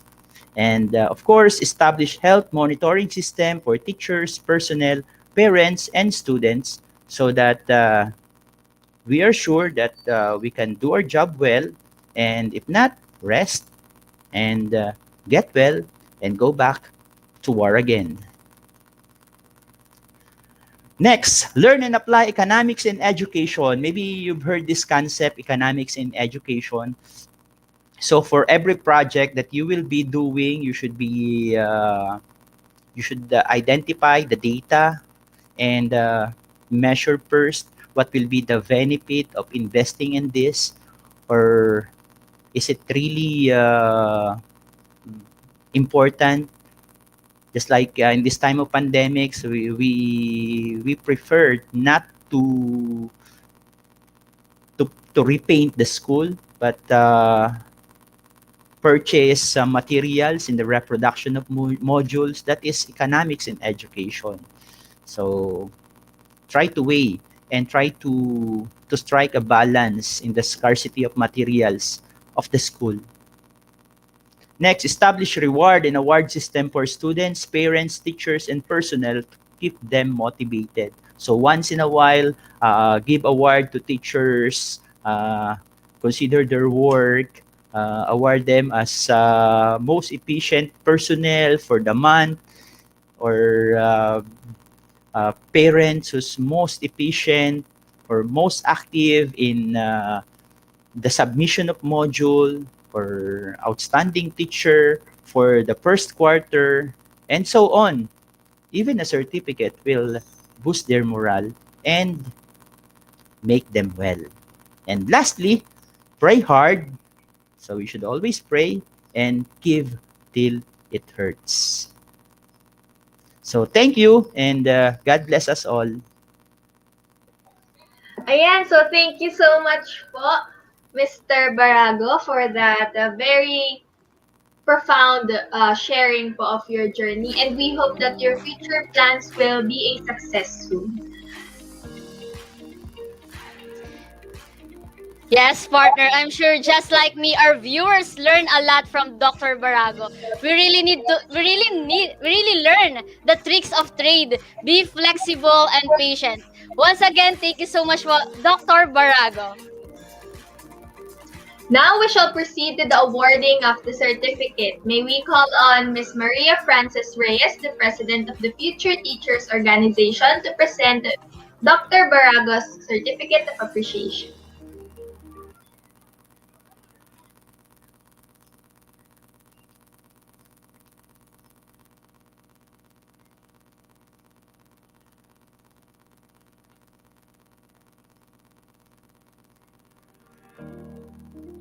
Certificate of Appreciation is hereby given to Dr. Aris Barago for sharing his time and effort as guest speaker during the De La Salipa Educator Circle and Sacred Heart College Future Teachers Organization webinar entitled Bridging the Gap on the theme Experiences, Challenges, and the Way Ahead of Flexible Teaching and Learning on the topic Experiences, Challenges, and the Future Plans by School Leaders and Flexible Learning Modalities, given this 17th day of April 2021 via YouTube and Facebook Live. Signed by the Dean of De La Salipa College of Education, Arts, and Sciences, Dr. Ivy Guse, Dean of Sacred Heart College, College of Liberal Arts, Teaching and General Education, Dr. Maria Lucila M. Baroro, Director of De La Salipa Student Services, Mr. Welmar Adahar, Director of Higher Education Department, Student Activities, Development and Discipline, Mr. Ray C. Rodil. Thank you so much po ulit, Doc. Thank you so much for Dr. Aris. Thank you din po, Miss Frances. So at this juncture, prepare yourselves because we're about to arrive at our final destination where our last amazing speaker will enlighten us and talk about his experiences, challenges, and the risk of conducting rotation face-to-face classes in the USA. That's why without further ado, may we call on Miss JC Rain Rosales to introduce our last but definitely not the least speaker. Good morning, everyone. It is my greatest pleasure to introduce to you our last research speaker for today. He is a former high school science teacher at St. Francis High School in Sariaya, Quezon. He is also a former DepEd science teacher in the division of Lucena City. He also served as a part-time college faculty at Sacred Heart College, Lucena City. Further, he was a former dean of students in middle school and currently one of the high school faculty members of the Clark County School District in Las Vegas, Nevada, USA. In addition, he is the CEO of Teach in the USA that empowers teachers and schools through cultural immersion and exchange. Without further ado, let us all welcome Mr. Warren Panaligan.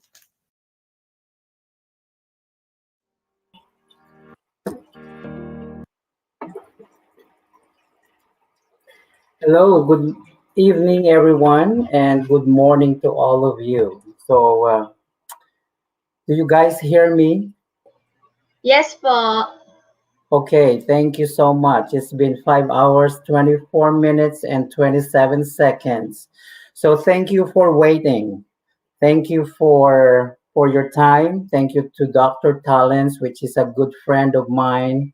And thank you for Sacred Heart College, to La Salle University Lipa.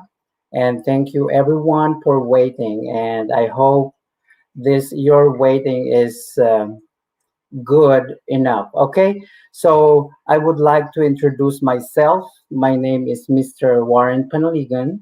I currently teaching at Clark County School District here in Las Vegas, Nevada. So this is my 14th year in America, but I started my teaching career in DepEd in a private school in the Philippines. And then as of now, I'm a high school teacher at Sunrise Mountain High School, one of the high schools in Las Vegas, Nevada. So hopefully, this is gonna be quick. This is gonna be fast, and I know you are all hungry and you are all excited to go somewhere because it's been 5 hours. Okay, thank you for inviting me. So, bridging the gap. So, that's the best role of the teacher to bridge the gap. So, because we are just like bridges, helping kids, helping community, helping others, helping our country. That is the most important role of our teacher. So I did not prepare any PowerPoint presentation. Maybe it's only two or three, um, I think four slides for tonight, but I'll try my best. I hope you will learn from my experience. I'm here to share my journey. I'm here to share my journey from the bottom. Then thank the Lord. We are so blessed because we we prayed, we did our best to achieve our dream. And that's a quality of a teacher. So bridging the gap, experiences, challenges, and way ahead of a flexible teaching and learning. So again, my name is Warren. I'm a teacher and I'm so proud. I am an entrepreneur as well from the Clark County School District in Las Vegas, Nevada. Next slide, please.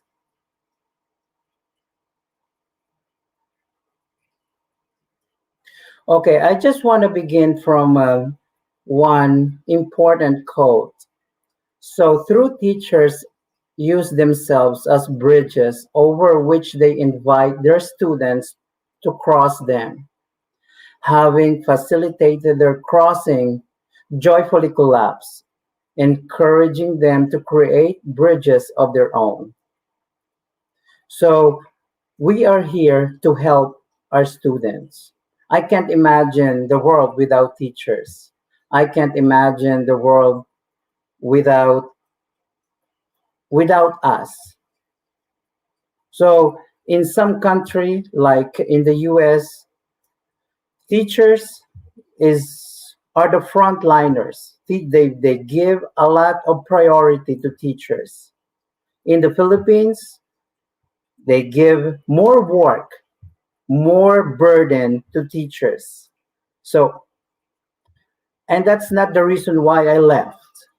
I left because of so many reasons, for a lot of reasons. So teacher is considered the bridge that connecting the gap between us, between the government, between the community, and prepare them for their future.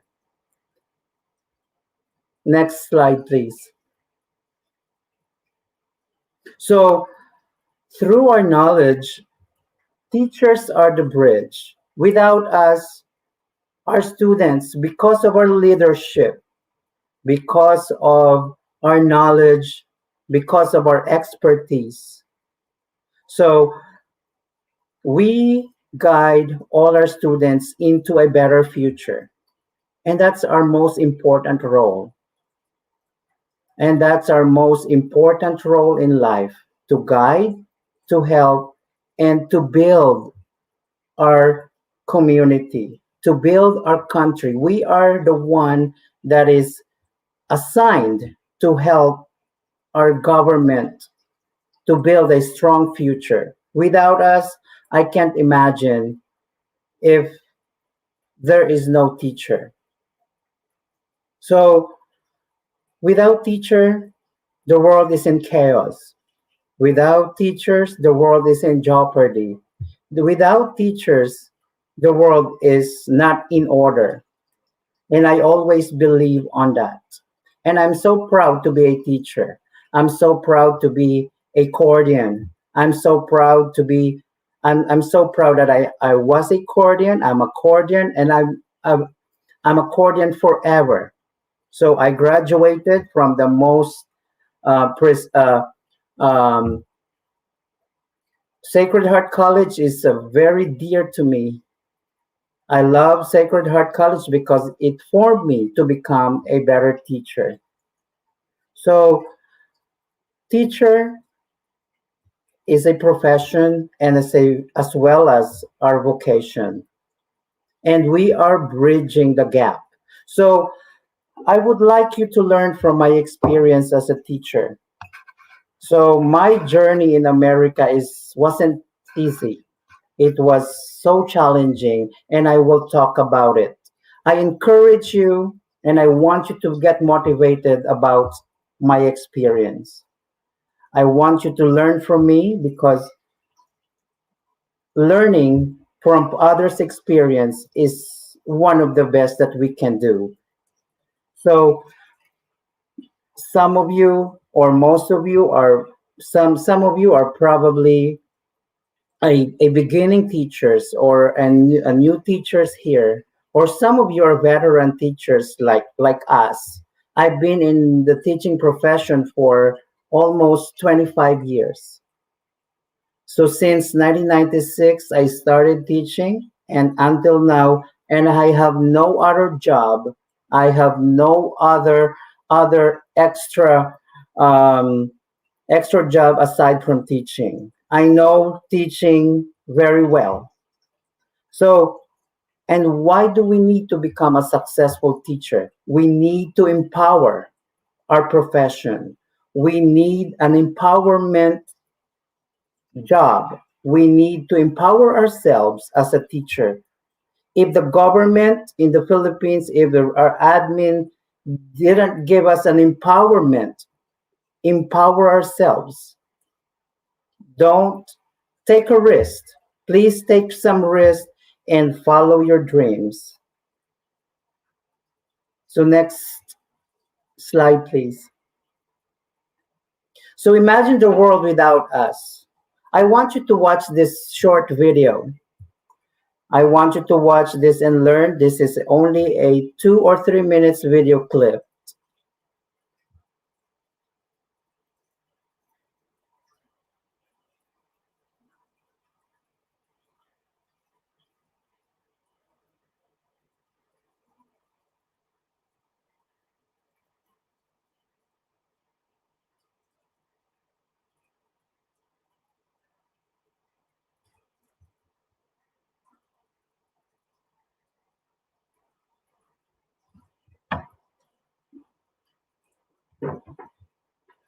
Nan, nawala.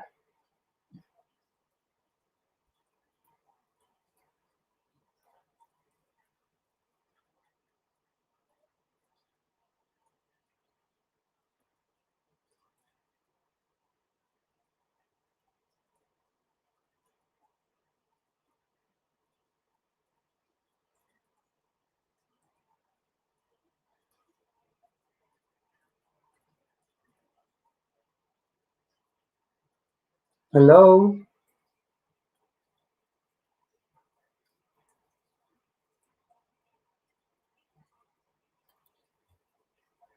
Sir, inaayos lang po yung link. Oh, okay. Thank you po. So we can proceed. Inaayos na po. Ipi-play na Oh, po sa screen. thank you.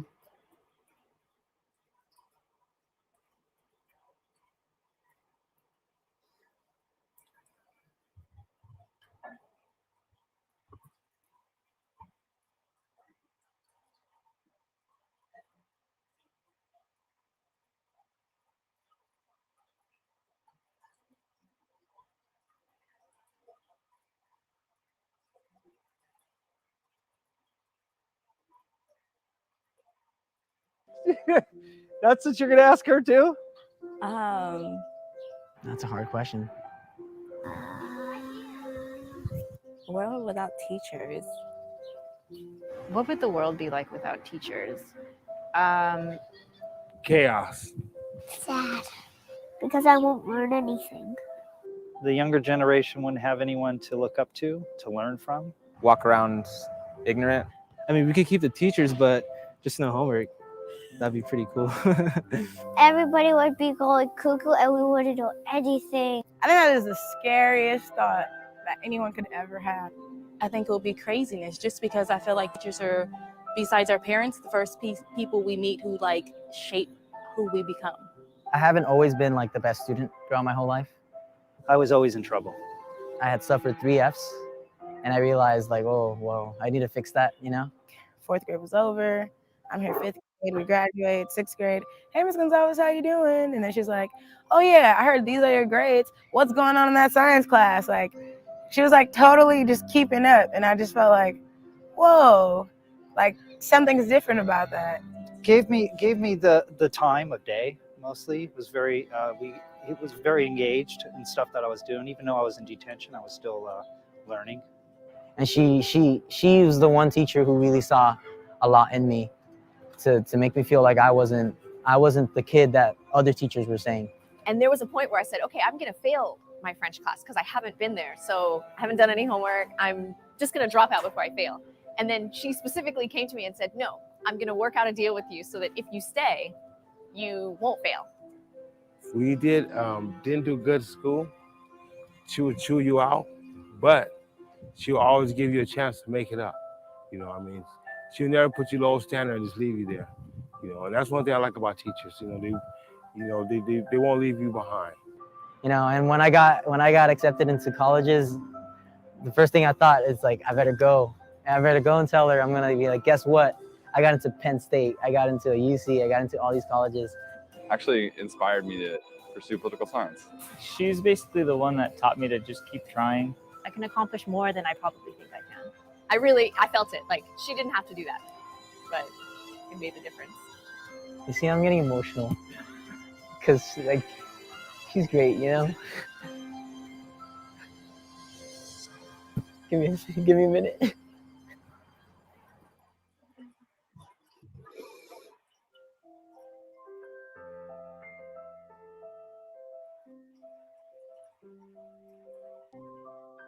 I wouldn't be here without her, you know. And I'd like to thank her so much for that. Thanks, Miss Richter. You know, hope you see this, and I hope you know that you mean a lot to me. You know, you're really important. And yeah. What was your teacher's name again? Mr. Marable. It's Mr. Elmore. Shout out, Mr. Benedum. Miss Harris. Her name was Casey Crocker. She just exhibited like such a raw passion for teaching. It made me want to teach. Like, I want to do that for people. Like, that's a beautiful thing. So yeah. Okay, wow. So imagine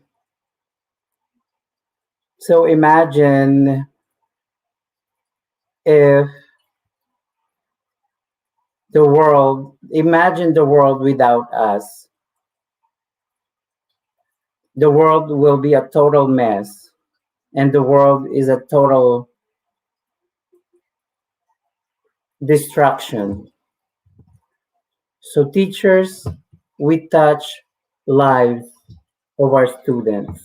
We make difference. We are God's instruments to touch their lives and to make some difference. I believe not all teachers are good. There are some bad teachers. Maybe 5% of teachers are not really good, but they are still teachers. But 95% of this are around the world. It's maybe you, it's maybe me, or maybe your friend. So imagine the world without teachers. So the reason why I show this video is because I'm so thankful.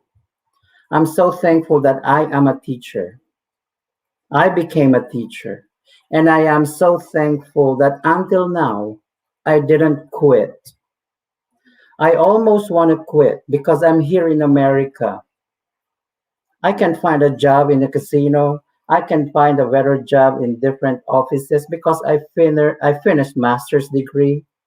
I can go to some states and find and try different profession because I'm tired of it. Of course, as a teacher, I'm tired sometimes, especially here in America. It's very challenging. It's very stressful. A lot of challenges. Although we are very well compensated, but the load of works and the amount of stress is beyond your comprehension. But because of my passion, because of my love to teaching, which is my first love, I'm still here. I don't quit. I'm not a perfect teacher. In my day-to-day, daily classroom setting, I fail, but I rise as a teacher. And I salute you all teachers here, whether you are new, whether you are old in the profession, whether you are just a beginning teacher, I salute you. Don't quit. Don't quit. So imagine the world without us. Next, next slide, please. So here in America, especially here in Clark County School District, we started face to face since March 1st. So some states began their face-to-face instruction earlier because the law in America is in about education is depends on the states. Different states have different school policies. Here in Nevada, the governor will be the one in charge to open the business, to open the school, and to open the government. It's not the central government because each state has governor, and that's the one in charge for every state. So my experience wasn't it's not perfect. It wasn't perfect. I started from scrap. I started from nothing. I started from the most difficult start here in America. I started 2006 in America, and praise the Lord, I got my permanency. I got my citizenship. I passed all the exams. I passed all the credentials. I became, I started from the bottom. And then there was a time I want to quit because my career in the Philippines was really what was also good. I probably a principal or supervisor or higher than that if I stayed in America, in the Philippines. Because why I'm here? Because I took risk. Why I'm here? Because I took the challenges. Very challenging. My first school was almost kicked me out because my kids didn't understand my accent. They complained me to the principal and to the school board. So your new teacher from the Philippines is not good in teaching because he speak horrible. His English is we can't understand his English. And it was so challenging for me. But I didn't quit. I didn't stop. What I did, I changed and twist my tongue. I studied the language. I'm not perfect. I'm still have a broken grammar, but I didn't shy and I didn't quit because I take the challenge and take some risk. So we are teachers in everywhere, regardless if you are in America, regardless if you're in the barrio or in the city or elementary or high school or college, We are dealing with the same profession, a passion, a profession, a, a vocation for the students, for our learners. So I would like to um, to to share about my experience here, how I learned and how I decide to become a better teacher. I love teaching so much until now. I'm telling you, I can quit anytime I want. I can go to casino and work, but I don't quit because I know I can become, I can touch lives, I can make some difference with my students. So the most challenging part of my job is classroom management. And every teacher experienced that. Some parents will eat you alive here if you don't know how to manage your class. Some kids will eat you alive, literally. They will run the show if you let them. So why I'm still here? Because I'm a teacher. And I always believe that without a teacher, without us, the world is not in order. So I encourage you, for those who are still in school and studying education, keep it up.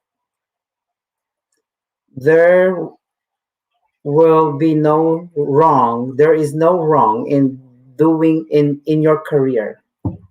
So it says 2 minutes, Mr. Panligan. So I hope this is not the last. I hope you will ask some more during our open forum, and I am more than happy to answer some of your questions. And because of our time constraint, it's almost 6 hours and 25 minutes. So again, love your profession. Although it's not giving us a lot, we're not making a lot of money in teaching, but it gives us some peace. It gives us some more self-fulfillment. It gives us more value as a human being. I feel more valuable than other profession. I'm not telling they're not important. We are all important, but teacher for me is a profession and as well as our vocation, because we are touching lives and we are touching people. And 1 minute. Thank you so much, Dr. Talens and Dr. Baroro. And I know these teachers are leaders. Leaders become great. And next slide, please. Not because of their power, but because of their ability to empower others. And this is one of my favorite leadership quotes by John Maxwell. And we are leaders. If the government, if the Philippine government don't empower teachers, empower yourself. Take some risk. Leverage yourself. Love yourself more. Okay? Thank you so much. And I hope you have a great day. And thank you very much. I hope you learned from this very short presentation. I have a lot to say, but because of our time, Um,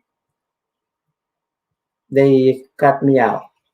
Thank you, and have a good day.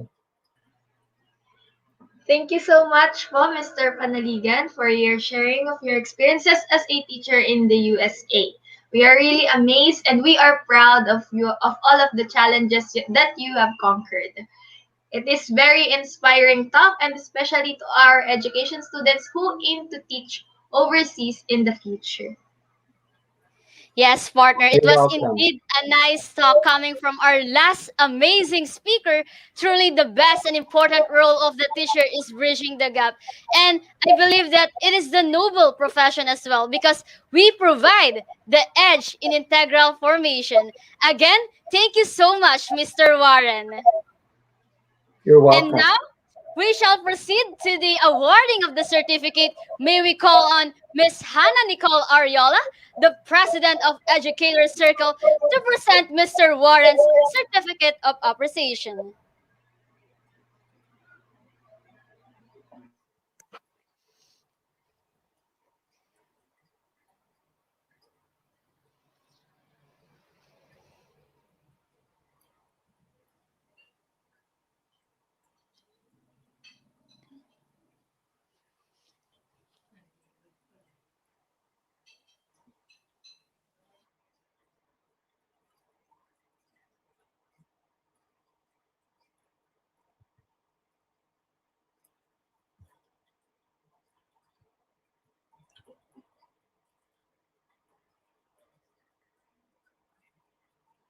Wala po yatang audio yung Miss Hannah?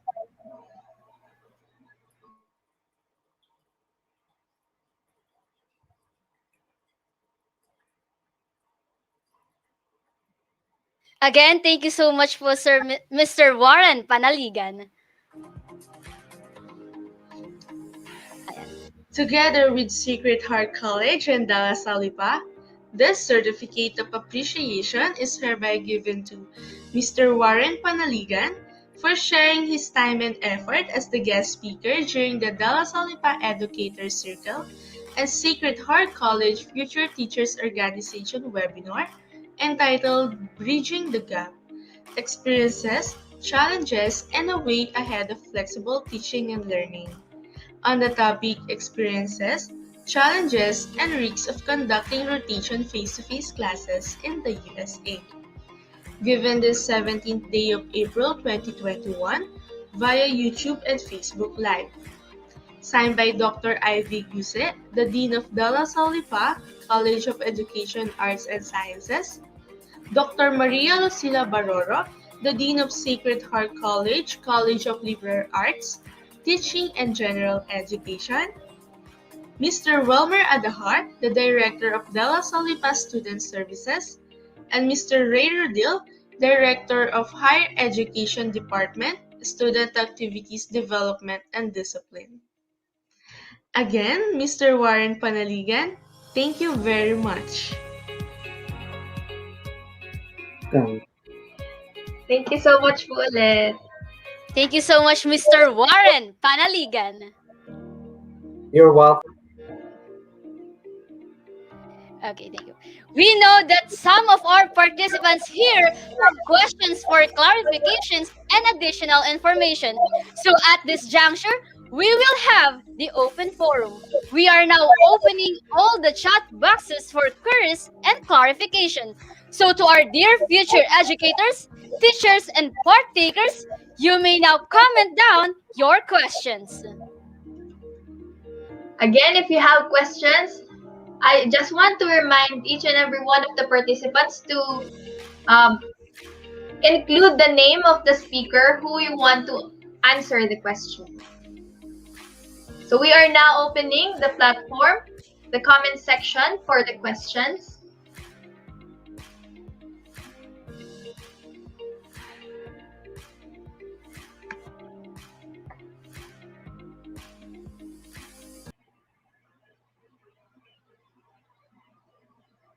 Let us wait for the other speakers first before we start.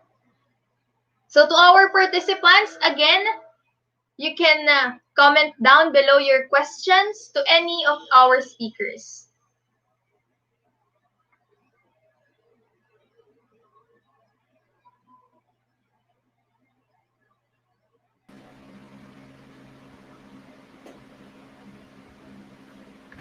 So I think we can start by asking some questions to Dr. Joy Talents and Dr. Erwin Abrensilit. So for Dr. Joy Talents po, is flexible learning modalities are effective to the students' well-being and development? Hello, good afternoon. Flexible learning modalities are effective for students' development because when we say flexible learning modalities, so we really need to offer quality education despite the global health pandemic that we are offering. And whatever modality the school had chosen for the students, theoretically should be based on survey conducted. So before the school will implement a certain modality, they should be based on research or survey conducted. So I believe that this is the best for the students. This is the most effective, considering that these modalities are based on our internet connection, whether the students have strong, weak, or poor internet connection. Plus, the main purpose of adapting these kind of modalities is that we need to offer quality education without sacrificing the health of the students, as well as the health and safety of both the students and teachers, as well as the school leaders and the staff, even the parents. Thank you. Thank you so much po. For Dr. Erwin naman po, what are the things to consider in publishing a module? How come DepEd did not seem prepared for it? Is there a possibility that flexible teaching learning design be still in the future of educational system? Okay, thank you for that questions. No, well, when it comes with the DepEd, publishing of modules is done internally. So meaning to say na if you are chosen to be a writer in DepEd, you will not be the one to publish your own module, but it is the DepEd. Your concern actually is you'll be the one to write. It will be evaluated, and then DepEd will be the one to publish. If it is done locally, let's say in the division, then the division office will be the one to publish it. Then if it is done in regional or national, so they are the ones in charge. Now, on your second question is that how come that DepEd did not seem prepared for it? Actually, no one is prepared for this pandemic. I think even DepEd is not that prepared. But what they did is that they did their best to prepare for the opening of classes last October 5. And yes, there are some mistakes in the in the module. And what DepEd did is that they issued some corrections. They issued DepEd order and memo for the corrections of those modules. And yes, there is a plan for flexible teaching and learning. Of course, we are not yet that sure if there will be face-to-face classes this coming school year. It's still for under planning, no. So thank you so much for that. Thank you. Thank you so much po. One more question po for Dr. Joy Talents. In a year, can a student transfer from one modality to another given that his or her academic performance is affected by the modality he or she is in? Okay, the modality depends on the school. So it depends on the school. Let's say the school, based on the research, ideally based on the research or survey conducted, had chosen online modality. So if it is online modality, the school will opt either offering synchronous or hybrid online learning. So let's say for this semester, the school had chosen based on the research or survey conducted, had chosen to offer asynchronous class. So be it based on the survey. But the school again conducted another survey.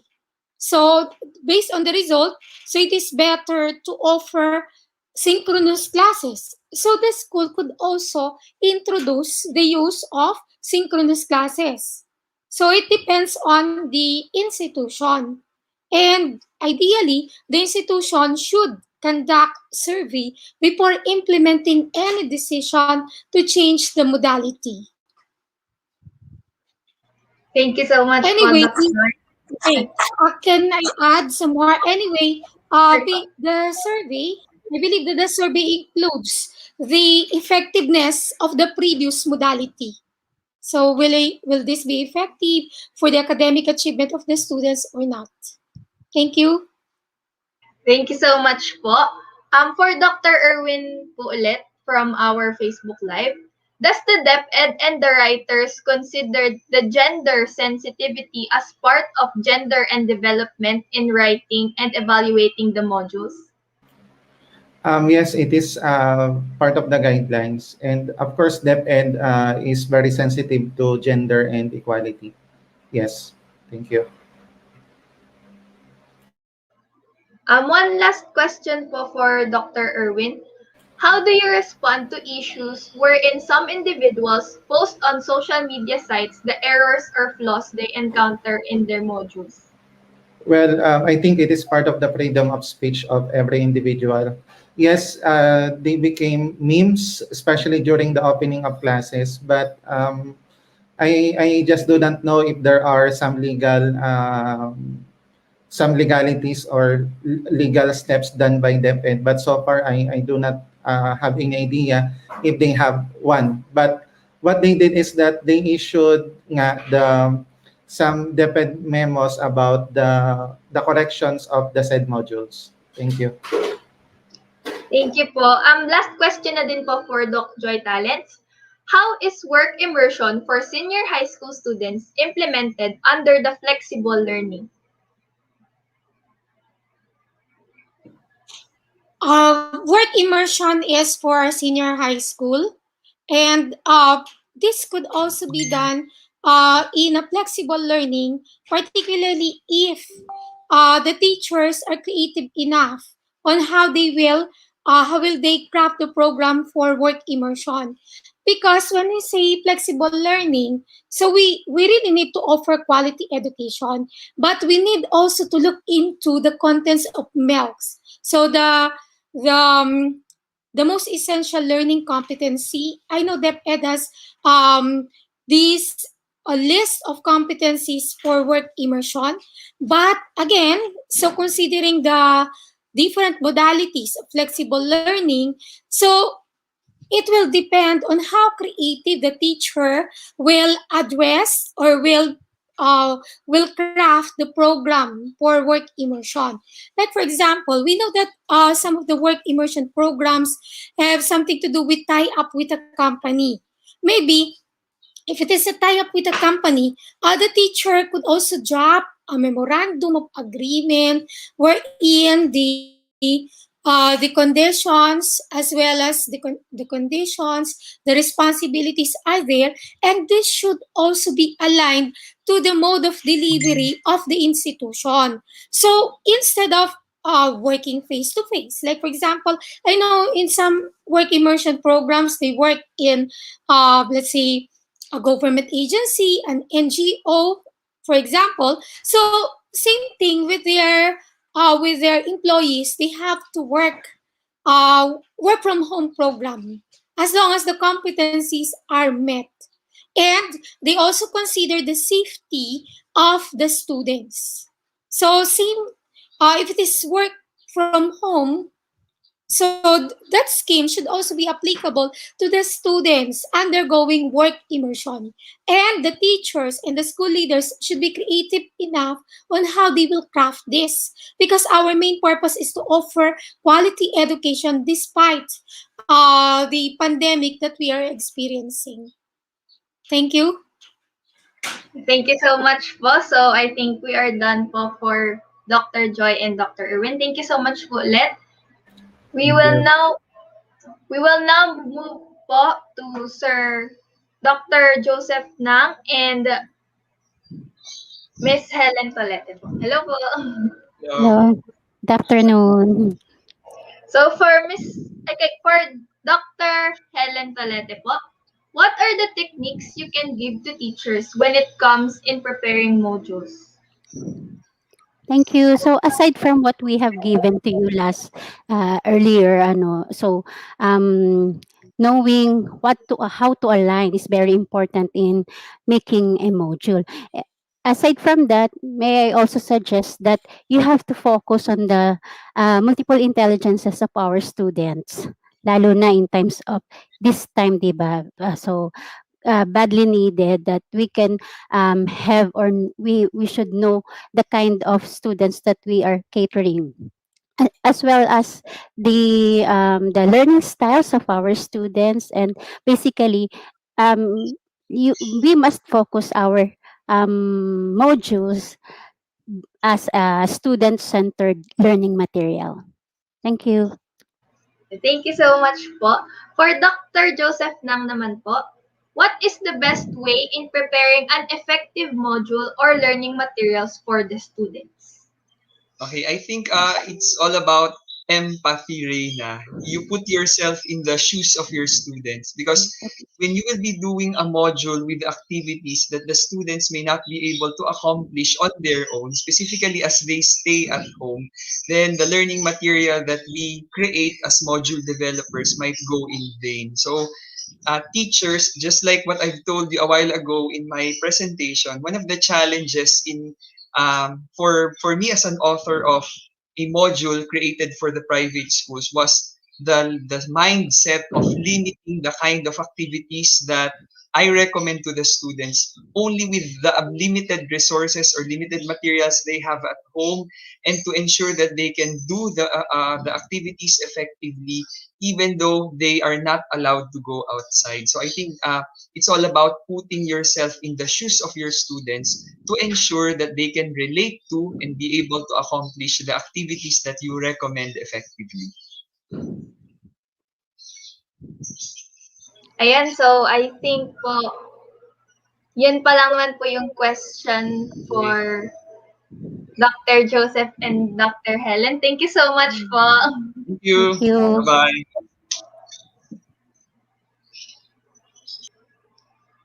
Now we are going to proceed po to Mr. Aris and Mr. Warren po. So for Mr. Warren po muna, what are the guideposts in implementing rotation face-to-face classes? Will it be responsive to the needs of Filipino learners too? Is that for me? Yes po. Repeat the question, please, because I was. What are the guideposts in implementing rotation face-to-face classes? Will it be responsive to the needs of Filipino learners too? Okay. The U.S. Department of State, or the Department of Education for every state, set a guidelines for every safety protocols that needs to follow. It's very strict here.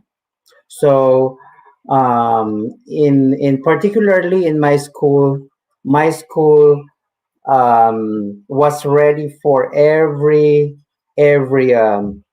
social distancing signs, for every alcohol, every corner, every sanitizer, everything that requires by law, because it's a federal offense if you didn't follow the law.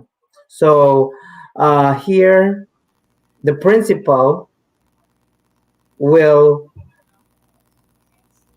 take their job. It will cost their job if they don't do their job here. So you know what I mean? They take it seriously here, especially the safety of the students, because the students have two options here. Not all students want to go to face. They have options. For those who want to stay at home, they can stay at home. For those who want to go to school and see their teachers, they can go. So half of my kids stay at home, half the other half stay in front of me. That's why, as a teacher, I do I'm doing two preparations. I'm do teaching in virtual and at the same time in actual. So, but the bottom line, it needs to follow the guidelines set by the federal government in opening the schools, and it depends on the governor. Thank you so much po, Mr. Warren. Next question po for Mr. Aries. Is it possible that we can adopt the face-to-face classes in our country or school? To answer that, it depends upon the IATF. So I think that's the best answer for that. So let's wait for the decision of the government if they will allow. Next question po ulit for Dr. Aris. What preparations did you do to make this flexible learning happen? Of course, the first preparation is to look into the curriculum, to study, and to meet with teachers, and came with the strategic plans and how to do it, and plot the available resources so that you can materialize teaching. And last question na po for Sir Warren na from me po. Are there any advices po that you can give for the future educators who also wanted to become like you to teach outside the country? Okay, opportunity is for all. All you have to do is decide. So all you have to do is to take some risk and decide. It's all yours. Whether you go to Canada, Europe, and to become a domestic helper somewhere, it's your decision. It's all our choice. So take some risk and it's all your choice. Everywhere we can go, we can explore the world, we can explore the sun, even us, we can explore the sun, the moon, the Jupiter. So because it's our choice. Yeah, thank you so much po, Dr. Arias and Mr. Warren po. You're welcome. Thank you so much po. So now, moving forward to Sir Lawrence and Miss Briones po. Yes. For Miss Briones po, what is the struggle of the teacher on how they distribute all the modules to their students? Okay, the struggles mostly encountered by our teachers here in the distribution of modules and learning materials are usually the overlapping of activities, the availability of parents in getting the modules and the activity sheets. At the same time, it's also uh, the it's also following the protocol in you know we have this case kasi sometimes here na there are teachers who are very careful enough na they will just report to work twice a week, and then yung meeting of schedules between the parents and the teachers. Okay? So, both of them won't meet their schedule. So, usually, yun nagiging challenge namin. Okay? So, with that, meron kami ng other schedule intended for the parents who cannot drop by in school para lang makuha yung kanilang mga activity sheets. Okay? So, what's the other question again? Yun lang po, yung struggles lang. Okay, usually yun ang struggles. And then yung mga bata na hindi nakakapagsagot on time ng modules nila, ng worksheets nila.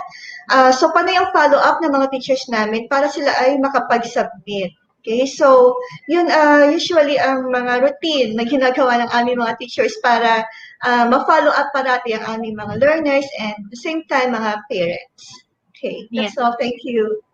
Thank you so much po. Next question po for Mr. Lawrence. Which is much advisable to use? a module prepared by each division or district, or a module coming from the central or regional office? Is it still for me? For Mr. Lawrence. Okay.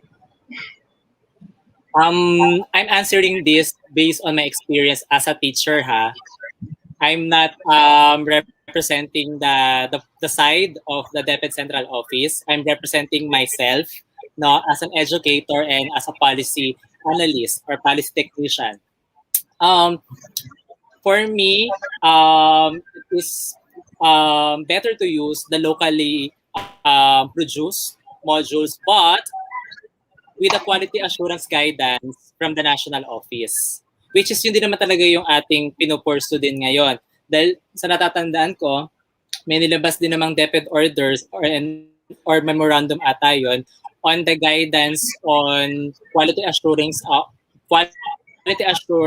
our self-learning materials. Ano po? At the same time, based on our Republic Act 9155, the governance structure of basic education. So may power naman talaga ang ating mga regional office, ang ating mga local governance to produce materials that are relevant to the context of their learners. Ayan. I hope nasagot ko yung tanong. Thank you so much po. This question naman po is for both of you po. What could be the effect of experiences, challenges, and future plans of school in flexible learning modalities to the student, teachers, parents, school, and community? Okay, I'll answer first. Okay, so in every issue or every challenge that we encounter, we work together, we collaborate with the teachers to come up with an intervention. Okay, so may mga intervention kami na ginagawa para masolusyonan kung ano man yung mga challenges na or issues or concern na na-encounter namin. Okay? And so with that, nai-improve kung ano man yung mga program or project or activity na ini-implement namin dito sa school, especially nga in terms of this new normal na all of us are not really much prepared. These are very sudden na mga pangyayari na talaga namang sa ngayon ay still adjusting pa rin. Ano? Kasi pabago-bago talaga. A lot of changes. Okay? So, with those changes, andun din yung parating adjustment ng mga intervention namin. Okay? So, yun. So, we are still looking forward for the improvement. Yun. And para makapag-deliver pa ng much better quality education for our learners. Thank you. Thank you so much po. For Mr. Lawrence naman po. Well, I think that synthesizes all of our discussions, no? That question, no? So the effect of the experiences and the challenges that we encounter now. Okay, so napakalaki ng effect niyan for the future of education. Okay, that's why I reiterated earlier in my presentation that it's very important for us, the educators, school leaders, and future educators to write, no? To conduct studies or to write your insights, your experiences nowadays in this current situation because babalikan natin to in the future, no? Babalikan natin to paano ang ginawang response ng kagawaran, paano ang ginawang response ng school head ko, paano ang ginawang response ko as a teacher in terms of these particular challenges. Diba? Para na sa gayon, pag naulit ang ganitong sitwasyon or any crisis na ma-encounter natin sa Pilipinas, we are ready to continue the learning. Diba? We are ready to continue the learning and we believe that as we continue the learning or the education, we also progress as a nation. Diba? So ayun, so manatili tayong reflective, manatili tayong proactive in this kind of situation for us to move forward as a nation. Diba? Yun lang. And thank you so much po. Last question po for Ms. Perlinda po. What are the concrete plans of DepEd in terms of modular and online learning? Will these continue in school year 2021 to 2022? Well, I guess that question is also intended Sige for po. Sir Kalanda. Well, definitely there will be, of course, there are concrete plans from DepEd, di ba?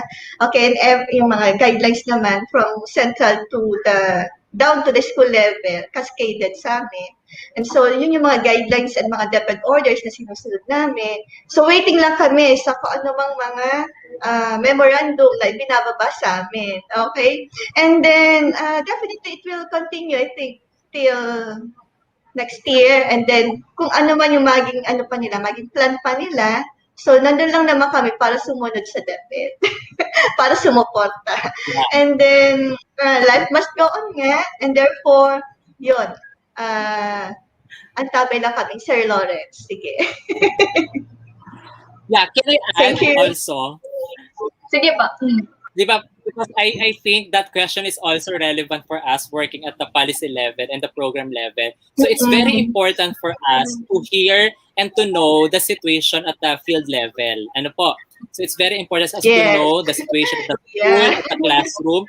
That's because yun ang mag-dictate sa policy decision makers natin, like sa secretary, siya magdi-dictate sa secretary on what should be the next steps.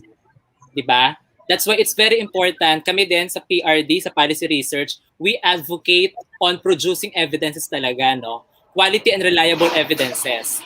Hindi yung tinatagong evidences. Because how are we going to improve the current system if we do not have the basis? Okay? That's why yun din ang lagi namin ina-advise sa mga nagkakandak ng research. Yung mga research nyo, ipadala nyo sa mga division offices ninyo. Ano? I-present nyo yan sa stakeholders because probably they could help the department to improve its policies and programs. Ayan. So, antayin na lang natin. Thank you so much. Yes, antayin na lang. Wait na lang. Last question na po for Mr. Karandang. How does the DepEd cater the students who do not have an internet connection in researching sources for their research or thesis? Okay. Is that for the education students or for the teachers who conduct research? Parang general po yung question.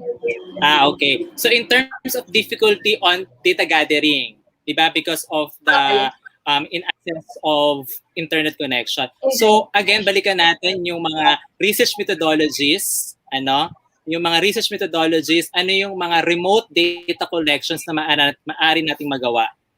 Diba? So for example, you can conduct a phone survey. Diba? Ginawa ng partner namin yon. Nag-conduct sila ng phone survey sa communities regarding the teachers' needs and the learning behavior. Ginagawa yon. At the same time, meron na rin tayong mga, aside sa phone survey, yung text-based survey, yan, pwedeng gawin yon. Or other ay paper-based. Pero medyo matagal yung paper-based na data collection. But more importantly, before thinking about the research methodology, you have to be clarified first on your research objectives, on your research questions. Because on that research question, it will dictate you on how are you going to collect data. Okay? Maliwanag yung ganon. Ayan.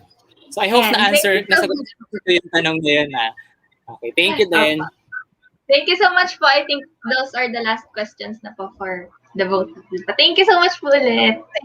Thank you.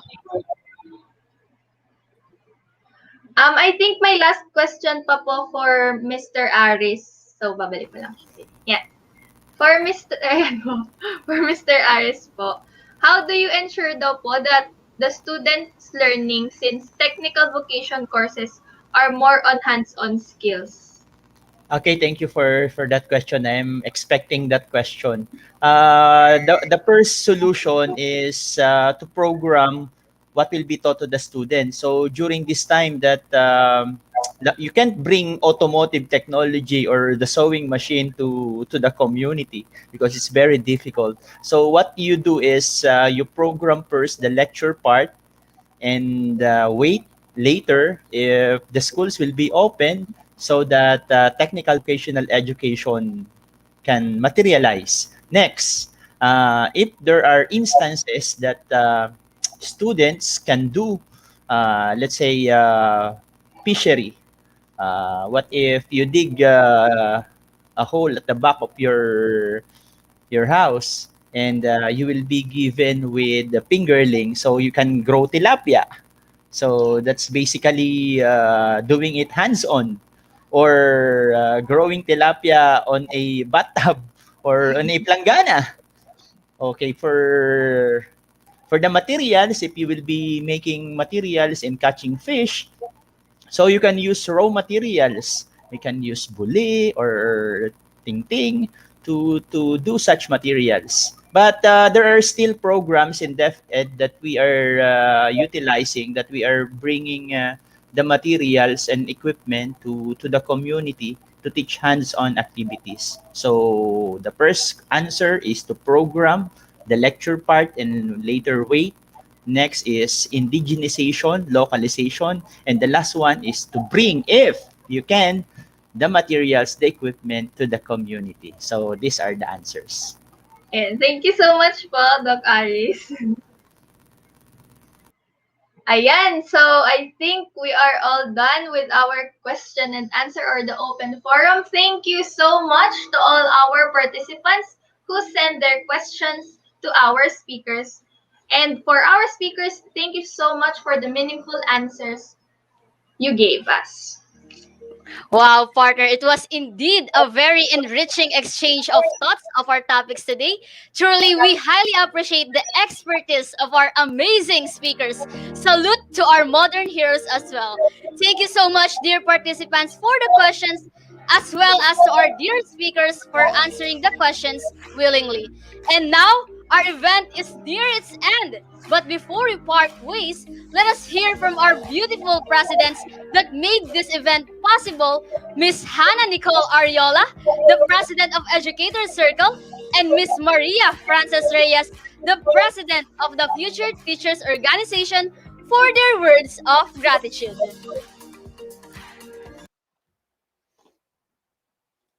Happy morning, everyone. On behalf of the Sacred Heart College Future Teachers Organization, we sincerely thank all the participants today, and this wouldn't be possible without you all. I would like also to extend my gratitude to my co-leaders from the Future Teachers Organization, especially to our partner, the De La Salipa Educator Circle. They gave us their trust to be their collaborator and rendered their extra time to help us in manipulating different variants of technological tools that was used in this collaboration webinar. Given the situation, we might met virtually, but surely friendship was made between us all, the student leaders. The pandemic challenged the education system as well and brought a gap towards learning. We experienced a lot of shifts from face to face to online, blended, and flexible learning. Yes, our program is bound to end, but the learning showered to us by our exceptional um, speakers will bridge us towards our future success. I can attest that truly nothing is impossible for as long as we have determination to surpass all the challenges that our life could give us. It is not only the whole organizing team's success, but it is definitely our success. Let us be reminded that the fact that we are here in this webinar is already a gift to use, to practice, and to treasure, more than a certificate. Once again, this is Maria Frances E. Reyes, Bachelor of Elementary Education 3, your president from the Sacred Heart College Future Teachers Education, saying thank you, stay safe, and God bless us all.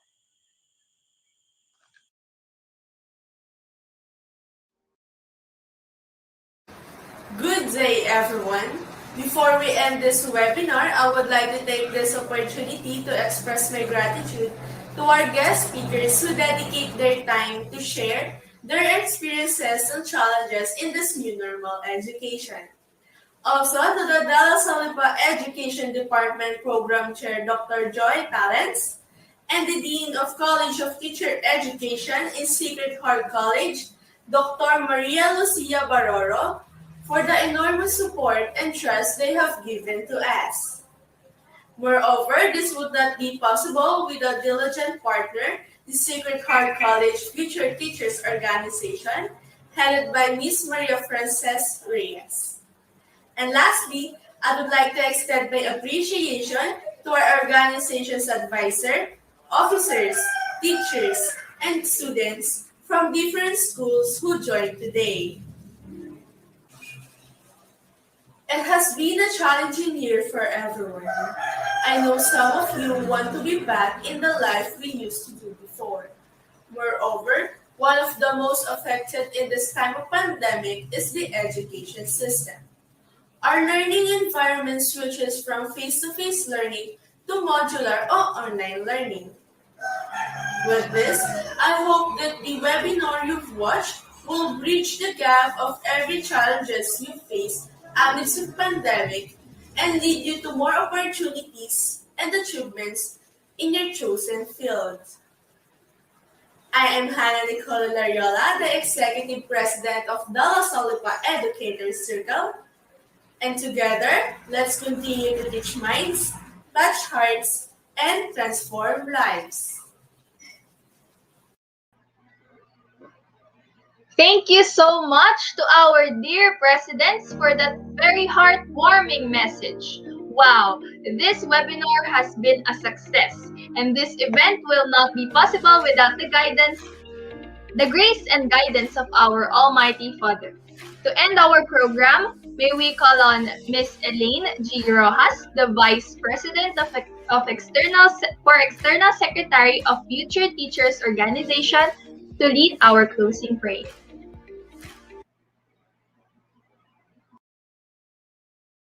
Let us put ourselves in the holy presence of God. In the name of the Father, and of the Son, and of the Holy Spirit. Amen. Lord, thank you for your presence with us today. Thank you for this successful event. As we depart from this podcast, bridging the gap, experiences, challenges, and the way ahead of flexible teaching and learning, may you guide and bless us throughout the rest of the day. Do not let the learning from this podcast in vain, and may this serve as their light with their chosen profession. We pray this in the name of Jesus. Amen. In the name of the Father, and of the Son, and of the Holy Spirit. Amen. Let us Thank put you our Thank you so much, Miss Aileen. Now we are requesting each participant to answer the evaluation link flashed on your screen. Upon accomplishing the evaluation forms, an e-certificate will automatically be sent to your email accounts.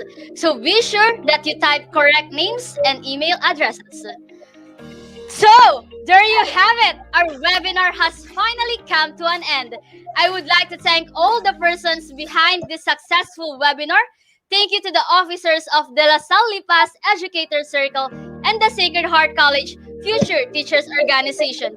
Thank you, the La Salle Lipas Educator Circle, for partnering with us. And also thank you, Future Teachers Organization, for this wonderful collaboration. This has been BTG 2021, Bridging the Gap, Experiences, Challenges, and the Way Ahead of Flexible Teaching and Learning. May God bless us all and have a good day. Once again, I am Doriel Christine Z. Pizarra from Sacred Heart College Future Teachers Organization. And I am Reynalyn Caraquitan from the College of Education, Arts, and Sciences de la Salipas Educator Circle. Now signing off.